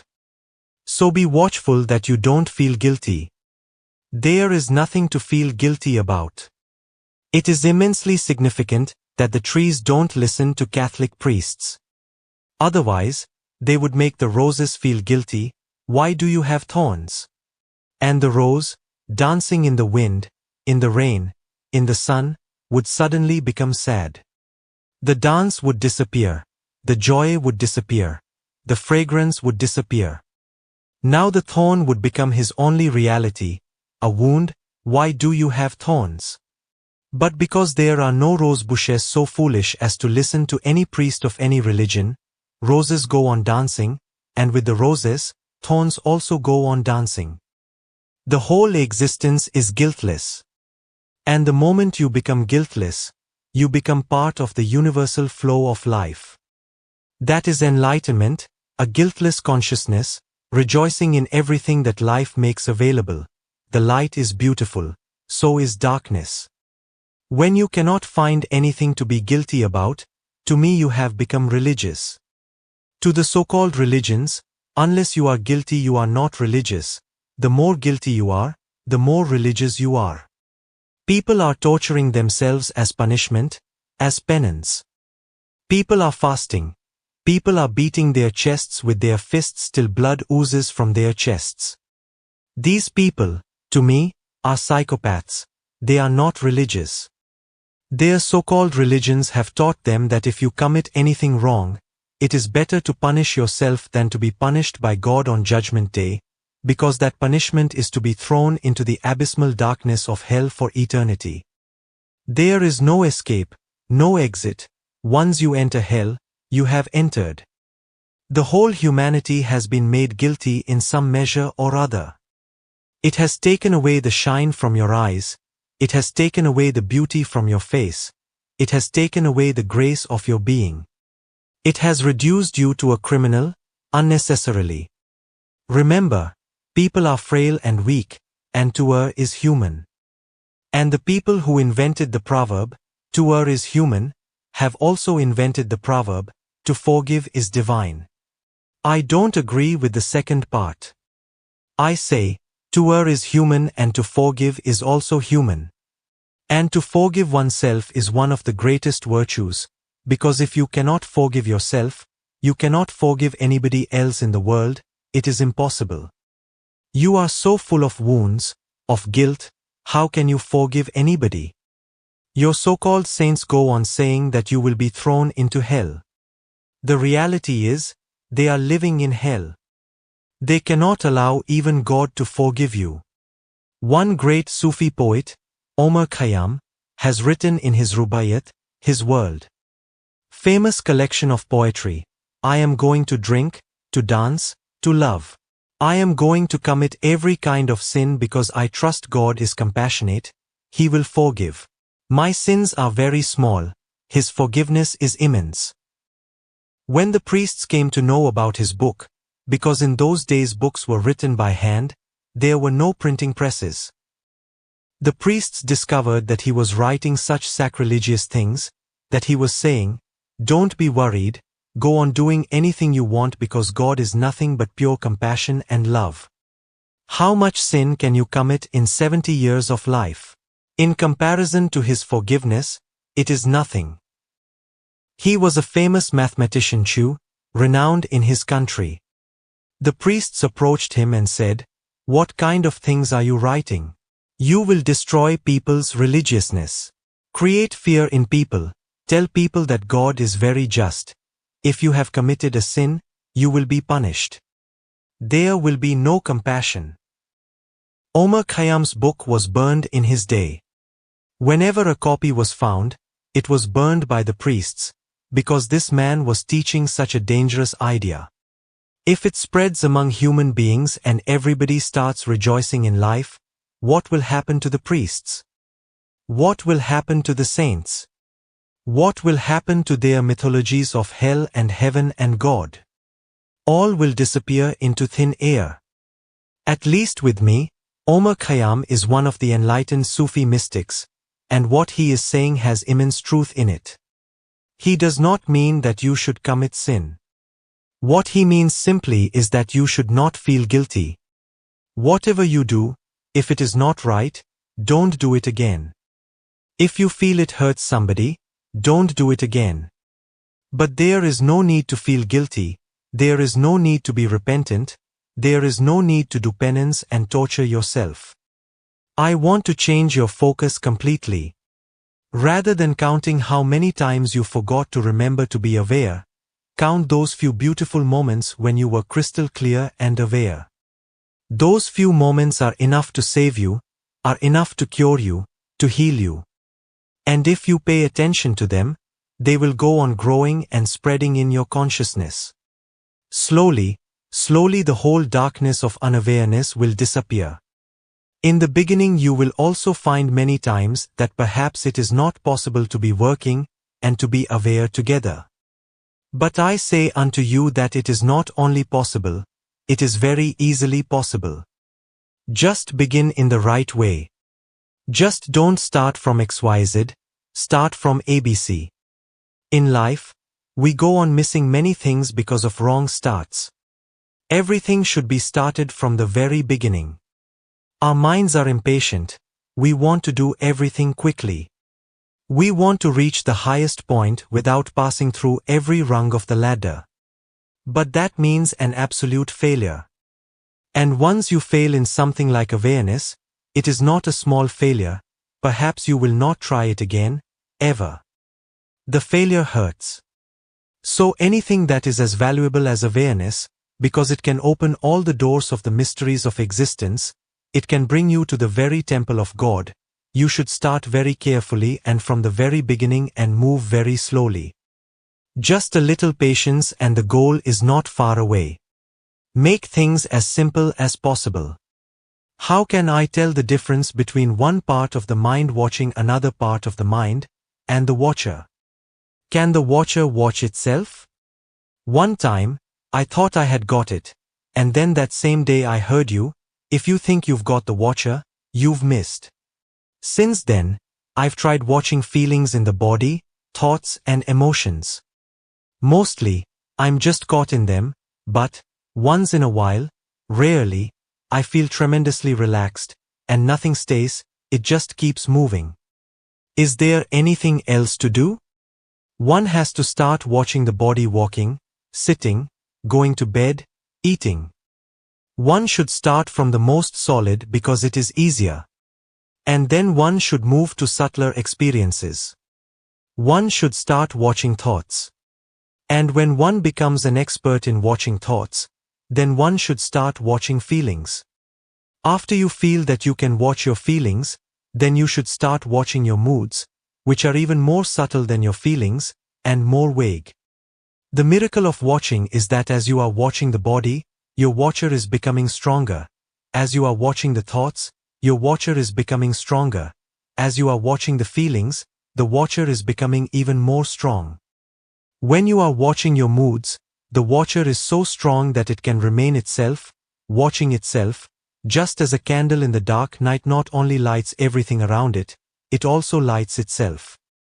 To find the watcher in its purity is the greatest achievement in spirituality, because the watcher in you is your very soul, the watcher in you is your immortality. But never for a single moment think, I have got it, because that is the moment when you miss. Watching is an eternal process. You always go on becoming deeper and deeper, but you never come to the end where you can say, I have got it. In fact, the deeper you go, the more you become aware that you have entered into a process which is eternal, without any beginning and without any end. But people are watching only others. They never bother to watch themselves. Everybody is watching, that is the most superficial watching, what the other person is doing, what the other person is wearing, how he looks. Everybody is watching. Watching is not something new to be introduced in your life. It has only to be deepened, taken away from others and arrowed towards your own inner feelings, thoughts, moods, and finally, the watcher itself. A Jew is sitting in a train opposite a priest. Tell me, your worship, why do you wear your collar back to front? Because I am a father, answers the priest. I am also a father, and I don't wear my collar like that, says the Jew. Ah, says the priest, but I am a father 2000s. Then maybe, replies the Jew, it is your trousers you should wear back to front. People are very watchful about everybody else. Two Polacks went out for a walk, when suddenly it began to rain. Quick, said one man, open your umbrella. It won't help, said his friend, my umbrella is full of holes. Then why did you bring it in the first place? I did not think it would rain. You can laugh very easily about ridiculous acts of people, but have you ever laughed about yourself? Have you ever caught yourself doing something ridiculous? No, you keep yourself completely unwatched. Your whole watching is about others, and that is not of any help. Use this energy of watchfulness for a transformation of your being. It can bring you so much bliss and so much benediction that you cannot even dream about it. A simple process, but once you start using it on yourself, it becomes a meditation. One can make meditations out of anything. Anything that leads you to yourself is meditation. And it is immensely significant to find your own meditation, because in the very finding you will find great joy. And because it is your own finding, not some ritual imposed upon you, you will love to go deeper into it. The deeper you go into it, the happier you will feel, peaceful, more silent, more together, more dignified, more graceful. You all know watching, so there is no question of learning it. It is just a question of changing the objects of watching. Bring them closer. Watch your body, and you will be surprised. I can move my hand without watching, and I can move my hand with watching. You will not see the difference, but I can feel the difference. When I move it with watchfulness, there is a grace and beauty in it, a peacefulness, and a silence. You can walk watching each step. It will give you all the benefit that walking can give you as an exercise, plus it will give you the benefit of a great simple meditation. The temple in Bodh Gaya where Gautam Buddha became enlightened has been made in memory of two things. One is a Bodhi tree under which he used to sit. Just by the side of the tree there are small stones for a slow walk. He was meditating, sitting, and when he would feel that sitting had been too much, a little exercise was needed for the body, he would walk on those stones. That was his walking meditation. When I was in Bodh Gaya, having a meditation camp there, I went to the temple. I saw Buddhist lamas from Tibet, from Japan, from China. They were all paying their respect to the tree, and I saw not a single one paying his respect to those stones on which Buddha had walked miles and miles. I told them, this is not right. You should not forget those stones. They have been touched by Gautam Buddha's feet millions of times. But I know why you are not paying any attention to them, because you have forgotten completely that Buddha was emphasizing that you should watch every act of your body, walking, sitting, lying down. You should not let a single moment go by unconsciously. Watchfulness will sharpen your consciousness. This is the essential religion, All else is simply talk. But you ask me, is there something more? No, if you can do only watchfulness, nothing else is needed. My effort here is to make religion as simple as possible. All the religions have done just the opposite. They have made things very complex, so complex that people have never tried them. For example, in the Buddhist scriptures there are 33,000 principles to be followed by a Buddhist monk. Even to remember them is impossible. Just the very number 33,000 is enough to freak you out. I am finished. My whole life will be disturbed and destroyed. I teach you, just find a single principle that suits you, that feels in tune with you, and that is enough.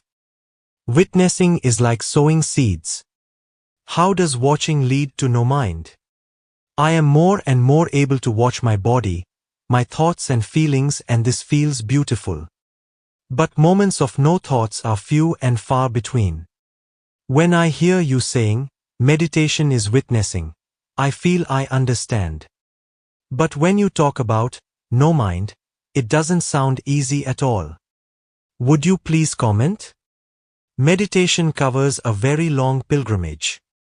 When I say, meditation is witnessing, it is the beginning of meditation.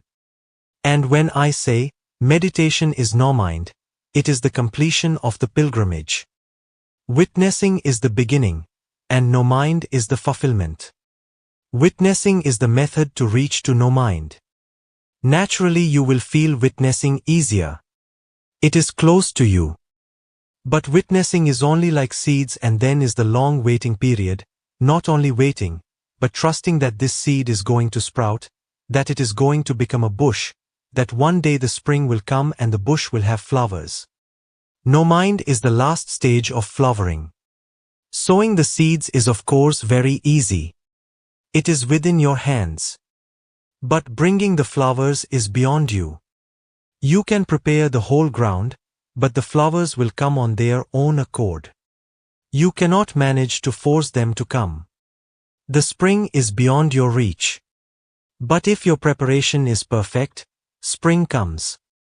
That is absolutely guaranteed. The way you are moving is perfectly good. Witnessing is the path, and you are starting to feel a thoughtless moment once in a while. These are glimpses of no mind, but just for a moment.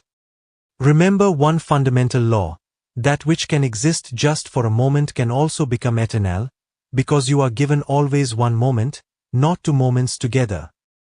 And if you can transform one moment into a thoughtless state, you are learning the secret. Then there is no hindrance why you cannot change. The second moment will also come alone with the same potential and the same capacity. If you know the secret, you have the master key which can open every moment into a glimpse of no mind. No mind is the final stage, when mind disappears forever, and the thoughtless gap becomes your intrinsic reality. If these few glimpses are coming, they show you are on the right path and you are using the right method. But don't be impatient. Existence needs immense patience. The ultimate mysteries are opened only to those who have immense patience. Once a man is in a state of no mind, nothing can distract him from his being. There is no power bigger than the power of no mind. No harm can be done to such a person. No attachment, no greed, no jealousy, no anger, nothing can arise in him. No mind is absolutely a pure sky without any clouds. You say, how does watching lead to no mind? There is an intrinsic law: thoughts don't have their own life. They are parasites. They live on your identification with them. When you say, I am angry, you are pouring life energy into anger, because you are getting identified with anger. But when you say, I am watching anger flashing on the screen of the mind within me, you are not giving any life, any juice, any energy to anger anymore. You will be able to see that because you are not identified.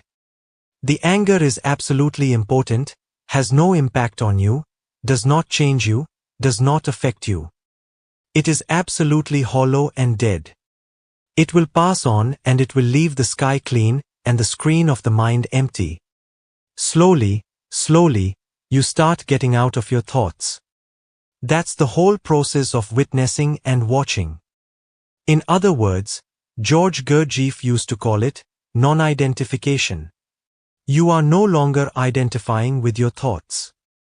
You are simply standing aloof and away, indifferent, as if they may be anybody's thought. You have broken your connections with them. Only then can you watch them. Watching needs a certain distance. If you are identified, there is no distance, they are too close. It is as if you are putting the mirrors too close to your eyes, you cannot see your face. A certain distance is needed, only then can you see your face in the mirror. If thoughts are too close to you, you cannot watch, you become impressed and colored by your thoughts. Anger makes you angry, greed makes you greedy, lust makes you lustful, because there is no distance at all. They are so close that you are bound to think that you and your thoughts are one. Watching destroys this oneness and creates a separation. The more you watch, the bigger is the distance.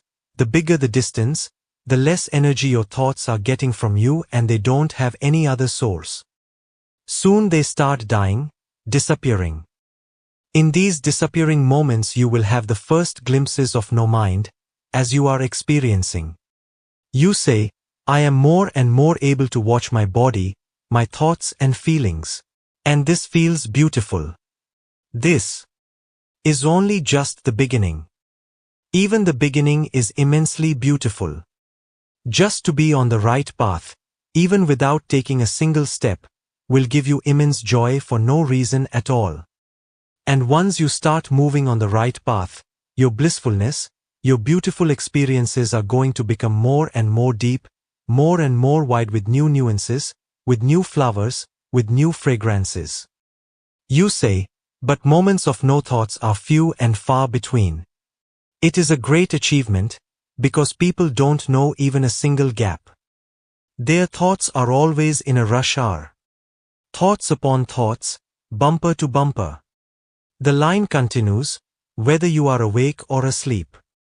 What you call your dreams are nothing but thoughts in the form of pictures, because the unconscious mind does not know alphabetical languages.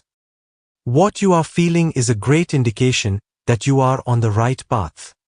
It is always a question for the seeker whether he is moving in the right direction or not. There is no security, no insurance, no guarantee. All the dimensions are open. How are you going to choose the right one? These are the ways and the criterion of how one has to choose. If you move on any path, any methodology, and it brings joy to you, more sensitivity, more watchfulness and gives a feeling of immense well-being, this is the only criterion that you are going on the right path. If you become more miserable, more angry, more egoist, more greedy, more lustful, those are the indications you are moving on a wrong path. On the right path your blissfulness is going to grow more and more every day. And your experiences of beautiful feelings will become tremendously psychedelic, more colorful, colors that you have never seen in the world, fragrances that you have never experienced in the world. Then you can walk on the path without any fear that you can go wrong.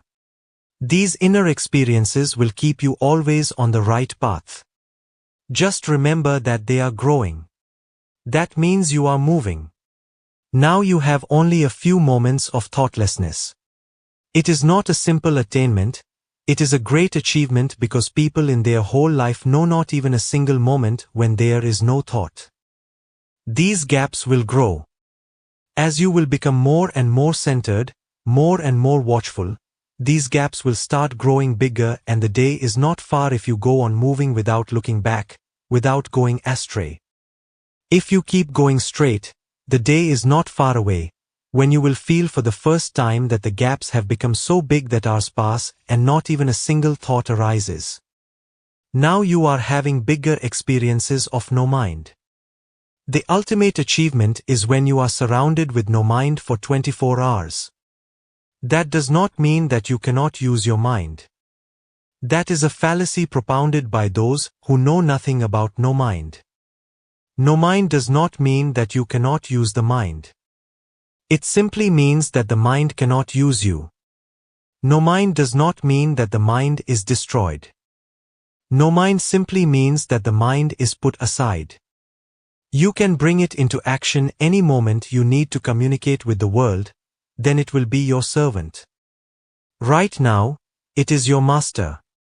Even when you are sitting alone, it goes on, yaketiak, and you cannot do anything. You are so utterly helpless. No mind simply means that the mind has been put in its right place. As a servant, it is a great instrument. As a master, it is very unfortunate. It is dangerous. It will destroy your whole life. Mind is only a medium when you want to communicate with others. But when you are alone, there is no need of the mind. So whenever you want to use it, you can use it.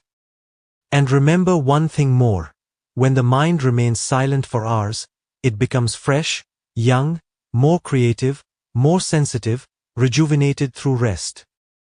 Ordinary people's minds start somewhere around 3 or 4 years of age, and then they go on continuing for 70 years, 80 years without any holiday. Naturally, they cannot be very creative. They are utterly tired, and tired with rubbish. Millions of people in the world live without any creativity. And creativity is one of the greatest blissful experiences. But their minds are so tired. They are not in a state of overflowing energy. The man of no mind keeps the mind in rest, full of energy, immensely sensitive, ready to jump into action the moment it is ordered. It is not a coincidence that the people who have experienced no mind, their words start having a magic of their own. When they use their mind, it has a charisma, it has a magnetic force. It has tremendous spontaneity and the freshness of the dewdrops in the early morning before the sun rises. And the mind is nature's greatest evolved medium of expression and creativity. So the man of meditation, or in other words, the man of no mind, changes even his prose into poetry.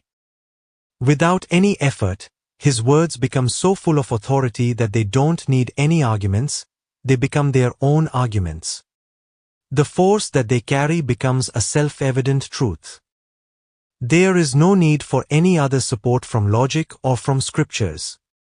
The words of a man of no mind have an intrinsic certainty about them. And if you are ready to receive and listen, you will feel it in your heart, the self-evident truth. You say, when I hear you say, meditation is witnessing, I feel I understand. But when you talk about no mind, it doesn't sound easy at all. How can it sound easy? It is your future possibility. Meditation you have started, it may be in the beginning stages, but you have a certain experience of it that makes you understand me. But if you can understand meditation, don't be worried at all. Meditation surely leads to no mind, just as every river moves towards the ocean without any maps, without any guides. Every river, without exception, finally reaches to the ocean. Every meditation, without exception, finally reaches to the state of no mind.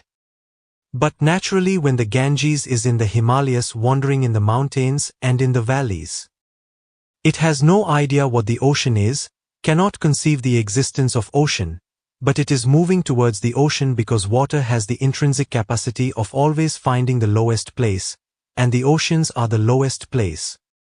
So the rivers are born on the peaks of the Himalayas, and start moving immediately towards lower spaces, and finally they are bound to find the ocean. Just the rivers is the process of meditation, it moves upwards to higher peaks. And the ultimate peak is no mind. No mind is a simple word, but it exactly means enlightenment, liberation, freedom from all bondage, the experience of deathlessness and immortality. Those are big words and I don't want you to be frightened. So I use a simple word, no mind. You know the mind. You can conceive a state when this mind will be non-functioning. Once this mind is non-functioning, you become part of the mind of the cosmos, the universal mind. When you are part of the universal mind, your individual mind functions as a beautiful servant. It has recognized the master. And it brings news from the universal mind to those who are still chained by the individual mind. When I am speaking to you, it is in fact the universe using me. My words are not my words. They belong to the universal truth. That is their power, that is their charisma, that is their magic. Witnessing is enough. I have always heard you say, stop doing. Watch. Several times lately I've heard you say that the mind should be the servant instead of our master. It feels that there is nothing to do except watch.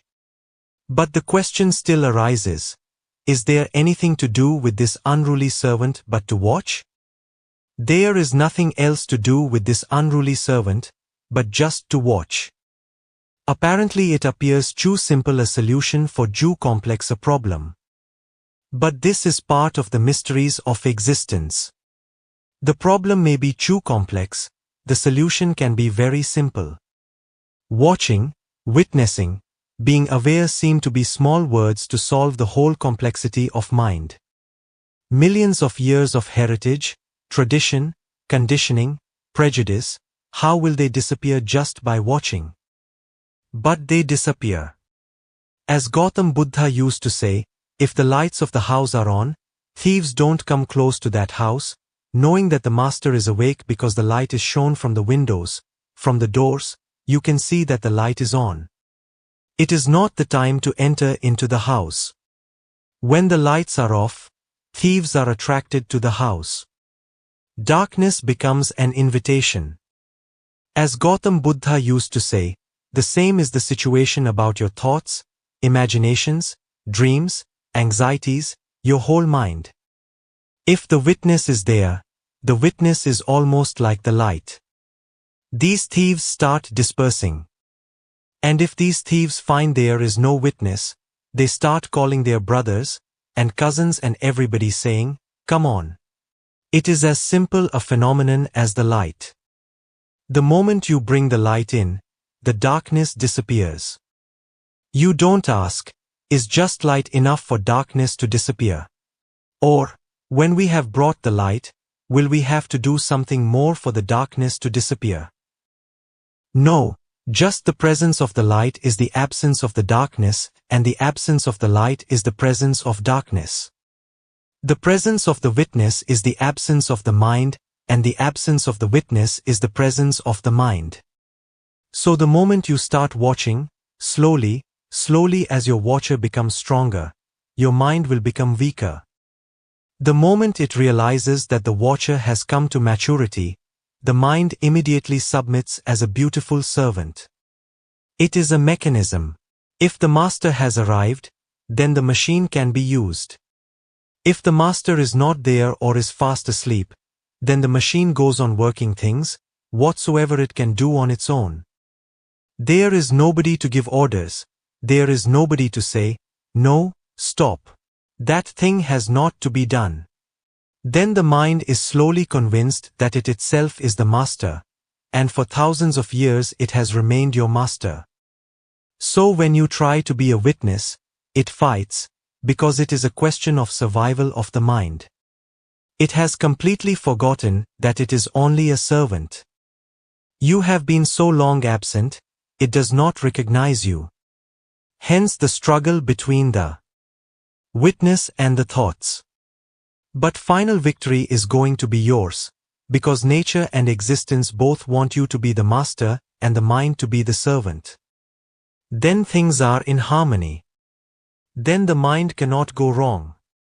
Then everything is existentially relaxed, silent, flowing towards its destiny. You don't have to do anything else but to watch. Paddy bought a parrot at an auction. He asked the auctioneer, I have spent a great deal of money for this parrot, are you sure he can talk? The auctioneer replied, "Of course I am sure. He was bidding against you." Such is the unawareness of the mind, and such are the stupidities of the mind. I have heard that the Irish atheists, seeing that the theists have started a daily prayer service, also started one although they are atheists. The competitive mind. They have also started a daily prayer service. When you phone them up, nobody answers. Two tramps were sitting by a campfire one night. One of them was very depressed. "You know, Jim," he mused, "the life of a tramp is not as great as it is made out to be. Nights on park benches, or in a cold barn. Traveling on foot and always dodging the police. Being kicked from one town to another. Wondering where your next meal is coming from. Being sneered at by your fellow man." His voice trailed off and he sighed heavily. "Well," said the other tramp, "if that is how you feel about it, why don't you go and find yourself a job?" "What?" said the first tramp in amazement, "and admit that I'm a failure?" Mind has become accustomed to being a master. It will take a little time to bring it to its senses. Witnessing is enough. It is a very silent process, but the consequences are tremendously great. There is no other method which can be better than witnessing as far as dispersing the darkness of the mind is concerned.